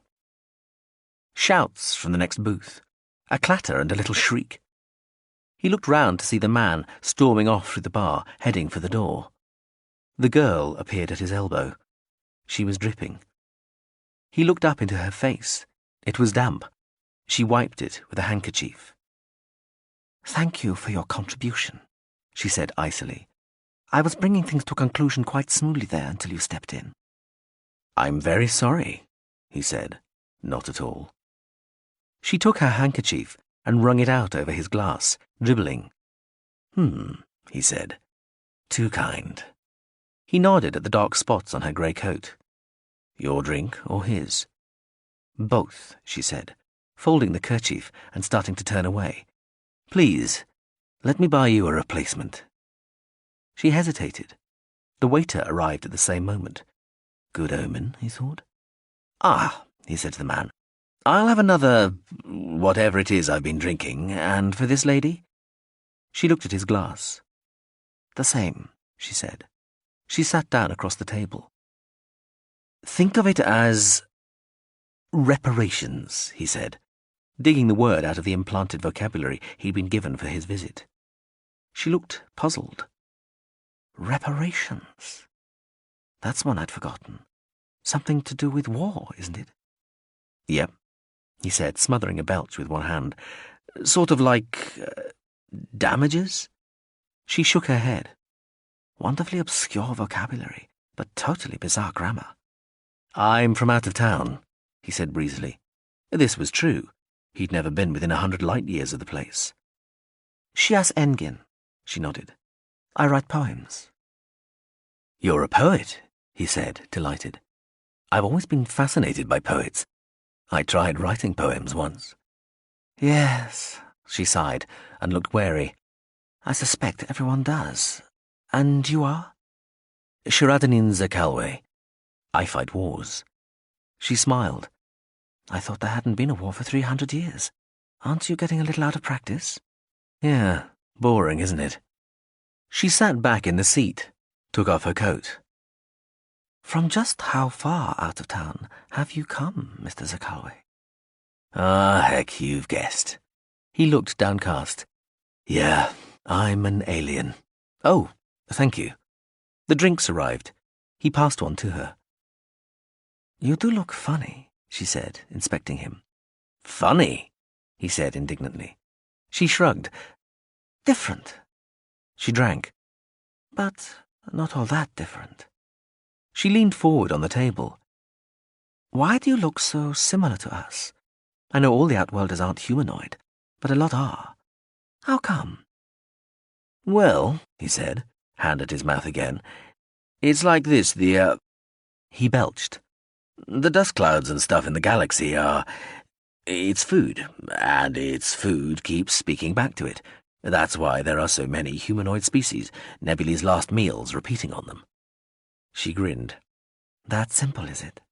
He shook his head. Nah, not at all. Very complicated. But, he held up one finger, I think I know the real reason. Which is? Alcohol in the dust clouds. Goddamn stuff is everywhere. Any lousy species ever invents the telescope and the spectroscope and starts looking in between the stars, what do they find? He knocked the glass on the table. Loads of stuff, but much of it, alcohol. He drank from the glass. Humanoids are the galaxy's way of trying to get rid of all that alcohol. It's all starting to make sense now, she agreed, nodding her head and looking serious. She looked inquisitively at him. So why are you here? Not come to start a war, I hope. No, I'm on leave. Come to get away from them. That's why I chose this place. How long are you here for? Till I get bored. She smiled at him. And how long do you think that will take? Well, he smiled back, I don't know. He put his glass down. She drained hers. He reached out for the button to call the waiter, but her finger was already there. My turn, she said. Same again? No, he said. Something quite different this time, I feel. When he tried to tabulate his love, list all the things about her that drew him to her, he found himself starting at the larger facts. Her beauty, her attitude to life, her creativity. But as he thought over the day that had just passed, or just watched her, he found individual gestures, single words, certain steps, a single movement of her eyes or a hand, starting to claim equal attention. He would give up then, and console himself with something she'd said, that you could not love what you fully understood. Love, she maintained, was a process, not a state. Held still, it withered. He wasn't too sure about all that. He seemed to have found a calm, clear serenity in himself he hadn't even known was there, thanks to her. The fact of her talent, maybe her genius, played a role too. It added to the extent of his disbelief this ability to be more than the thing he loved, and to present to the outside world an entirely different aspect. She was what he knew here and now, complete and rich and measureless, and yet, when both of them were dead, and he found he could think about his own death again now without fear, a world, at least, many cultures perhaps, would know her as something utterly dissimilar. A poet, a fabricator of sets of meanings that to him were just words on a page or titles that she sometimes mentioned. One day she said she would write a poem about him, but not yet. He thought what she wanted was for him to tell her the story of his life, but he had already told her he could never do that. He didn't need to confess to her. There was no need. She had already unburdened him, even if he did not know quite how. Memories are interpretations, not truth, she insisted, and rational thought was just another instinctive power. He felt the slowly healing polarization of his mind, matching his to hers, the alignment of all his prejudices and conceits to the lodestone of the image she represented for him. She helped him, and without knowing it. She mended him, reaching back to something so buried he'd thought it inaccessible forever, and drawing its sting. So perhaps it was also that which stunned him. The effect this one person was having on memories so terrible to him that he had long ago resigned himself to them only growing more potent with age. But she just ringed them off, cut them out, parcelled them up and threw them away, and she didn't even realize she was doing it, had no idea of the extent of her influence. He held her in his arms. "How old are you?" she'd asked, near dawn on that first night. "Older and younger than you." "Cryptic crap. Answer the question." He grimaced into the darkness. "Well, how long do you people live?" "I don't know. 80, 90 years?" He had to remember the length of the year here. "Close enough." "Then I'm about 220, 110, and 30. She whistled, moved her head on his shoulder. "A choice." "Sort of. I was born 220 years ago. I have lived for 110 of them, and physically I'm about 30. The laughter was deep in her throat. He felt her breasts sweep across his chest as she swung on top of him. "I'm fucking 110-year-old. She sounded amused. He laid his hands on the small of her back, smooth and cool. "Yeah, great, isn't it? All the benefits of experience without the She came down, kissing him. He put his head to her shoulder, drew her tighter. She stirred in her sleep, moved too, her arms around him, drawing him to her. He smelled the skin of her shoulder, breathing in the air that had been on her flesh, was scented by her, perfumed by no perfume, carrying her own smell only. He closed his eyes to concentrate on this sensation. He opened them, drew in her sleeping look again, moved his head to hers, his tongue out, flickering under her nose to feel the flow of breath, anxious to touch the thread of her life. The tip of his tongue and the tiny hollow between her lips and her nose, vexed and caved, as if designed. Her lips parted, closed again. Her lips rubbed against each other side to side, and her nose wrinkled. He watched these things with a secret delight, as fascinated as a child playing boo with an adult who kept disappearing round the side of a cot. She slept on. He rested his head again. That first morning, in the grey dawn, he had lain there while she inspected his body minutely. "So many scars, Zakalwe," she said, shaking her head, tracing lines across his chest. "I keep getting into scraps," he admitted. "I could have all these heal completely, but they're good for remembering." She put her chin on her chest. "Come on, admit you just like showing them off to the girls." "There is that too." This one looks nasty if your heart's in the same place as ours, given that everything else seems to be. She ran her finger round a little puckered mark near one nipple. She felt him tense and looked up. There was a look in the man's eyes that made her shiver. Suddenly, he seemed all the years he'd claimed, and more. She drew herself up, ran her hand through her hair. That one's still a bit fresh, huh? That's... He made the effort of trying to smile, and ran his own finger over the tiny dimpled crease on his flesh. That's one of the oldest, funnily enough. The look faded from his eyes. This one? She said brightly, touching one side of his head. Bullet. In a big battle? Well, sort of. In a car, to be precise. A woman. Oh, no. She clapped a hand to her mouth, mimicking horror. It was very embarrassing. Well, we won't go into that one. What about this? Laser. A very strong light, he explained, when she looked puzzled. Much longer ago. This one? Combination of things. Insects, in the end. Insects? She quivered. And he was back there, in the drowned volcano. A long time ago now, but still there, still within him, and still safer to think about than the crater over his heart, where another, even more ancient memory dwelt. He remembered the caldera, and saw again the pool of stagnant water, the stone at its centre, and the surrounding walls of the poisoned lake. He felt once more the long, slow scrape his body had made, and the intimacy of insects. But that remorseless concentricity didn't matter any more. Here was here, and now was now. You don't want to know, he grinned. I think I'll take your word for that, she agreed, nodding slowly, the long black hair swinging heavily. I know.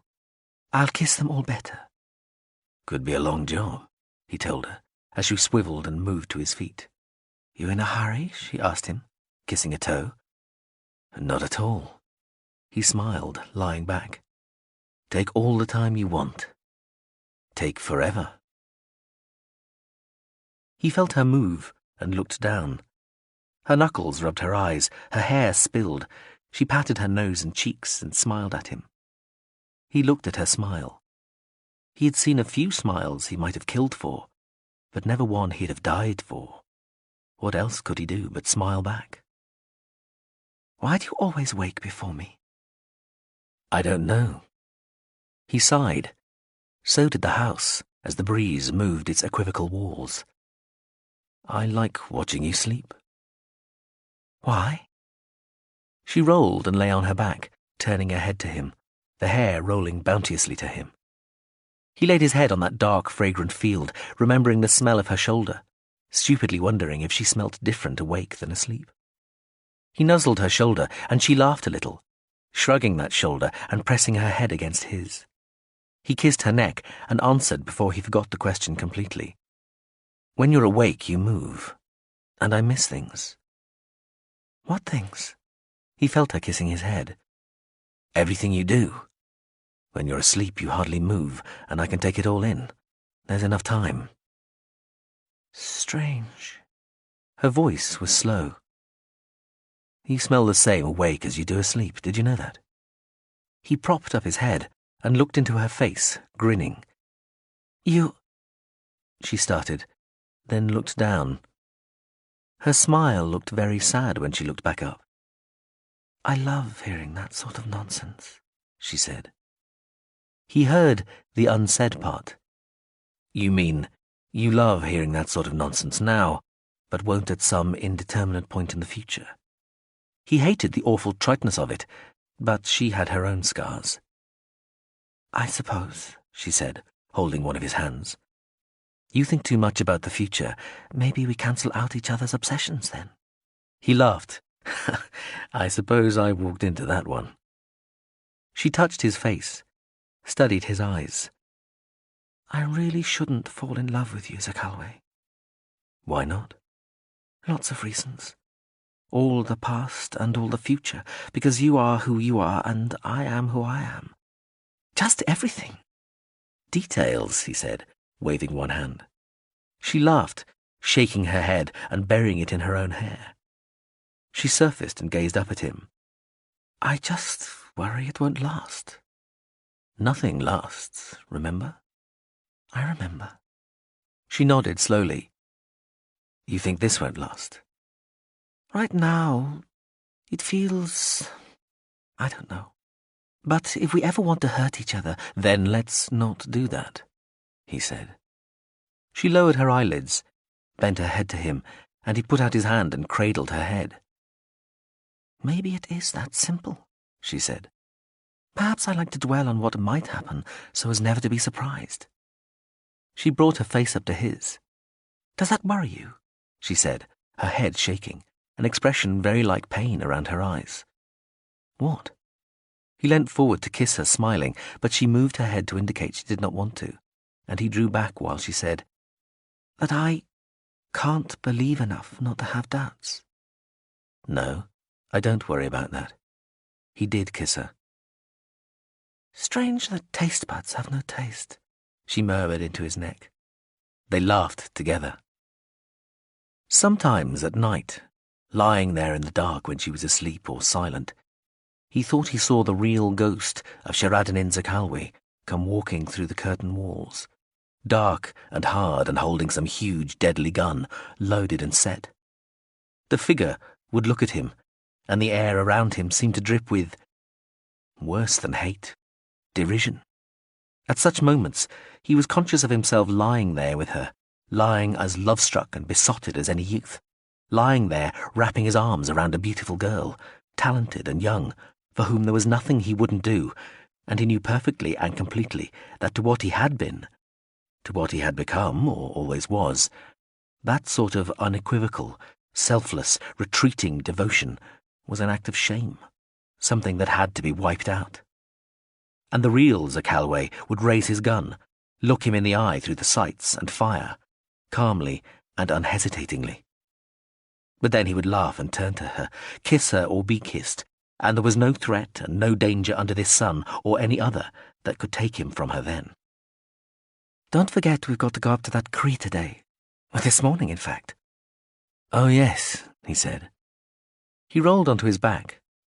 She sat up and stretched her arms out, yawning, forcing her eyes wide and glaring up at the fabric roof. Her eyes relaxed, her mouth closed. She looked at him, rested her elbow on the head of the bed, and combed his hair with her fingers. It probably isn't stuck, though. Maybe not, he agreed. It might not be there when we look today. Indeed. If it is still there, we'll go up, though. He nodded, reached up, took her hand clasped. She smiled, quickly kissed him, and then sprang out of the bed and walked to the far level. She opened the waving translucent drapes and unslung a pair of field glasses from a hook on a frame pole. He lay and watched her as she brought the glasses to her eyes, surveyed the hillside above. Still there, she said. Her voice was far away. He closed his eyes. We'll go up today. Maybe in the afternoon. We should. Far away. All right. Probably the stupid animal hadn't got stuck at all. More than likely it had dozed off into an absent-minded hibernation. They did that, so he heard. They just stopped eating and looked ahead and stared with their big dumb eyes at something and closed them sleepily and went into a coma, purely by accident. The first rain or a bird landing on it would probably wake it. Perhaps it was stuck, though. The Cree had thick coats, and they got entangled with the bushes and tree branches sometimes and couldn't move. They would go up today. The view was pleasant, and anyway, he could do with some exercise that wasn't mostly horizontal. They would lie on the grass and talk, and look out to the sea sparkling in the haze, and maybe they would have to free the animal, or wake it up, and she would look after it with a look he knew not to disturb, and in the evening she would write, and that would be another poem. As a nameless lover, he had appeared in many of her recent works, though, as usual, she would throw the bulk of them away. She said she would write a poem specifically about him one day, maybe when he had told her more about his life. The house whispered, moved in its parts, waving and flowing, spreading light and dimming it. The varying thicknesses and strengths of drape and curtain that formed the walls and divisions of the place rustled against each other secretly, like half-heard conversations. Far away, she put her hand to her hair, pulled one side absently as she moved papers on the desk around with one finger. He watched. Her finger stirred through what she'd written yesterday, toying with the parchments, circling them around slowly, slowly flexing and turning, watched by her, watched by him. The glasses hung from her other hand, straps down, forgotten, and he wandered a long, slow gaze over her as she stood against the light. Feet, legs, behind, belly, chest, breasts, shoulders, neck, face and head and hair. The finger moved on the desktop where she would write a short poem about him in the evening, one he would copy secretly in case she wasn't happy with it and threw it out. And as his desire grew and her calm face saw no finger move, one of them was just a passing thing, just a leaf pressed between the pages of the other's diary, and what they had talked themselves into, they could be silent out of. "I must do some work today," she said to herself. There was a pause. "Hey," he said. "Hmm?" Her voice was far away. "Let's waste a little time, "A nice euphemism, sir," she mused distantly. He smiled. "Come and help me think of better ones." She smiled, and they both looked at each other. There was a long pause. Chapter 6. Swaying slightly, scratching his head, he put the gunstock down on the floor of the small bay, held the weapon by its barrel, and squinted one-eyed into the muzzle, muttering. "Zakalwe," Dizzy Smar said, "we diverted 28 million people and 1 trillion tons of spaceship 2 months off course to get you to Vernhertz on time. I'd appreciate it if you'd wait until the job is done before you blow your brains out." He turned round to see Smar and the drone entering the rear of the small bay. A travel tube capsule flicked away behind them. "Eh?" he said, then waved. "Oh, hi." He wore a white shirt, sleeves rolled up, black pantaloons, and nothing on his feet. He picked the plasma rifle up, shook it, banged it on the side with his free hand, and sighted down the length of the small bay. He steadied, squeezed the trigger. Light flared briefly. The gun leapt back at him, and there was an echoing snap of noise. He looked down to the far end of the bay, 200 meters away, where a glittering black cube, perhaps 15 meters to a side, sat under the overhead lights. He peered at the distant black object, pointed the gun at it again, and inspected the magnified view on one of the gun's screens. "Weird," he muttered, and scratched his head. There was a small tray floating at his side. It held an ornate metal jug and a crystal goblet. He took a drink from the goblet, staring intently at the gun. "Zakalwe," Smar said, "what exactly are you doing?" "Target practice," he said. He drank from the goblet again. "You want a drink, Smar? I'll order another glass." "No, thanks." Smar looked down to the far end of the bay at the strange and gleaming black cube. "And what is that?" "Ice," Scaffin Amterscore said. "Yeah," he nodded, putting the goblet down to adjust something on the plasma rifle. "Ice." "Dyed black ice," the drone said. "Ice," Smar said, nodding but none the wiser. "Why ice?" "Because," he said, sounding annoyed, This ship, with the incredibly silly name and its 28 trillion people and its hyperzillion, billion, squintillion tonnage, hasn't got any decent rubbish, that's why." He flicked a couple of switches on the side of the rifle, aimed again. "Trillion fucking tons, and it hasn't got any goddamn garbage, apart from its brain, I suppose." He squeezed the trigger again. His shoulder and arm were pushed back once more, while the light flickered from the weapon's muzzle, and sound stuttered. He stared at the view in the sight screen. "This is ridiculous," he said. "But why are you shooting at ice?" Smar insisted. "Smar!" he cried. "Are you deaf? Because this parsimonious pile of junk claims it hasn't got any rubbish on board it can let me shoot at." He shook his head, opened an inspection panel on the side of the weapon. "Why not shoot at target hollows, like everybody else?" Smar asked. "Hollows are all very well, Diziet, but—" He turned and presented her with the gun. Here, hold this a minute, will you?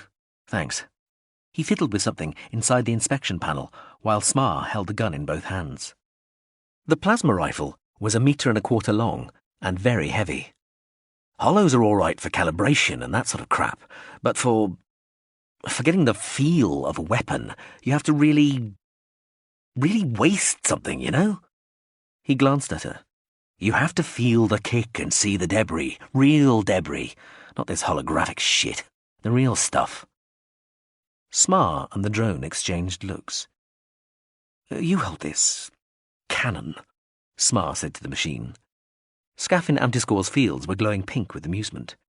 It took the weight of the gun from her, while the man continued to tinker with the weapon's insides. I don't think a General Systems vehicle thinks in terms of junk, Zakalwe, Smar said, sniffing dubiously at the contents of the ornately worked metal jug. She wrinkled her nose. Just matter that's currently in use and matter that's available to be recycled and turned into something else to be used. No such thing as rubbish. Yeah, he muttered. That's the crap it came out with as well. Gave you ice instead, eh? The drone said. Had to settle for it. He nodded, clicking the armoured inspection panel back into place and lifting the gun out of the drone's grip. Should take a hit, all right, but now I can't get the damn gun to work. Zakalwe, the drone sighed. It would hardly be surprising if it isn't working. The thing belongs in a museum. It's 1,100 years old. We make pistols that are more powerful nowadays. He sighted, carefully, breathed smoothly, then smacked his lips, put the gun down and took a drink from the goblet. He looked back at the drone. But this thing's beautiful, he told the machine, taking up the gun and flourishing it. He slapped the weapon's darkly cluttered side. I mean, take a good look at it. It looks powerful. He gave an admiring growl, then took up his stance again and shot. This firing fared no better than the others. He sighed and shook his head, staring at the weapon. It's not working, he said plaintively. It just isn't working. I'm getting recoil, but it just isn't working. May I? Scafin Amtiscore said. It floated towards the gun. The man looked suspiciously at the drone, then he turned the gun over to it. The plasma rifle flashed from every available screen, things clicked and beeped, the inspection panels flicked open and shut, and then the drone gave the gun back to the man. It's in perfect working order, it said. Huh? He held the weapon in one hand, up and out from his body, then slapped the back of the stock with his other hand, whirling the big rifle round so that it spun like a rotor in front of his face and chest. He didn't take his eyes off the drone while he did this. He was still looking at the machine when he twisted his wrist, brought the gun to a stop, already aimed straight at the distant black cube of ice, and fired it, all in one smooth action. Again, the gun seemed to fire, but the ice sat undisturbed. The hell it's working, he said. How exactly did your conversation with the ship go when you asked for your rubbish?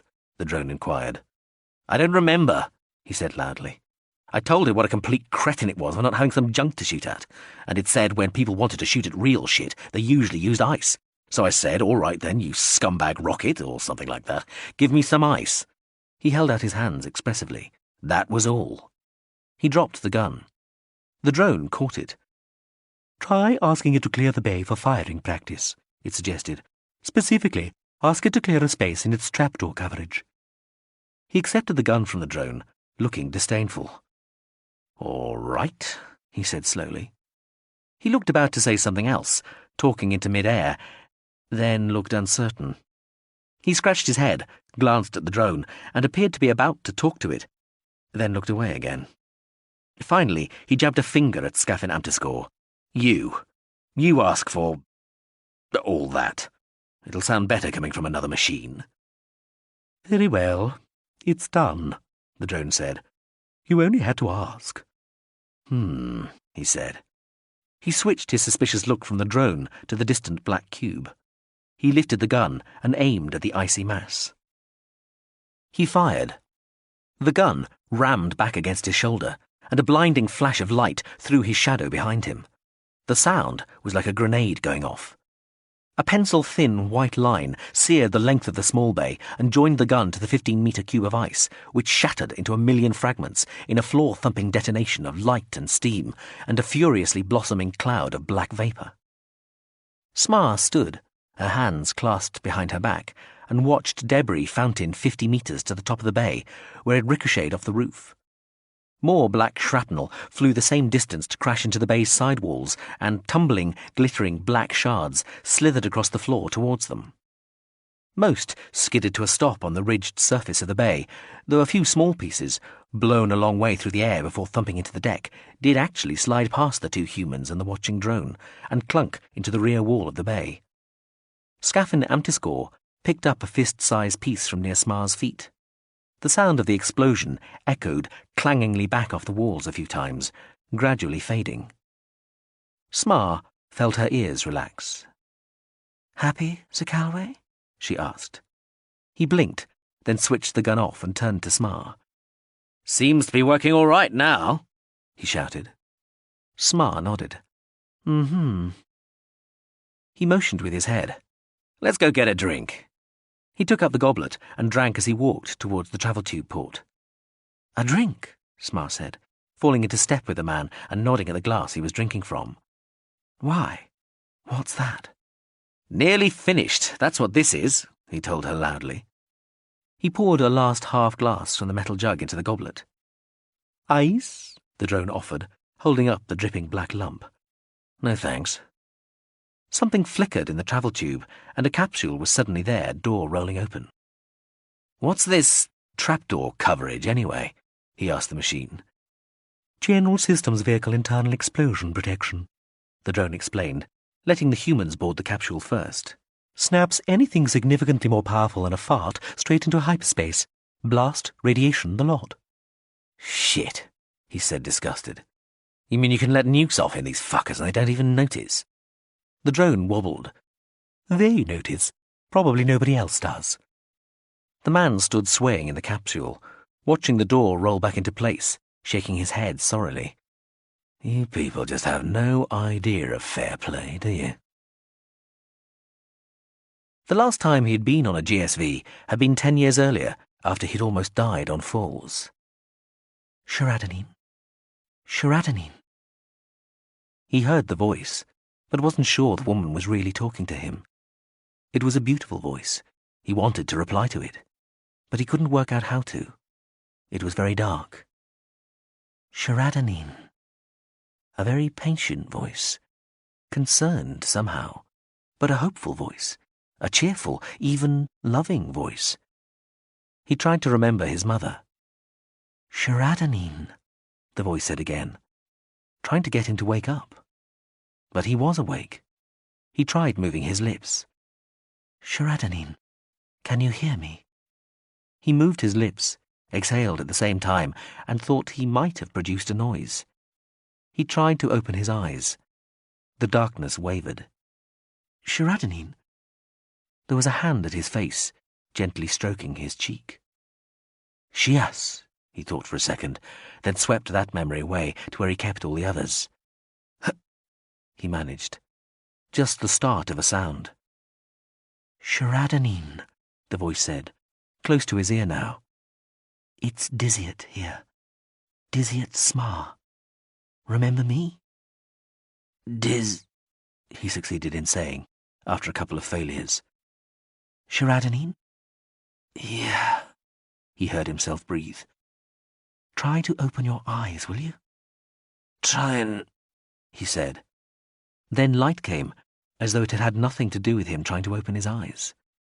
Things took a while to gel, but eventually he saw a restful green ceiling, illuminated from the sides by a fan-shaped glow of concealed lighting, and Dizzyat Smar's face looking down at him. "Well done, Cheradenine." She smiled at him. "How are you feeling?" He thought about this. "Weird," he said. He was thinking hard now, trying to remember how he'd got here. Was this some sort of hospital? How had he got here? "Where is this?" he said. Might as well try the direct approach.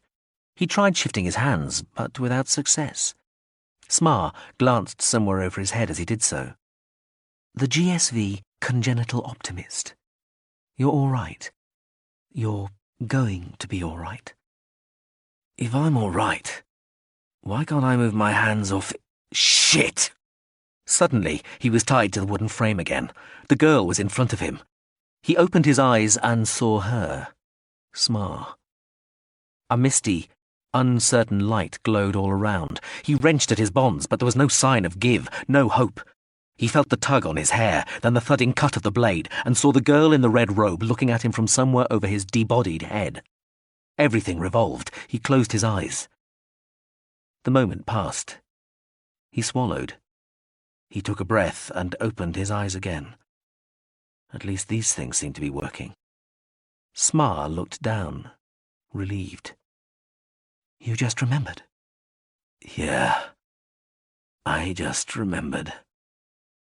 You going to be okay? She sounded serious, but still reassuring. I'll be all right, he said. Then, it's just a scratch. She laughed, looked away for a bit, and when she looked to him again, she was biting her lip. Hey, he said. Narrow one this time, huh? He smiled. Smar nodded. You could say that. Another few seconds and you'd have suffered brain damage. Another few minutes and you'd have been dead.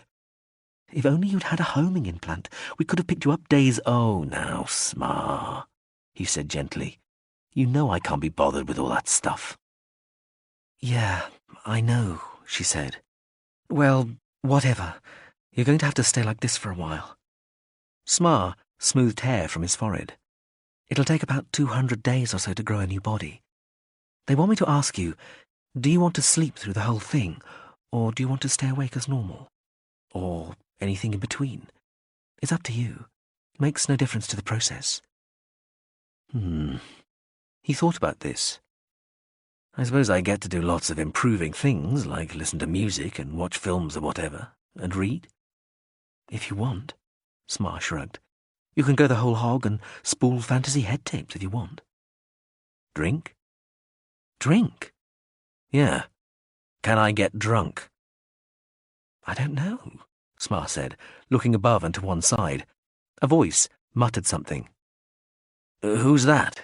He asked. Stad Paris. A young man nodded, coming into view upside down. Medic. Hello there, Mr. Zakalwe. I'll be looking after you, however you decide to spend the time. Do you dream when you're under, if you do it that way? He asked the medic. Depends how deep you want to go. We can send you so far down you think no more than a second's passed during those 200 days, or you can lucid dream every second of them. Whatever you want. What do most people do? Switch right off. Wake up with a new body after no appreciable time. Thought so. Can I get drunk while I'm hooked up to whatever the hell it is I'm hooked up to? Stod Paris grinned. I'm sure we could arrange it if you want. We could give you drug glands. Ideal opportunity, just no thanks. He closed his eyes briefly and tried to shake his head. Occasional inebriety will be quite sufficient. Stod Paris nodded. Well, I think we can rig you for that. Great. Smar? He looked at her. She raised her eyebrows. I'll stay awake, he told her. Smar smiled slowly. I had a feeling you might. You sticking around? Could do, the woman said. Would you like me to? I'd appreciate it. And I'd like to. She nodded thoughtfully. Okay, I'll watch you put on weight. Thanks. And thanks for not bringing that goddamn drone. I can imagine the jokes. Yes, Smar said hesitantly, so that he said, Smar? What is it? Well, the woman looked uncomfortable. Tell me. Scaffin Amtiscore, she said awkwardly. It sent you a present. She fished a small package from her pocket, flourished it, embarrassed. I don't know what it is, but... Well, I can't open it. Come on, Smar. Smar opened the package. She looked at the contents. Stod Paris leant over, and then turned quickly away, holding one hand at his mouth, coughing. Smar pursed her lips. I may ask for a new escort drone. He closed his eyes. What is it? It's a hat. He laughed at that. Smar did too, eventually, though she threw things at the drone later. Stod Paris accepted the hat as an onward gift. It was only later, in the dim red of the hospital section light, while Smar danced slowly with some new conquest, and Stod Paris was dining out with friends and telling them the story of the hat, and life went on throughout the rest of the great ship, that he remembered how, a few years earlier and very far away, she as Engin had traced the wounds on his body. Cool, slim fingers on the puckered, new-looking flesh, the smell of her skin, and the tingling sweep of her hair. And in 200 days, he would have a new body and this? I'm sorry. Still fresh, that one. The wound over his heart would be gone forever, and the heart beneath his chest would not be the same one. And he realized he had lost her.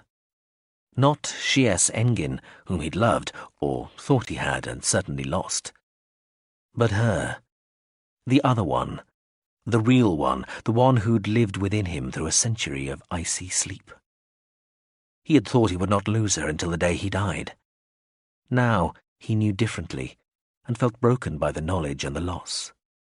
He whispered her name to the quiet red night. Overhead, the ever-watchful medical monitoring unit saw some fluid seep from the bodiless human's tear ducts, and wondered dumbly at it. How old is old Soldrin now? 80 relative, the drone said. You think he'll want to come out of retirement, just because I ask him to? He looked sceptical. You're all we could think of, Smar told him. Can't you just let the old guy grow old in peace?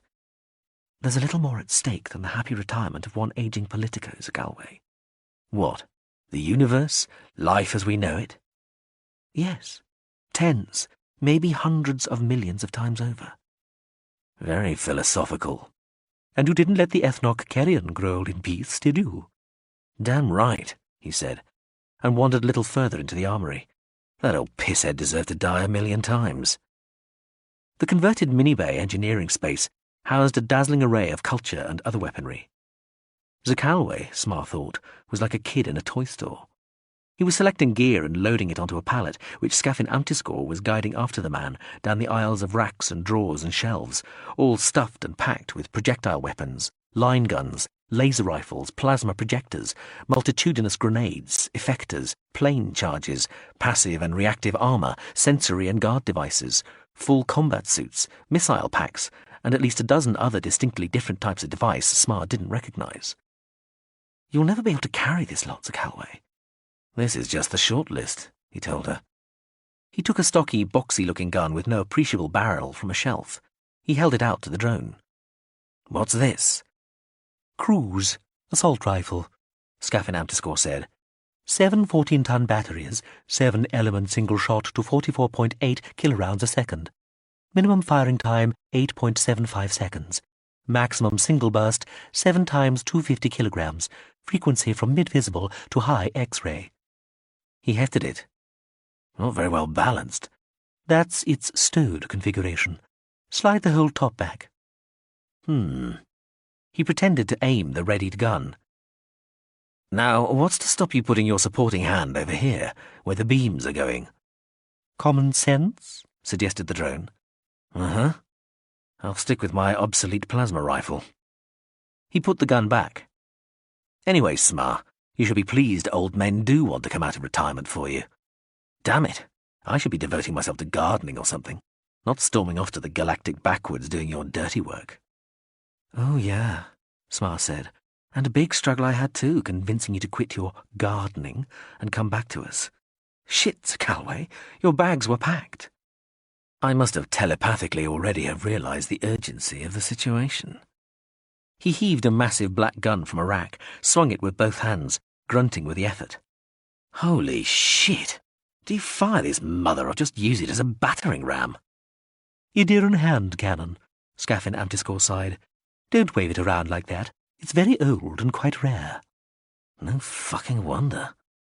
He struggled to lift the gun back into its rack, then continued down the aisle. Come to think of it, Smar, I'm so old my whole life ought to be on triple time or something. I'm probably grossly undercharging you for this whole sorry escapade. Well, if you're going to look at it that way, we should be charging you for patent infringement? Giving those old guys their youth back using our technology. Don't knock it. You don't know what it's like getting that old that early. Yeah, but it applies to everybody. You were giving it only to the most evil, power-mad bastards on the planet. They were top-down societies. What do you expect? Anyway, if I'd given it to everybody, think of the population explosion. Zakalwe, I thought about that when I was about 15. They teach you that sort of stuff in early school in the culture. It was all thought through long ago. It's part of our history, part of our upbringing. That's why what you did would look insane to a school kid. You are like a school kid to us. You don't even want to get old. Nothing more immature than that. Ooh, he said, stopping suddenly and taking something from an open shelf. What's this? Beyond your ken, Scaffin__ said. What a beauty. He gripped the stunningly complicated weapon and twirled it. What is this? He breathed. Micro-armament system, rifle, the drone narrated. It's... Oh, look, Zakalwe. It has 10 separate weapon systems, not including the semi-sentient guard facility, the reactive shield components, the IFF set quick reaction swing packs, or the AG unit. And before you ask, the controls are all on the wrong side because that's the left-hand bias version, and the balance, like the weight and the independently variable inertia, are fully adjustable. It also takes about half a year's training just to learn how to use it safely, let alone competently, so you can't have one. I don't want one, he said, stroking the weapon. But what a device! He put it back with the rest. He glanced at Smar. Dizzy, I know the way you people think. I respect it, I guess. But your life isn't my life. I live in unsafe ways in dangerous places, always have done, always will do. I'll die soon enough anyway, so why should I suffer the additional burden of getting old, even slowly? Don't try and hide behind necessity, Zakalwe. You could have changed your life. You don't have to live the way you do. You could have joined the culture, become one of us, at least live the way we do, but Smar, he exclaimed, turning to her. That's for you. It isn't for me. You think I'm wrong to have my age stabilized. Even the chance of immortality is wrong to you. Okay, I can see that. In your society, the way you live your lives, of course it is. You have your 350, 400 years, and know you'll get right to the end of them. Die with your boots off. For me, that won't work. I don't have that certainty. I enjoy the perspective from the edge, Smar. I like to feel that updraft on my face. So sooner or later I'll die, violently probably. Maybe even foolishly, because that's often the way of it. You avoid nukes and determined assassins, and then choke on a fishbone. But who cares? So, your stasis is your society, and mine is my age. But we are both assured of death. Smar looked at the floor, hands clasped behind her back. All right, she said. But don't forget who gave you that perspective from the edge. He smiled sadly. Yes, you saved me. But you've also lied to me, sent me on damn fool missions where I was on the opposite side from the one I thought I was on, had me fight for incompetent aristos I'd gladly have strangled in wars where I didn't know you were backing both sides, filled my balls full of alien seed I was supposed to inject into some poor damn female, nearly got me killed, very nearly got me killed 12 times or more. You've never forgiven me for that hat, have you? Scaffin__ said with fake bitterness. Oh, Cheradenine, Smar said. Don't pretend it hasn't been fun, too. Smar, believe me, it has not all been fun. He leant against a cabinet full of ancient projectile weapons. And worse than all that, he insisted, is when you turn the goddamn maps upside down. What? Smar said, puzzled. Turning the maps upside down, he repeated. Have you any idea how annoying and inconvenient it is when you get to a place and find that they map the place the other way up compared to the maps you've got? Because of something stupid like some people think a magnetic needle is pointing up to heaven when other people think it's just heavier and pointing down. Or because it's done according to the galactic plane or something. I mean, this might sound trivial, but it's very upsetting. Zakalwe, I had no idea.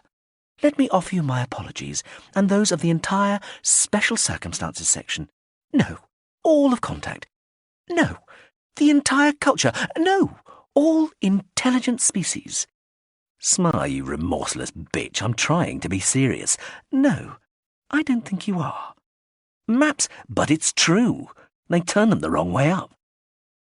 Then there must, Dizzy Smar said, be a reason for it. What? He demanded. Psychology, Smar and the drone said at the same time.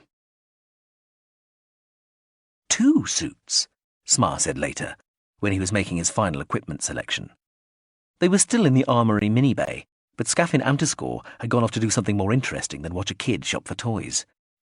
He heard the accusatory tone in Smar's voice and looked up. Yes, 2 suits. So what? Those can be used to imprison somebody, Zakalwe. I know that. They're not just for protection. Smar, if I'm lifting this guy out of a hostile environment, with no immediate help from you guys because you have to stand off and be seen to be pure, fake though that might be, I have to have the tools to do the job. Serious FYT suits are numbered among those tools. 1, Smar said. Smar, don't you trust me?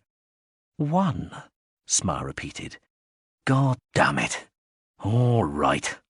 He dragged the suit away from the pile of equipment. Cheradenine, Smar said, suddenly conciliatory. Remember, we need Beishai's commitment, not just his presence. That's why we couldn't impersonate him. That's why we couldn't tamper with his mind. Smar, you're sending me to tamper with his mind. All right, Smar said, suddenly nervous-looking. She clapped her hands once softly, looked a little embarrassed. By the way, Cheradenine, what exactly are your plans? I know better than to ask for a mission profile or anything formal, but how do you mean to get to Beishai? He sighed. I'm going to make him want to come to me. How? Just one word. A word? A name. What? Yours? No.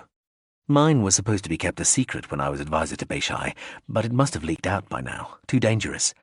I'll use another name. Aha. Smar looked expectantly at him, but he went back to choosing between the various bits of equipment he'd picked out. Beishai's in this university, right? He said, not turning to look at Smar. Yes, in the archives, almost permanently. But there are a lot of archives, and he moves around a lot, and there are always guards. Okay, he told her. If you want to do something useful, try finding something that the university might want. Smar shrugged. It's a capitalist society. How about money? I'll be doing that myself. He paused, looked suspicious. I will be allowed plenty of discretion in that area, won't I? Unlimited expenses, Smar nodded. He smiled. Wonderful. He paused. What source? A ton of platinum? Sack of diamonds? My own bank? Well, more or less your own bank, yes, Smar said. We've been building up something called the Vanguard Foundation since the last war. Commercial empire, comparatively ethical, expanding quietly. That's where your unlimited expenses will come from. Well, with my unlimited expenses, I'll probably try offering this university lots of money. But it would be better if there was some actual thing we could tempt them with. All right, she said, nodding. Then her brow wrinkled. She indicated the combat suit. What did you call that thing? He looked puzzled, then said, Oh, it's an FYT suit. Yes, a serious FYT suit, that's what you said. But I thought I knew all the nomenclature. I've never heard that acronym before. What does it stand for? It stands for a serious fuck you too suit. He grinned. Smar made a clicking noise with her tongue. Should have known better than to ask, shouldn't I? 2 days later, they stood in the hangar of the Xenophobe. The very fast picket had left the GSV a day earlier, slung at the Wöhrenherz cluster. It had accelerated hard, and now it was braking hard. He was packing the gear he would need into a capsule that would take him down to the surface of the planet where Zoldrin Beishai was. The initial stage of his in-system journey would be on a fast 3-person module. It would loiter in the atmosphere of a nearby gas giant planet. The xenophobe itself would wait in interstellar space, ready to provide support if needed. "Are you positive you don't want Scafin Amtiscore to come with you?" "Absolutely positive. Keep that airborne asshole to yourself." "Some other drone?" "No." "A knife missile?" "Dizzyet, no. I don't want Scafin Amtiscore or anything else that thinks it can think for itself." "Hey, just refer to me as though I'm not here," Scafin Amtiscore said. "Wishful thinking, drone." "Better than none at all, so above par for you," the machine said. He looked at the drone. "You sure they didn't issue a factory recall on your batch number?" "Myself," said the drone sniffily, "I have never been able to see what virtue there could be in something that was 80% water." "Anyway," Smar said, "you know all the relevant stuff, yes?" "Yes," he said tiredly. The man's tanned, smoothly muscled body rippled as he bent, securing the plasma rifle in the capsule. He wore a pair of briefs. Smar, hair still tousled from bed, for this was early morning by ship time, wore a jalaba. "You know the people to contact?" she fretted. "And who's in charge and on what side? And what to do if my credit facilities are suddenly withdrawn? Yes, everything." When you get him out, you head for the enchanting, sunny system of Impren," he said tiredly in a sing-song voice, "where there are lots of friendly natives in a variety of ecologically sound space habitats, which are neutral." "Zakalwe," Smar said suddenly, taking his face in both hands and kissing him. "I hope this all works out." "Me too, funnily enough," he said. He kissed Smar back. She pulled away eventually. He shook his head, running his gaze down and up the woman's body, grinning. One day, Dizzyet." She shook her head and smiled insincerely. "Not unless I'm unconscious or dead, Cheradenine." "Oh, I can still hope then." Smar slapped his backside. "On your way, Zakalwe." He stepped into the armoured combat suit. It closed around him. He flipped the helmet back. He looked suddenly serious. "You just make sure you know where—" "We know where she is," Smar said quickly. He looked at the floor of the hangar for a moment, then smiled back into Smar's eyes. "Good." He clapped his gloves together. "Great. I'll be off. See you later, with any luck." He stepped into the capsule. "Take care, Cheradenine," Smar said. "Yes, look after your disgusting cloven butt," Scafin Amtiscore said. "Depend on it," he said, and blew both of them a kiss. From General Systems Vehicle, to very fast picket, to small module, to the lobbed capsule, to the suit that stood in the cold desert dust with a man encased inside it. He looked out through the open faceplate and wiped a little sweat from his brow. It was dusk over the plateau. A few meters away, by the light of 2 moons and a fading sun, he could see the rim rock, frost-whitened. Beyond was the great gash in the desert, which provided the setting for the ancient, half-empty city where Zoldrin Beishai now lived. Clouds drifted, and the dust collected. "Well," he sighed to no one in particular, and looked up into yet another alien sky. "Here we are again." Numeral 8. The man stood on a tiny spur of clay and watched the roots of the huge tree as they were uncovered and washed bare by a gurgling wash of dun-coloured water. Rain swarmed through the air. The broad brown swell of rushing water, tearing at the roots of the tree, leapt with thrashing spray. The rain alone had brought visibility down to a couple of 100 metres, and had long since soaked the man in the uniform to the skin.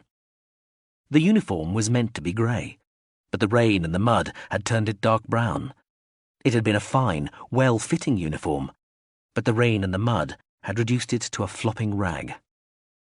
The tree tipped and fell, crashing back into the brown torrent and spraying mud over the man, who stepped back and lifted his face to the dull grey sky to let the incessant rain wash the mud from his skin. The great tree blocked the thundering stream of brown slurry and forced some of it over the clay spur, forcing the man further back, along a crude stone wall, to a high lintel of ancient concrete, which stretched, cracked and uneven, up to a small, ugly cottage squatting near the crown of the concrete hill. He stayed, watching the long brown bruise of the swollen river as it flowed over and ate into the little isthmus of clay.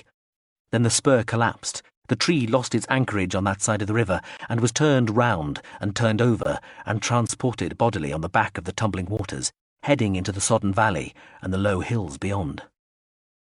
The man looked at the crumbling bank on the other side of the flood, where the great tree's roots protruded from the earth like ripped cables.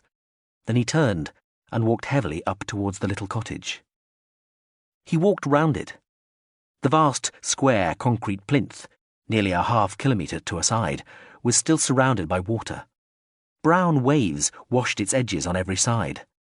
The towering hulks of ancient metal structures, long since fallen into disrepair, loomed through the haze of rain, squatting on the pitted and cracked surface of the concrete like forgotten pieces in some enormous game. The cottage, already made ridiculous by the expanse of concrete around it, looked somehow even more grotesque than the abandoned machines, just because of their proximity.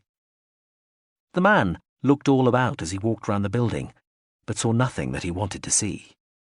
He went into the cottage. The assassin flinched as he threw open the door. The chair she was tied to, a small wooden thing, was balanced precariously against a thick set of drawers, and when she jerked, its legs rasped on the stone floor and sent chair and girl sliding to the ground with a whack. She hit her head on the flagstones and cried out. He sighed. He walked over, boots squelching with each step, and dragged the chair upright, kicking a piece of broken mirror away as he did so. The woman was hanging slackly, but he knew she was faking. He manoeuvred the chair into the centre of the small room. He watched the woman carefully as he did this, and kept out of the way of her head. Earlier, when he'd been tying her up, she'd butted him in the face, very nearly breaking his nose.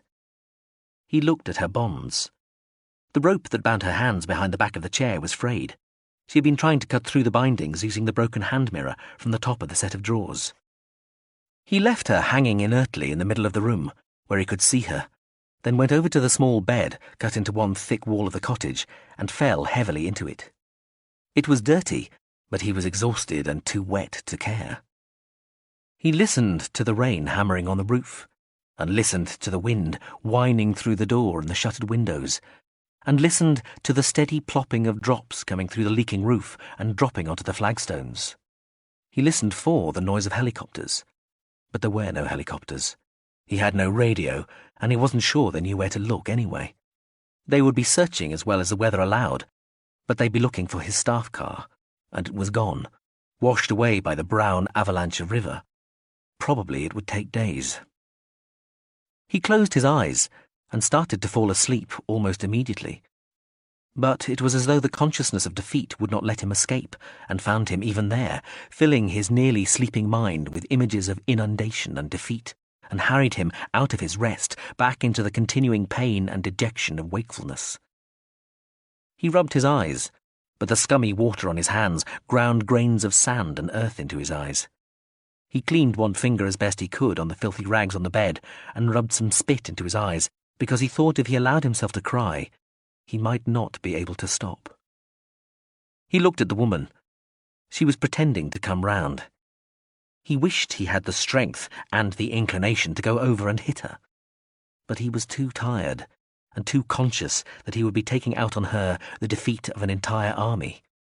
Belting any one individual, let alone a helpless, cross-eyed woman, would be so pathetically petty a way of trying to find recompense for a downfall of that magnitude that even if he did live, he would be ashamed forever that he had done such a thing.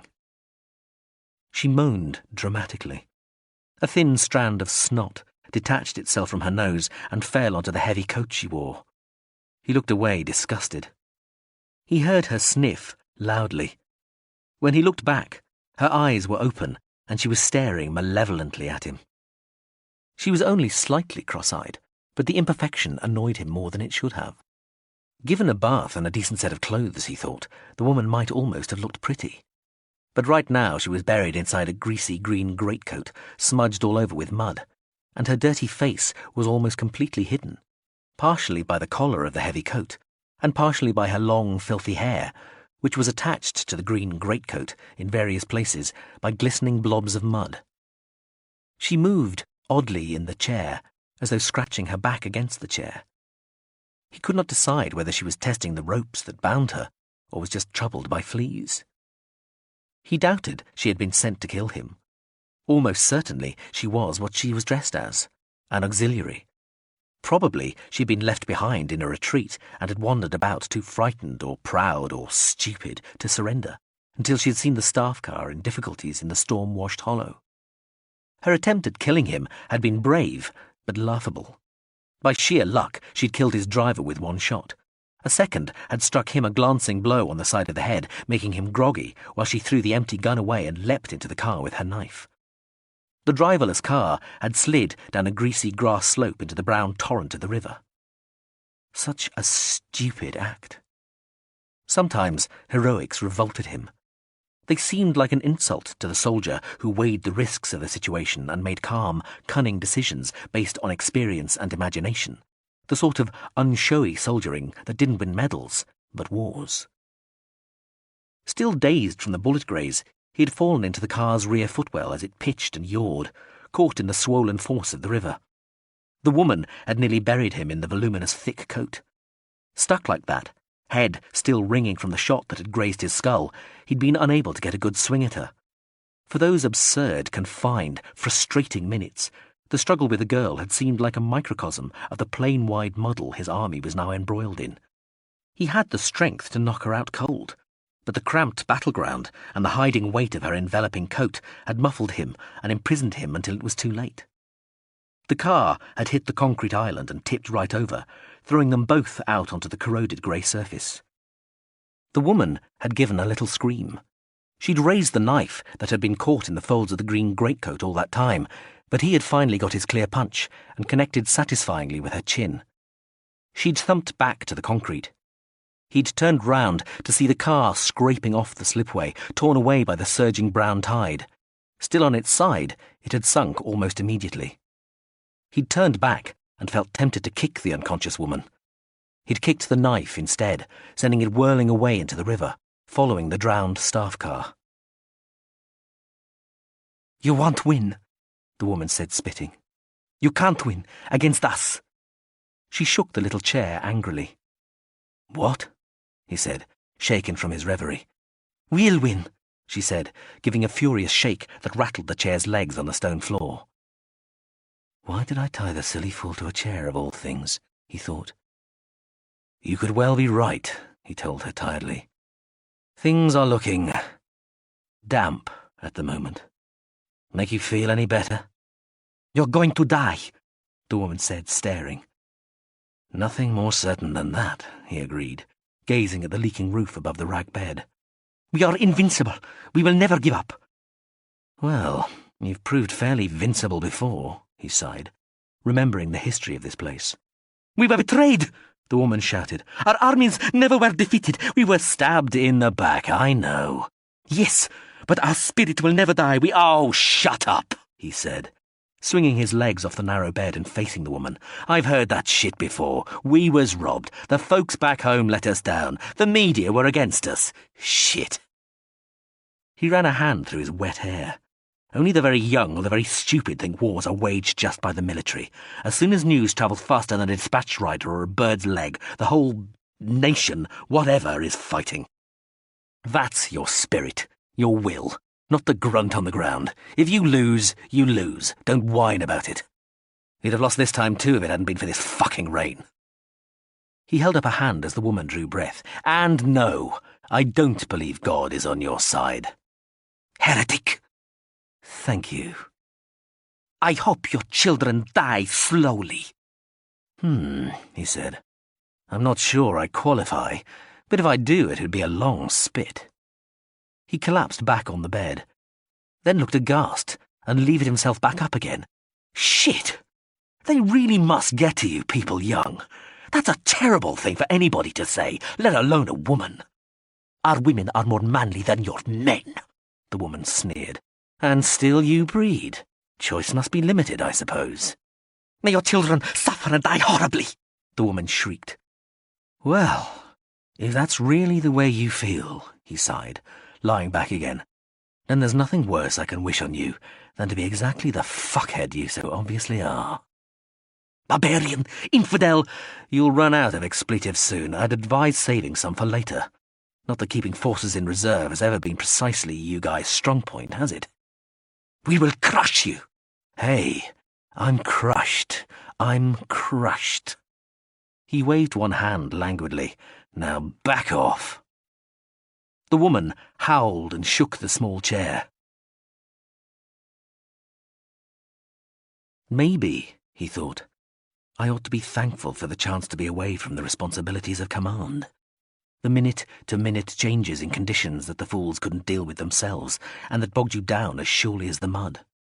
The continual flood of reports of units immobilized, washed away, deserting, cut off, retreating from vital positions, yelling for help, for relief, for reinforcements, more trucks, more tanks, more rafts, more food, more radios. Past a certain point, there was nothing he could do. He could only acknowledge, reply, turn down, delay, order to make a stand. Nothing. Nothing. The reports kept on coming in, building up like a one-colour paper mosaic of a million pieces. The picture of an army, bit by bit, disintegrating, softened by the rain just like a sheet of paper, made soggy and terrible, and gradually coming apart. That was what he was escaping by being marooned here. Yet he was not secretly thankful. He was not actually glad. He was furious and angry at being away, at leaving it all in the hands of others, of being away from the centre, from knowing what was happening. He fretted like a mother for a young son just marched off to war, driven to tears or pointless screams for the powerlessness of it, the heedless, unstoppable momentum. It struck him then that the whole process didn't really require any enemy forces at all. The battle was him and the army under his command against the elements. A third party was superfluous. First the rains, then their unheard-of severity, then the landslide that had cut them off from the rest of the command convoy, then this bedraggled idiot of a would-be assassin. He swung back upright again, held his head in his hands. Had he tried to do too much? He had had 10 hours' sleep in the last week. Had that clouded his mind, impaired his judgment? Or had he slept too much? Might that little extra bit of wakefulness have made all the difference? I hope you die, the woman's voice squawked. He looked at her, frowning, wondering why she had interrupted his thoughts, wishing she'd shut up. Maybe he should gag her. You're retreating, he pointed out. A minute ago you were telling me I would die. He slumped back on the bed. Bastard! She screamed. He looked at her, suddenly thinking that he was as much a prisoner where he lay as she was where she sat. Snot gathered under her nose again. He looked away. He heard her snort back, then spit. He would have smiled if he'd had the strength. She showed contempt with a spit. What was her one dribble compared to the deluge that was drowning a fighting machine he had worked 2 years to bring together and train? And why had he tied her to a chair, of all things? Did he try to make chance and fate redundant by scheming against himself? A chair. A girl tied to the chair. About the same age, maybe a little older. But the same slim figure, with a lying greatcoat that tried to pretend she was bigger but failed. About the same age, about the same shape. He shook his head, forcing his thoughts away from that battle, that failure. She saw him look at her and shake his head. Don't you laugh at me! She screamed, shaking backwards and forwards in the chair, furious at his scorn. Shut up! Shut up! He said wearily. He knew it wasn't convincing, but he could not sound any more authoritative. She shut up, remarkably. The rains and her. Sometimes he wished he did believe in fate. Maybe it did sometimes help to believe in gods. Sometimes, like now, when things fell against him and every turn he took brought him up against another vicious twist of the knife, another hammering on the bruises he'd already collected.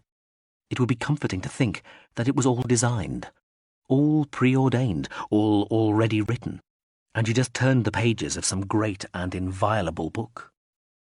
Maybe you never did get a chance to write your own story. And so his own name. Even that attempt at terms mocked him. He didn't know what to think. Was there as petty and suffocating a destiny as some people seemed to think? He didn't want to be here. He wanted to be back where the busy to and fro of report and command stifled all other traffic in the mind. "You're losing. You've lost this battle, haven't you?" He considered saying nothing. But on reflection, she would take this as a sign he was weak and so continue. "What a penetrating insight," he sighed. "You remind me of some of the people who planned this war. Cross-eyed, stupid and static." "I'm not cross-eyed!" she screamed, and instantly started crying, her head forced down by the weight of huge sobs that shook her body and waved the folds of the coat, making the chair creak. Her dirty long hair hid her face, falling from her head over the wide lapels of the greatcoat. Her arms were almost level with the ground, so far forward had she slumped in her crying.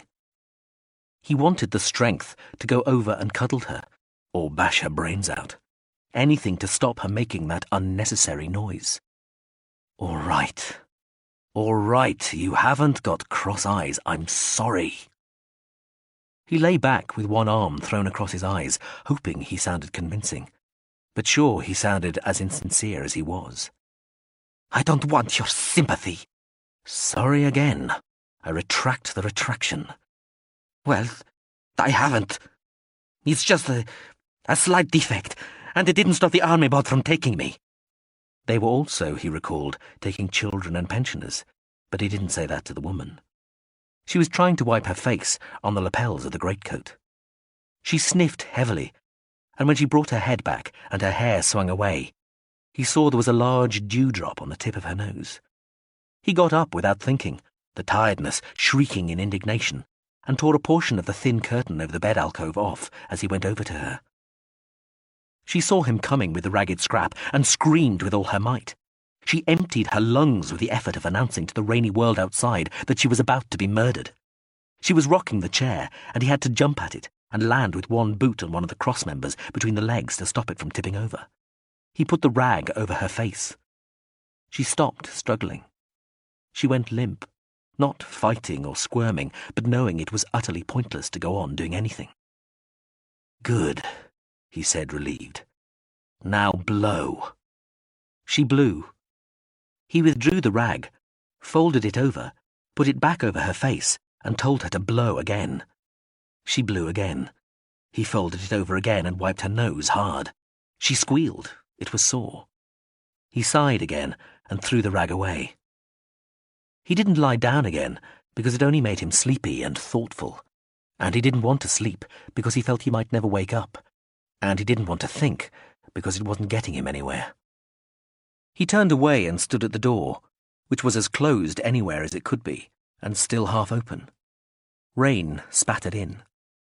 He thought of the others, the other commanders. Damn! The only other one he trusted was Rogton Bar, and he was too junior to take charge. He hated being put into positions like this, coming in on an already established command structure, usually corrupt, usually nepotistic, and having to take so much on himself that any absence, any hesitation, even any rest, gave the clueless frothheads around him a chance to fuck things up even further. But then, he told himself, what general was ever totally happy with the command he took over? Anyway, he hadn't left them enough. A few crazy plans that would almost certainly never come off. His attempts to use the weapons that were not obvious. Too much of it was still inside his own head. That one private place where he knew even the culture did not look, though through their own warped fastidiousness, not through inability. He forgot all about the woman. It was as if she didn't exist when he wasn't looking at her, and her voice and her attempt to cut herself free were the results of some absurd, supernatural manifestation. He opened the cottage door wide.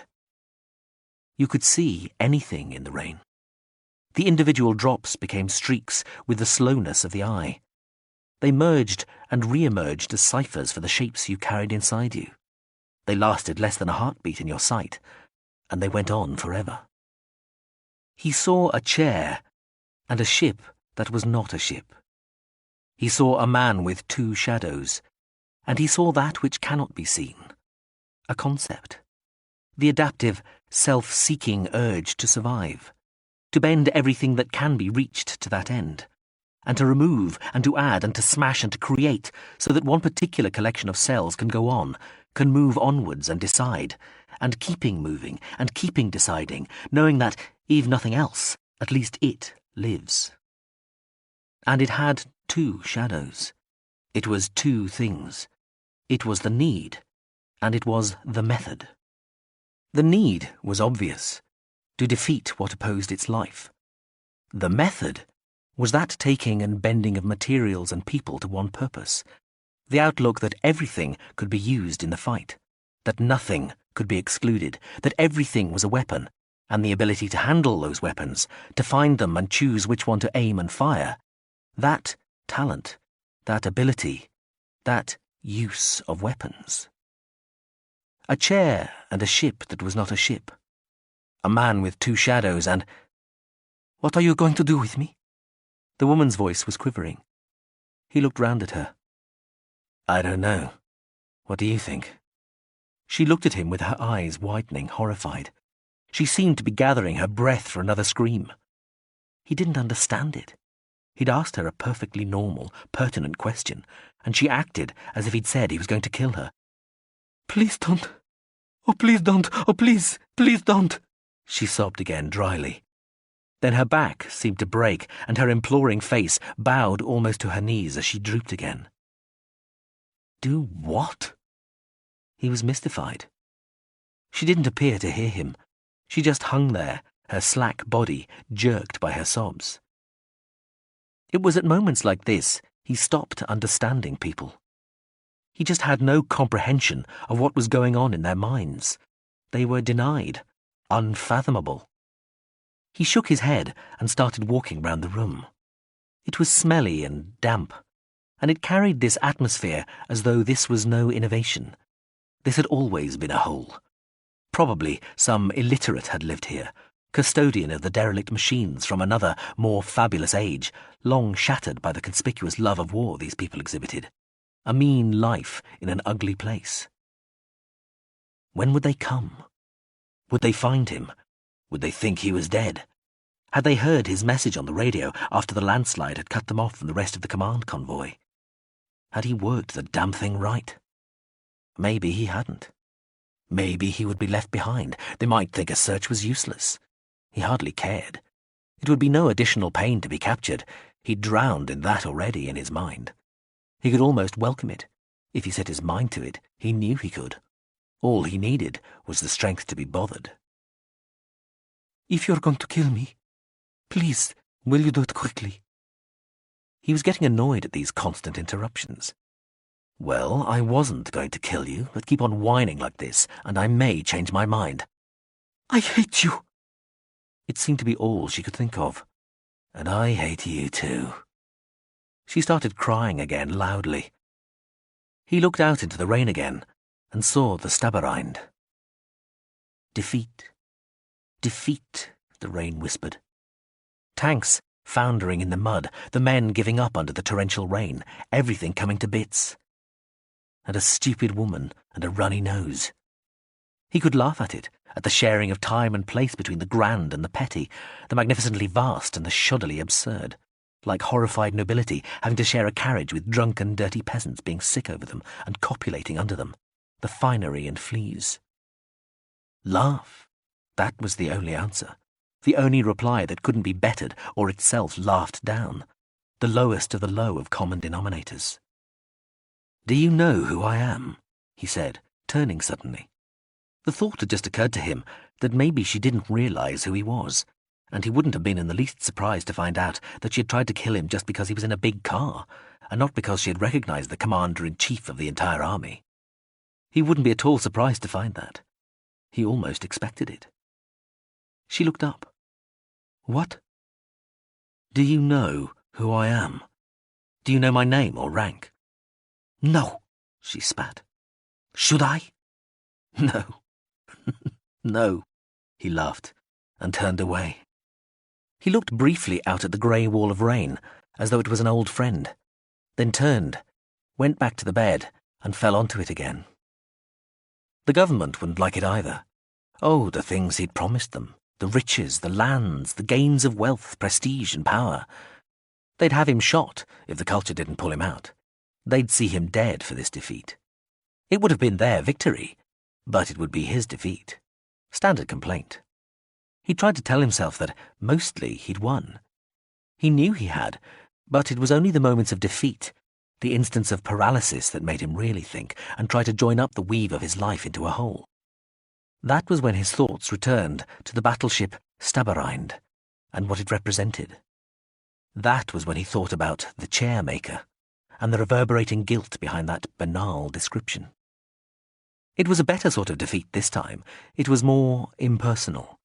He was the commander of the army. He was responsible to the government, and they could remove him. In the final reckoning, then, he was not responsible. They were. And there was nothing personal in the conflict.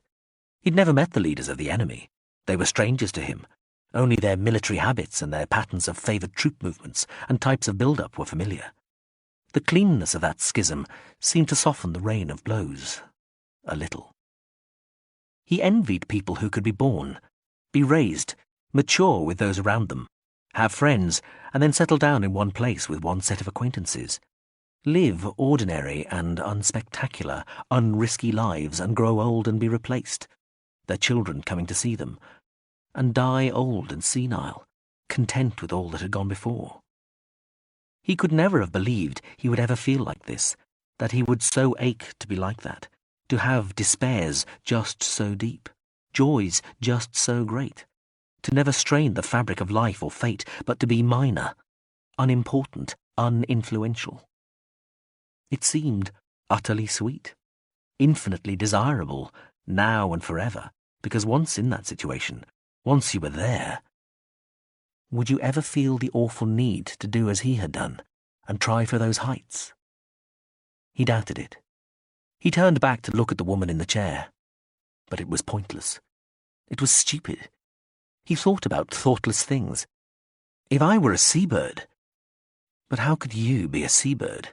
If you were a seabird, your brain would be tiny and stupid, and you would love half-rotted fish guts and tweaking the eyes out of little grazing animals.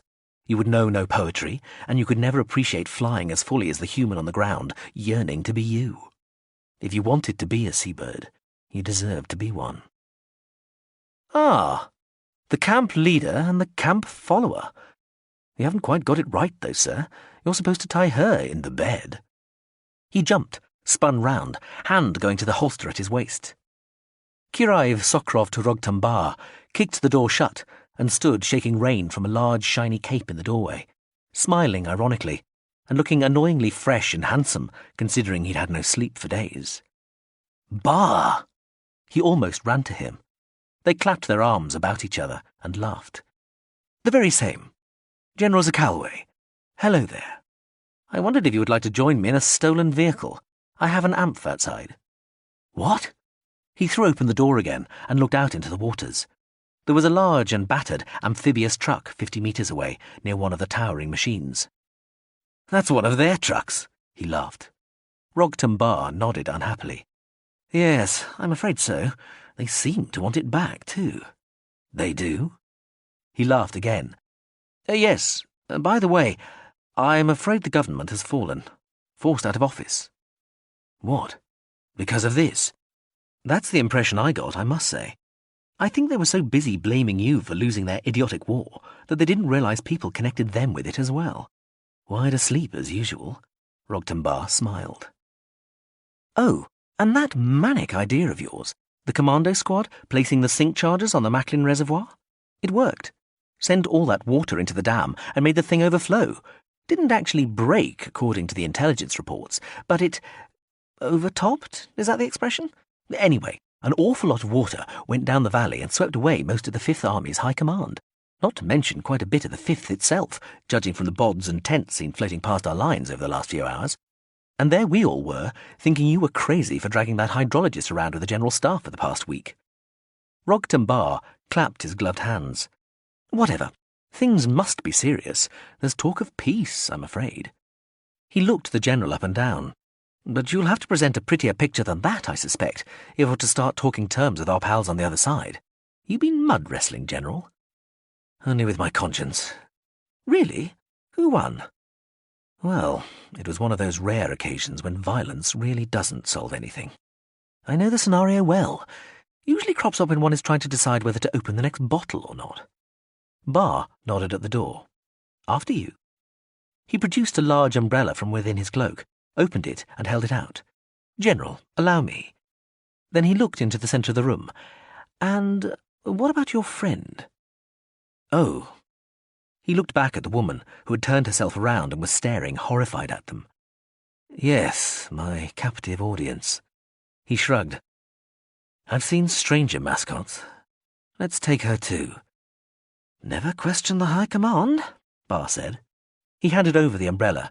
You take this, I'll take her. He looked reassuringly at the woman, tipped his cap.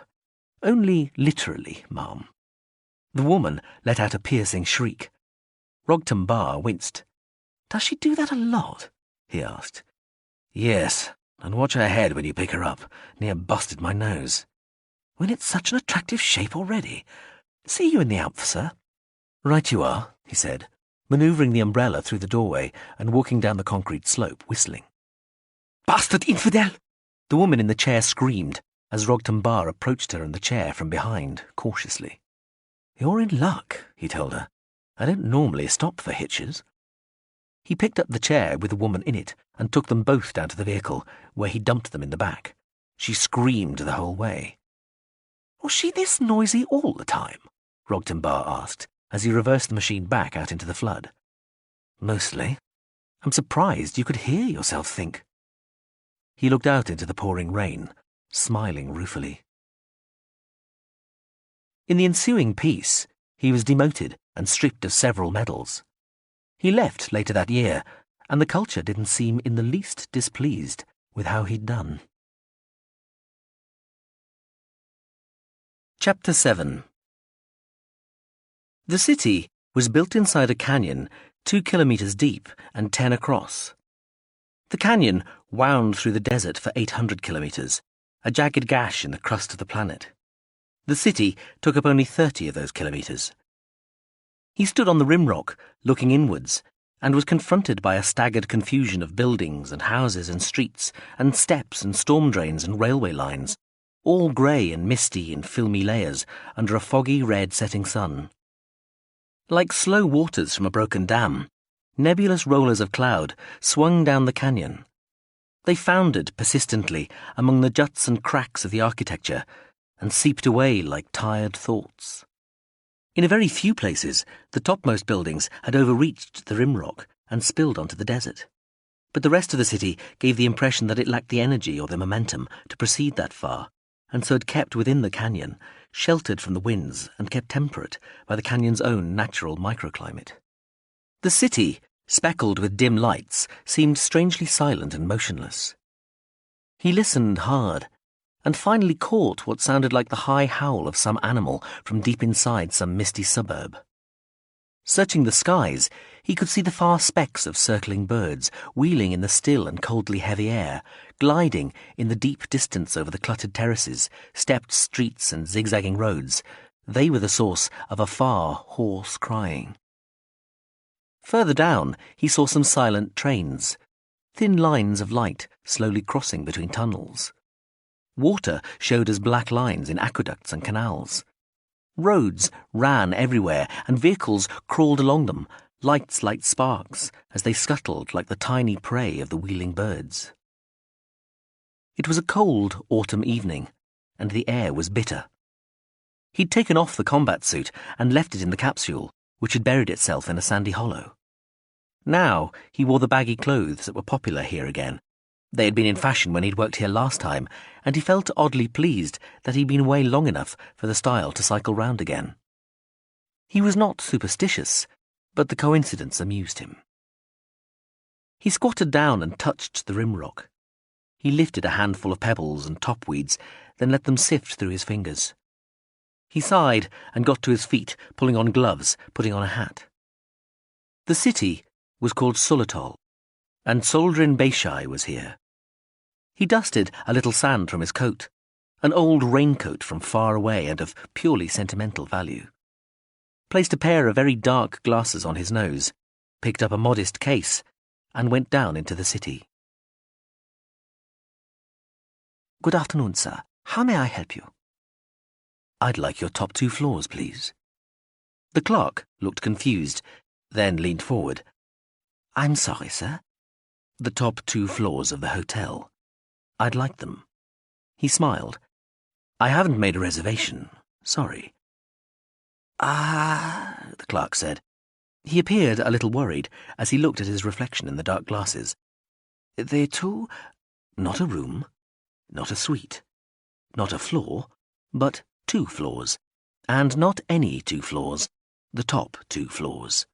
If you have any guests presently occupying any of the rooms in the top 2 floors, I suggest you ask them politely to accept a room on another floor. I'll pay their bills up till now.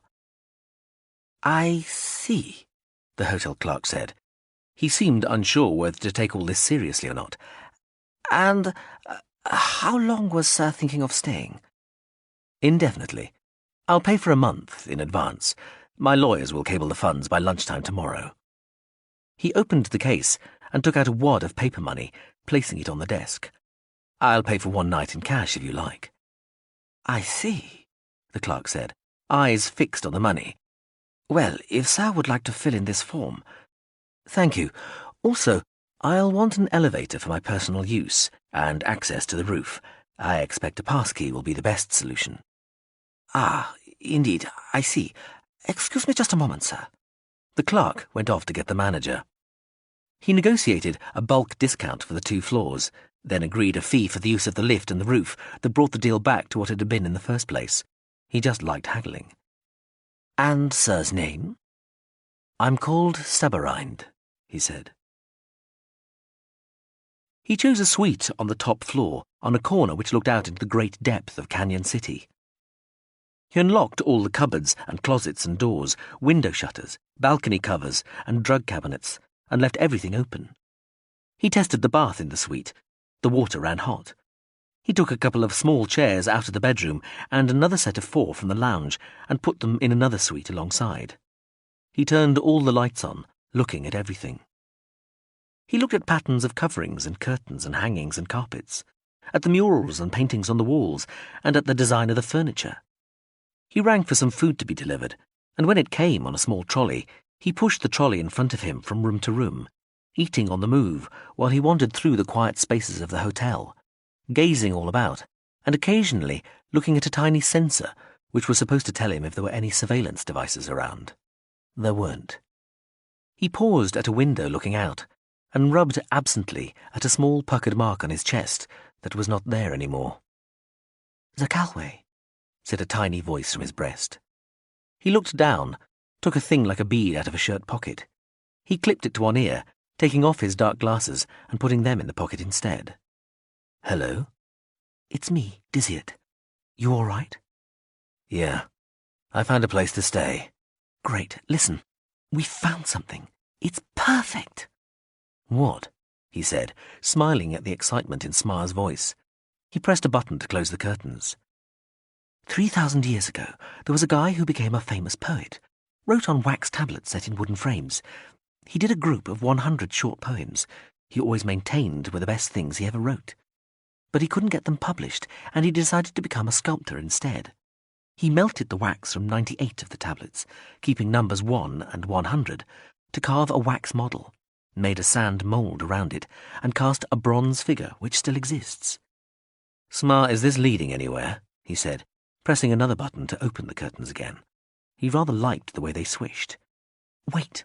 When we first found Verinhuts and did the standard total scan of each planet, we naturally took a hollow of the bronze statue, found some traces of the original casting sand and the wax in a cranny.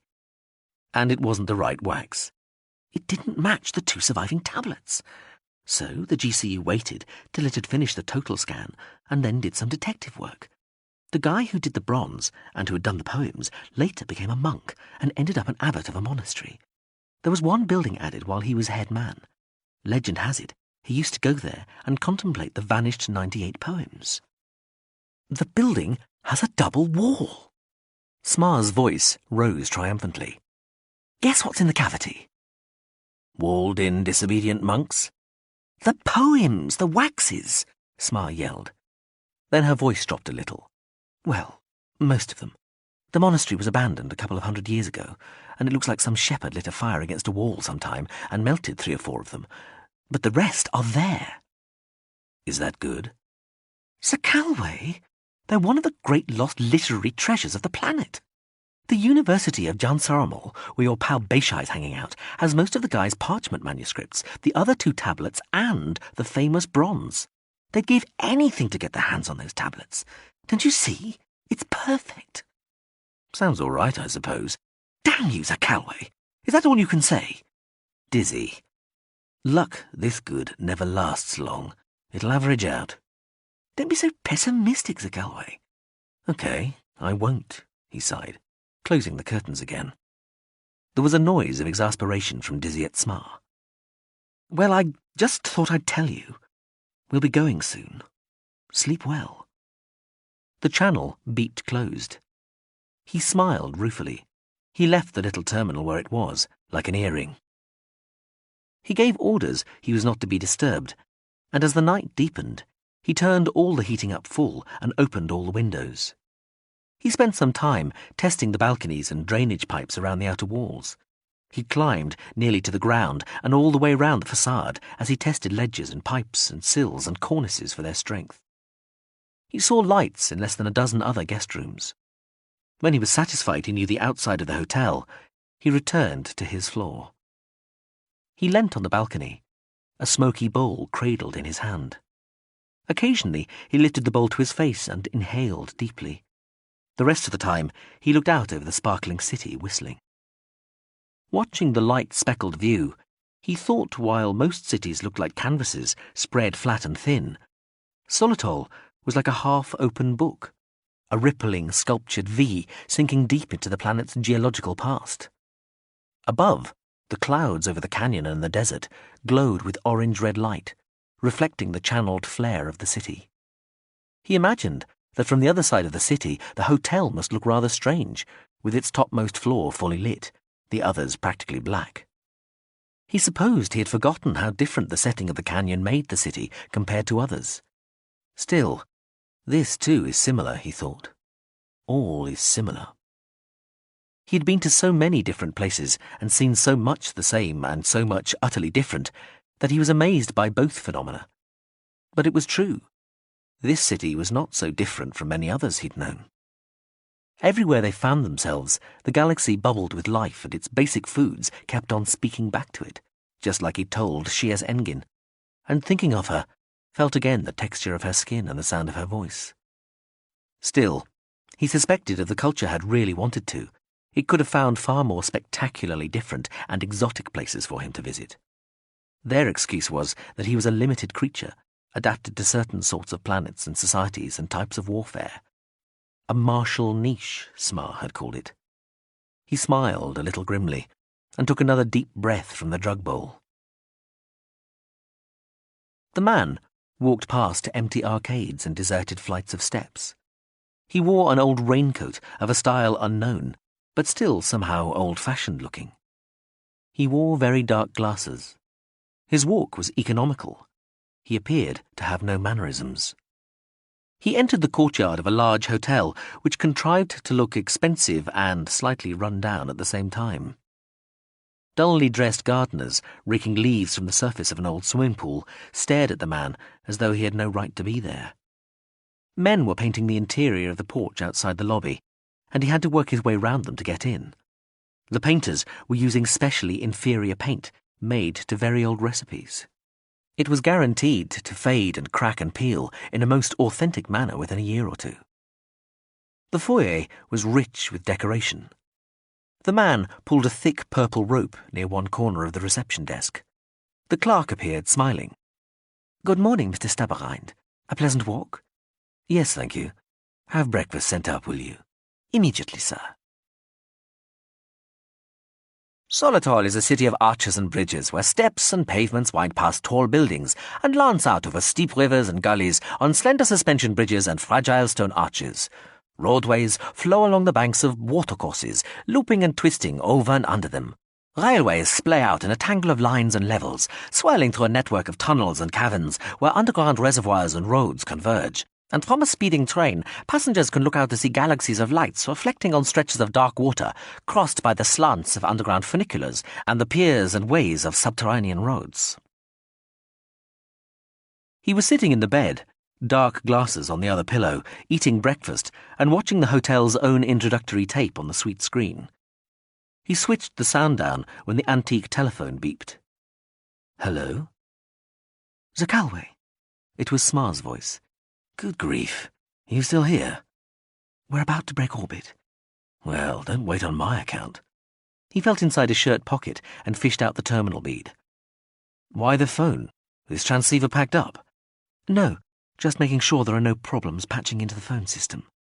Fine. That all? No. We've located Beishai more exactly. Still in John Saramol University, but he's in Library Annex 4. That's 100 metres under the city, the university's safest safe store. Quite secure at the best of times, and they have extra guards, though no real military. But where does he live? Where does he sleep? The curator's apartments. They're attached to the library. He ever come to the surface?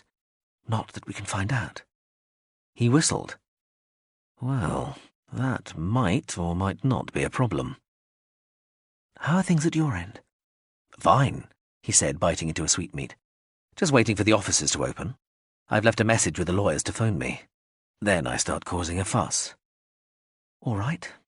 There shouldn't be any problems there. The necessary instructions have been issued, and you should get anything you want. Any problems, get in touch, and we'll fire off an indignant cable. Yeah. Smart. I've been thinking, just how big is this culture commercial empire, this Vanguard Corporation? Vanguard Foundation. It's big enough. Yeah, but how big? How far can I go? Well, don't buy anything bigger than a country.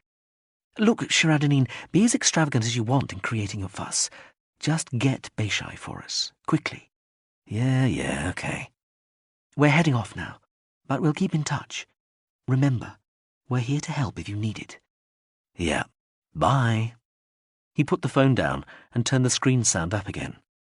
Caves, natural and artificial, are scattered through the rock of the canyon walls in almost as great a profusion as the buildings on the sloping surface. Many of the city's old hydroelectric sources are there, hollowed out into rock and humming, and a few small factories and workshops still survive, hidden away beneath the cliffs and shale, with only their stubby chimneys on the desert surface to show their position. This upward river of warm fumes counterpoints the network of sewage and drainage pipes, which also shows on the surface on occasion, and presents a complex pattern of tracery through the fabric of the city. The phone beeped. Hello? Mr. Stabberhind? Yes. Yes. Good morning. My name is Kiaplo, of... the lawyers. Yes, thank you for your message. I have here a cable granting you full access to the income and securities of the Vanguard Foundation. I know. Are you quite happy with this, Mr. Kiaplo? Yes, the cable makes the position quite clear, though it is an unprecedented degree of individual discretion, given the size of the account.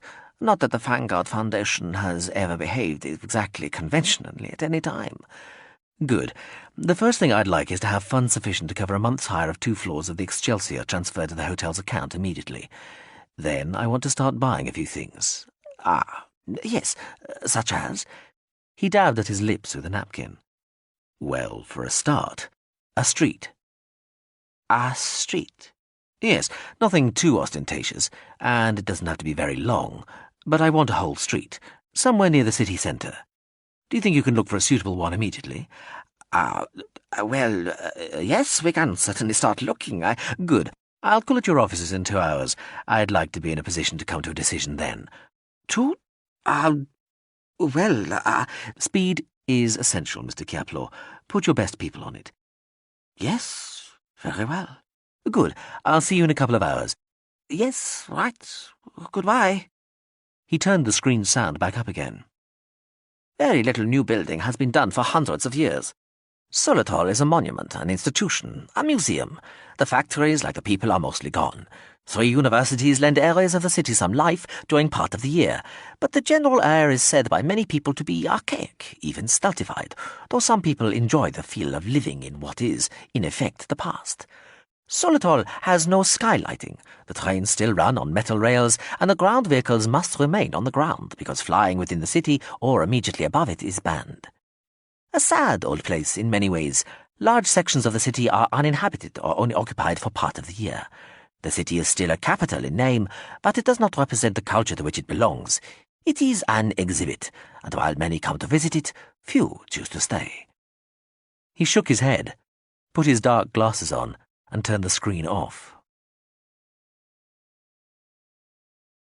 When the wind was in the right direction, he blasted huge netted balls of paper money into the air from an old firework mortar mounted in a high roof garden. The notes drifted down like early snowflakes. He'd had the street decorated with bunting, streamers and balloons, and filled with tables and chairs and bars serving free drink. Covered ways extended the length of it, and music played. There were brightly coloured canopies over the important areas, such as the bandstands and the bars, but they were not needed. The day was bright and unseasonably warm. He looked out of one of the highest windows in one of the tallest buildings in the street, and smiled at the sight of all the folk. So little happened in the city during the off-season that the carnival had attracted instant attention. He had hired people to serve the drugs and food and drink he had laid on. He had banned cars and unhappy faces, and people who didn't smile when they tried to get into the street were made to wear funny masks until they had livened up a bit. He breathed in deeply from where he leaned on the high window, and his lungs soaked up the heady fumes of a very busy bar just below. The drug smoke made it just this far up and hung in a cloud. He smiled, found it very heartening. It was all perfect. People walked around and talked together or in groups, exchanging their smoky bowls, laughing and smiling. They listened to the band and watched people dancing. They gave a great cheer each time the mortar fired. Many of them laughed at the leaflets full of political jokes that were given out with every bowl of drugs or food and every mask and novelty.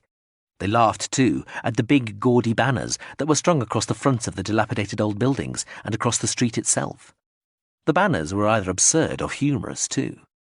Pacifists against walls and experts, what do they know, were two of the more translatable examples. There were games and trials of wit or strength. There were free flowers and party hats and a much-frequented compliment stall where one paid a little money or gave a paper hat or whatever and was told what a nice, pleasant, good, unshowy, quiet-tempered, undemonstrative, restrained, sincere, respectful, handsome, cheerful, good-willed person one was. He looked down on all of this, shades pushed up onto the tied-back hair above his forehead. Down there, submerged in it, he knew he would feel somehow apart from it all. But from his high vantage point, he could look down and see the people as a mass with different faces. They were far enough away to present a single theme, close enough to introduce their own harmonious variations. They enjoyed themselves, were made to laugh or to giggle, encouraged to get drugged and silly, captivated by the music, slightly deranged by the atmosphere. He watched two people in particular. They were a man and a woman, walking slowly through the street, looking all around. The man was tall and had dark hair cut short and kept artificially unkempt and curly. He was smartly dressed and carried a small dark beret in one hand. A mask dangled from the other. The woman was almost as tall and slimmer. She was dressed like the man in unfussy dark grey-black, with a mandala of pleated white at her neck. Her hair was black, shoulder-length, and quite straight. She walked as though there were many admiring people watching her. They walked side by side, without touching each other. They spoke now and again, merely tipping their heads in the direction of their companion, and looking to the other side, perhaps at what they were talking about as they spoke. He thought he remembered their photographs from one of the briefings on the GSV. He moved his head a little to one side to make sure the earring terminal had a good shot of them, then told the tiny machine to record the view. A few moments later, the two people disappeared beneath the banners at the far end of the street. They'd walked through the carnival without taking part in anything. The street party went on. A small shower came and drove people under the awnings and covers and into some of the small houses. But it was short, and more people were coming all the time. Small children ran with bright streamers of paper, winding coloured trails round posts and people and stalls and tables. Puff bombs exploded in smoky balls of coloured incense, and laughing, choking people staggered about, thumping each other's backs and shouting at the laughing children who threw the things. He drew away from the window, losing interest. He sat in the room for a little, squatting on an old chest in the dust, hand rubbing his chin, thoughtful, only raising his eyes when an upward landslide of balloons jostled up past the casement. He brought the dark glasses down. From inside, the balloons looked just the same. He walked down the narrow stairs, his boots clacking on the old wood. He took the old raincoat up from the rail at the bottom and let himself out of the rear door into another street. The driver pulled the car away, and he sat in the back as they rolled past the rows of old buildings. They came to the end of the street and turned into the steep road that ran at right angles to it and the street the party was in. They slid past a long, dark car with a man and a woman in it. He looked round. The dark car followed them. He told the driver to exceed the speed limit. They sped, and the car following them kept pace. He hung on and watched the city slithering past. They raced through some of the old government areas. The grand buildings were grey and heavily decorated with wall founts and water channels. Elaborate patterns of water ran down their walls in vertical waves, dropping like theatre curtains. There were some weeds, but less than he would have expected. He couldn't remember if they let the water walls ice up, turned them off, or added antifreeze. Scaffolding hung from many of the buildings. Workmen scratched and scraped at the worn stones and turned to watch the two big cars go tearing through the squares and plazas. He clung onto a grab handle in the rear of the car and sorted through a large collection of keys. They stopped in an old narrow street, down near the banks of the great river itself. He got out smartly and hurried into a small entrance under a tall building.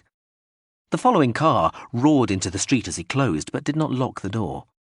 He went down some steps, unlocking several rusting sets of gates. When he got down to the bottom of the building, he found the funicular car waiting on the platform. He opened the door, got in, and pulled the lever. There was a slight jerk as the car started off up the incline, but it ran smoothly enough. He watched through the back windows as the man and then the woman came out onto the platform. He smiled as they looked up and saw the car disappearing into the tunnel. The little coach struggled up the smooth slope into the daylight. At the point where the uphill and the downhill coach passed each other, he got out onto the outer platform of the car and stepped over onto the downhill coach. It ran on, propelled by the extra weight of water that it carried in its tanks, picked up from the stream at the high terminal of the old line. He waited a bit, then jumped out of that car, about a quarter of the way down, onto the steps at the side of the track. He climbed up a long metal ladder into another building. He was sweating slightly by the time he got to the top. He took off the old raincoat and walked back to the hotel with it over his arm. The room was very white and modern-looking, with large windows. The furniture was integrated with the plasticized walls, and light came from bulges in the one-piece roof. A man stood watching the first snow of winter as it fell softly over the grey city. It was late afternoon and getting dark quickly. On a white couch, a woman lay face down, her elbows spread out, but her hands together under her side-turned face. Her eyes were closed, and her pale, oiled body was massaged with apparent roughness by a powerfully built man with grey hair and facial scars. The man at the window watched the falling snow in two ways. First, as a mass, with his eyes on one static point, so that the snowflakes became a mere swirl and the currents of air and gusts of light wind that moved them became manifest in patterns of circling, spiralling, falling. Then, by looking at the snow as individual flakes, selecting one high in the indeterminate galaxy of grey on grey, he saw one path, one separate way down through all the quiet hurry of the fall. He watched them as they hit the black sill outside, where they grew steadily but imperceptibly to form a soft white ledge. Others struck the window itself, sticking there briefly, then falling away, blown off. The woman seemed asleep. She smiled slightly, and the exact geography of her face was altered by the forces that the grey-haired man exerted on her back, shoulders, and flanks. Her oiled flesh moved this way and that, and the gliding fingers seemed to provide force without causing friction, ribbing and creasing the skin like the smooth action of the sea on underwater grass. Her buttocks were covered by a black towel. Her hair was loose and spilling over part of her face, and her pale breasts were long ovals squashed beneath her trim body. What is to be done, then? We need to know more. That is always true. Back to the problem. We could have him deported. For what? We need to give no reason, though we could invent one easily enough. That might start the war before we are ready for it. Shush now. We must not talk of this war thing. We are officially on the best of terms with all our Federation members. There is no need for worry. Everything is under control, said an official spokesman. Do you think we should get rid of him? It may be the wisest course. One might feel better with him out of the way. I have a horrible feeling he must be here for a purpose. He has been given full use of the Vanguard Foundation's monies, and that willfully mysterious organization has opposed us every step along the road for 30 years. The identity and location of its owners and executives have been one of the cluster's best-kept secrets. Unparalleled reserve. Now, suddenly this man appears, spending with a quite vulgar profligacy, and maintaining a high, if still coquettishly shy, profile, just when it might prove extremely awkward. Perhaps he is the Vanguard Foundation. Nonsense. If it's anything appreciable at all, it's some interfering aliens or a do-good machine, either running on some dead magnate's conscience will, or even running with a transcription of a human personality. Or it's a rogue machine, accidentally conscious with no one to oversee it. I think every other possibility has been discounted over the years. This man's Staberind is a puppet. He spends money with the desperation of an indulged child, worried such generosity will not last. He's like a peasant winning a lottery. Revolting. But he must, I repeat, be here for a purpose. If we kill him and he turns out to have been important, then we might start a war, and too early. Perhaps, but I feel we must do what is not expected, to prove our humanity, to exploit our intrinsic advantage of the machines, if for no other reason. Indeed, but isn't it possible he could be of use to us? Yes. The man at the window smiled at his reflection in the glass and tapped out a little rhythm on the inside sill. The woman on the couch kept her eyes closed, her body moving to the steady beat of the hands that plied her waist and flanks.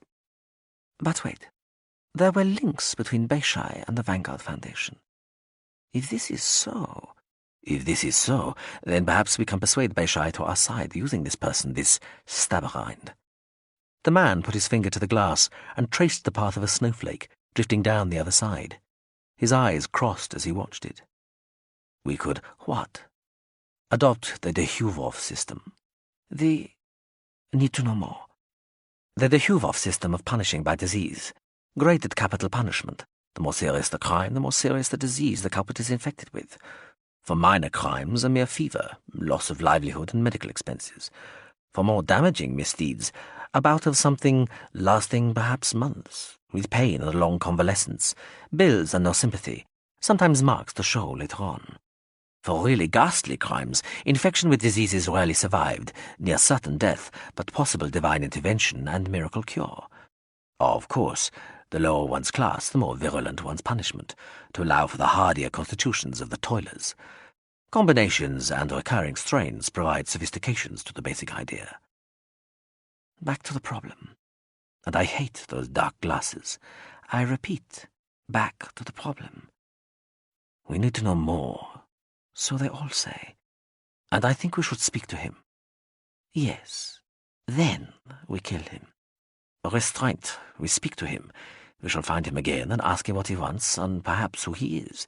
We shall keep quiet and be thoughtful, and we shall not kill him unless he needs to be killed. We nearly spoke to him. No sulking. It was preposterous. We are not here to chase cars and run after idiot recluses. We plan, we think.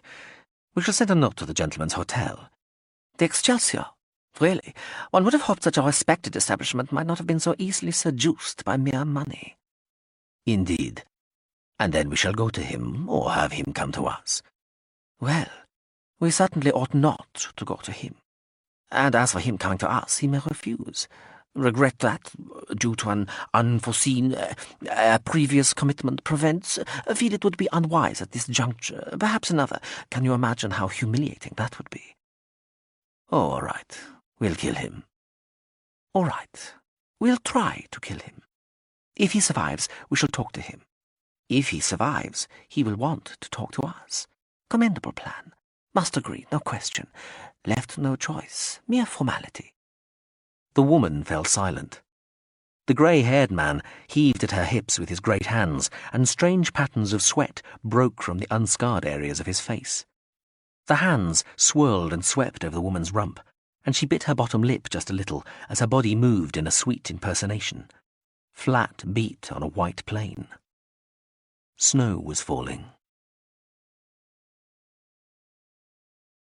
Numeral 7. You know, he told the rock, I've got this really nasty feeling that I'm dying. But then, all my feelings are pretty nasty at the moment, come to think of it. What do you think?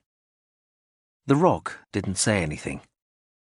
He had decided that the rock was the centre of the universe, and he could prove it.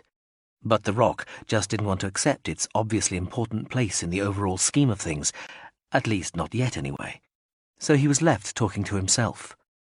Or he could talk to the birds and the insects. Everything wavered again. Things like waves, like clouds of carrion birds, closed in on him, centering, zeroing, trapping his mind and picking it off like a rotten fruit under a machine gun. He tried to crawl away unobtrusively. He could see what was coming next. His life was going to flash before him. What an appalling thought. Mercifully, only bits of it came back to him, as if the images mirrored his smashed body, and he remembered things like sitting in a bar on a little planet, his dark glasses making strange patterns with the darkened window. He remembered a place where the wind was so bad they used to judge its severity by the number of trucks that got blown over each night. He remembered a tank battle in the great monoculture fields like seas of grass, all madness and submerged desperation, and commanders standing on the tanks and the areas of burning crop, slowly spreading, burning through the night, spreading darkness ringed by fire. The cultivated grassland was the reason for and prize of that war, and was destroyed by it. He remembered a hose playing under searchlit water, its silent coils writhing. He remembered the never-ending whiteness and the attritional tectonics of the crashing tabular bergs, the bitter end of a century's slow sleep. And a garden. He remembered the garden, and a chair. "Scream!" he screamed, and started flapping his arms about, trying to work up enough of a run to get into the air and away from... he hardly knew. He hardly moved either. His arms flapped a little and scraped a few more guano pellets away, but the ring of patient birds clustered around him, waiting for him to die, just looked on unfooled at this display of inadequately avian behaviour. "Oh, all right," he mumbled, and collapsed back, clutching his chest and staring into the bland blue sky. What was so terrible about a chair anyway? He started crawling again. He hauled himself around the little puddle, scraping his way through the dark pellets the birds had left, then at a certain point set off towards the waters of the lake. He got only so far, then stopped, turned back, and went on round the puddle again, scraping aside the black bird-shit pellets, apologising to the little insects he disturbed as he did so. When he got back to the place where he'd been earlier, he stopped and took stock. The warm breeze brought the smell of sulphur from the lake to him, and he was back in the garden again, remembering the smell of flowers. Once there had been a great house, which stood in an estate bordered on three sides by a broad river, midway between the mountains and the sea. The grounds were full of old woods and well-grazed pasture land. There were rolling hills full of shy wild animals, and winding paths and winding streams crossed by little bridges. There were follies and pergolas and ha-has, ornamental lakes and quiet rustic summer houses. Over the years and the generations, many children were born and brought up in the great house and played in the wonderful gardens that surrounded it. But there were 4 in particular whose story became important for people who had never seen the house or heard of the family's name. 2 of the children were sisters, called d'Arcance and Livouetta. One of the boys was their elder brother, called Cheradenine, and they all shared the family name Zakalwe. The last child was not related to them, but came from a family that had long been allied to theirs. He was called Iain M. Cheradenine was the older boy. He could just remember the fuss when Iain M's mother came to the great house, large with child, in tears, and surrounded by fussing servants and huge guards and weeping maids. For a few days, the attention of the whole house seemed to be centred on the woman with the child in her womb, and, though his sisters played happily on, glad of the lessened watchfulness of their nannies and guards, he already resented the unborn infant. The troop of royal cavalry came to the house a week later, and he remembered his father out on the broad steps leading down into the courtyard, talking calmly, his own men running quietly through the house, taking up positions at every window. Cheradenine ran to find his mother. As he ran through the corridors, he put one hand out in front of him as though holding reins, and with his other hand slapped one hip, making a 1, 2, 3, 1, 2, 3 clopping noise, pretending he was a cavalryman. He discovered his mother with the woman who had the child inside her. The woman was crying, and he was told to go away. The boy was born that night, to the sound of screams.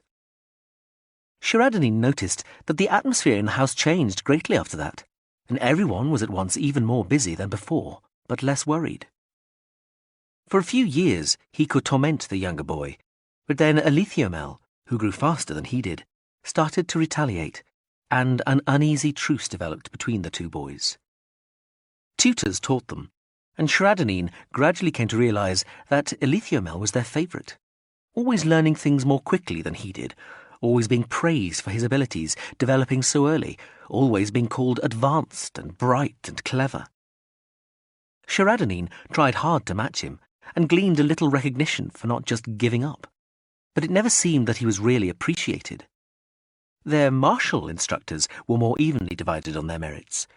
Cheradenine was better at wrestling and strike fighting. Iain M, the more accomplished with gun and blade. Under proper supervision, the boy could get carried away sometimes, though Cheradenine was perhaps his equal with a knife. The 2 sisters loved them both, regardless, and they played through the long summers and the brief, cold winters, and apart from the first year, after Iain M was born, spent a little of each spring and autumn in the big city, far down the river, where the parents of d'Arcance, Livouetta and Cheradenine kept a tall townhouse. None of the children liked the place, though. Its garden was so small, and the public parks so crowded. Iain M's mother was always quieter when they went to the city, and cried more often, and went away for a few days every so often, all excited before she went, then sobbing when she returned. They were in the city once, one fall, and the 4 children were keeping out of the way of the short-tempered adults when a messenger came to the house. They couldn't help but hear the screams, and so abandoned their toy war and ran out of the nursery onto the landing, to peer through the railings down into the great hall, where the messenger stood, head down, and Iain M's mother screamed and shrieked. Cheradenine, Livouetta, and d'Arcance's mother and father both held on to her, talking calmly.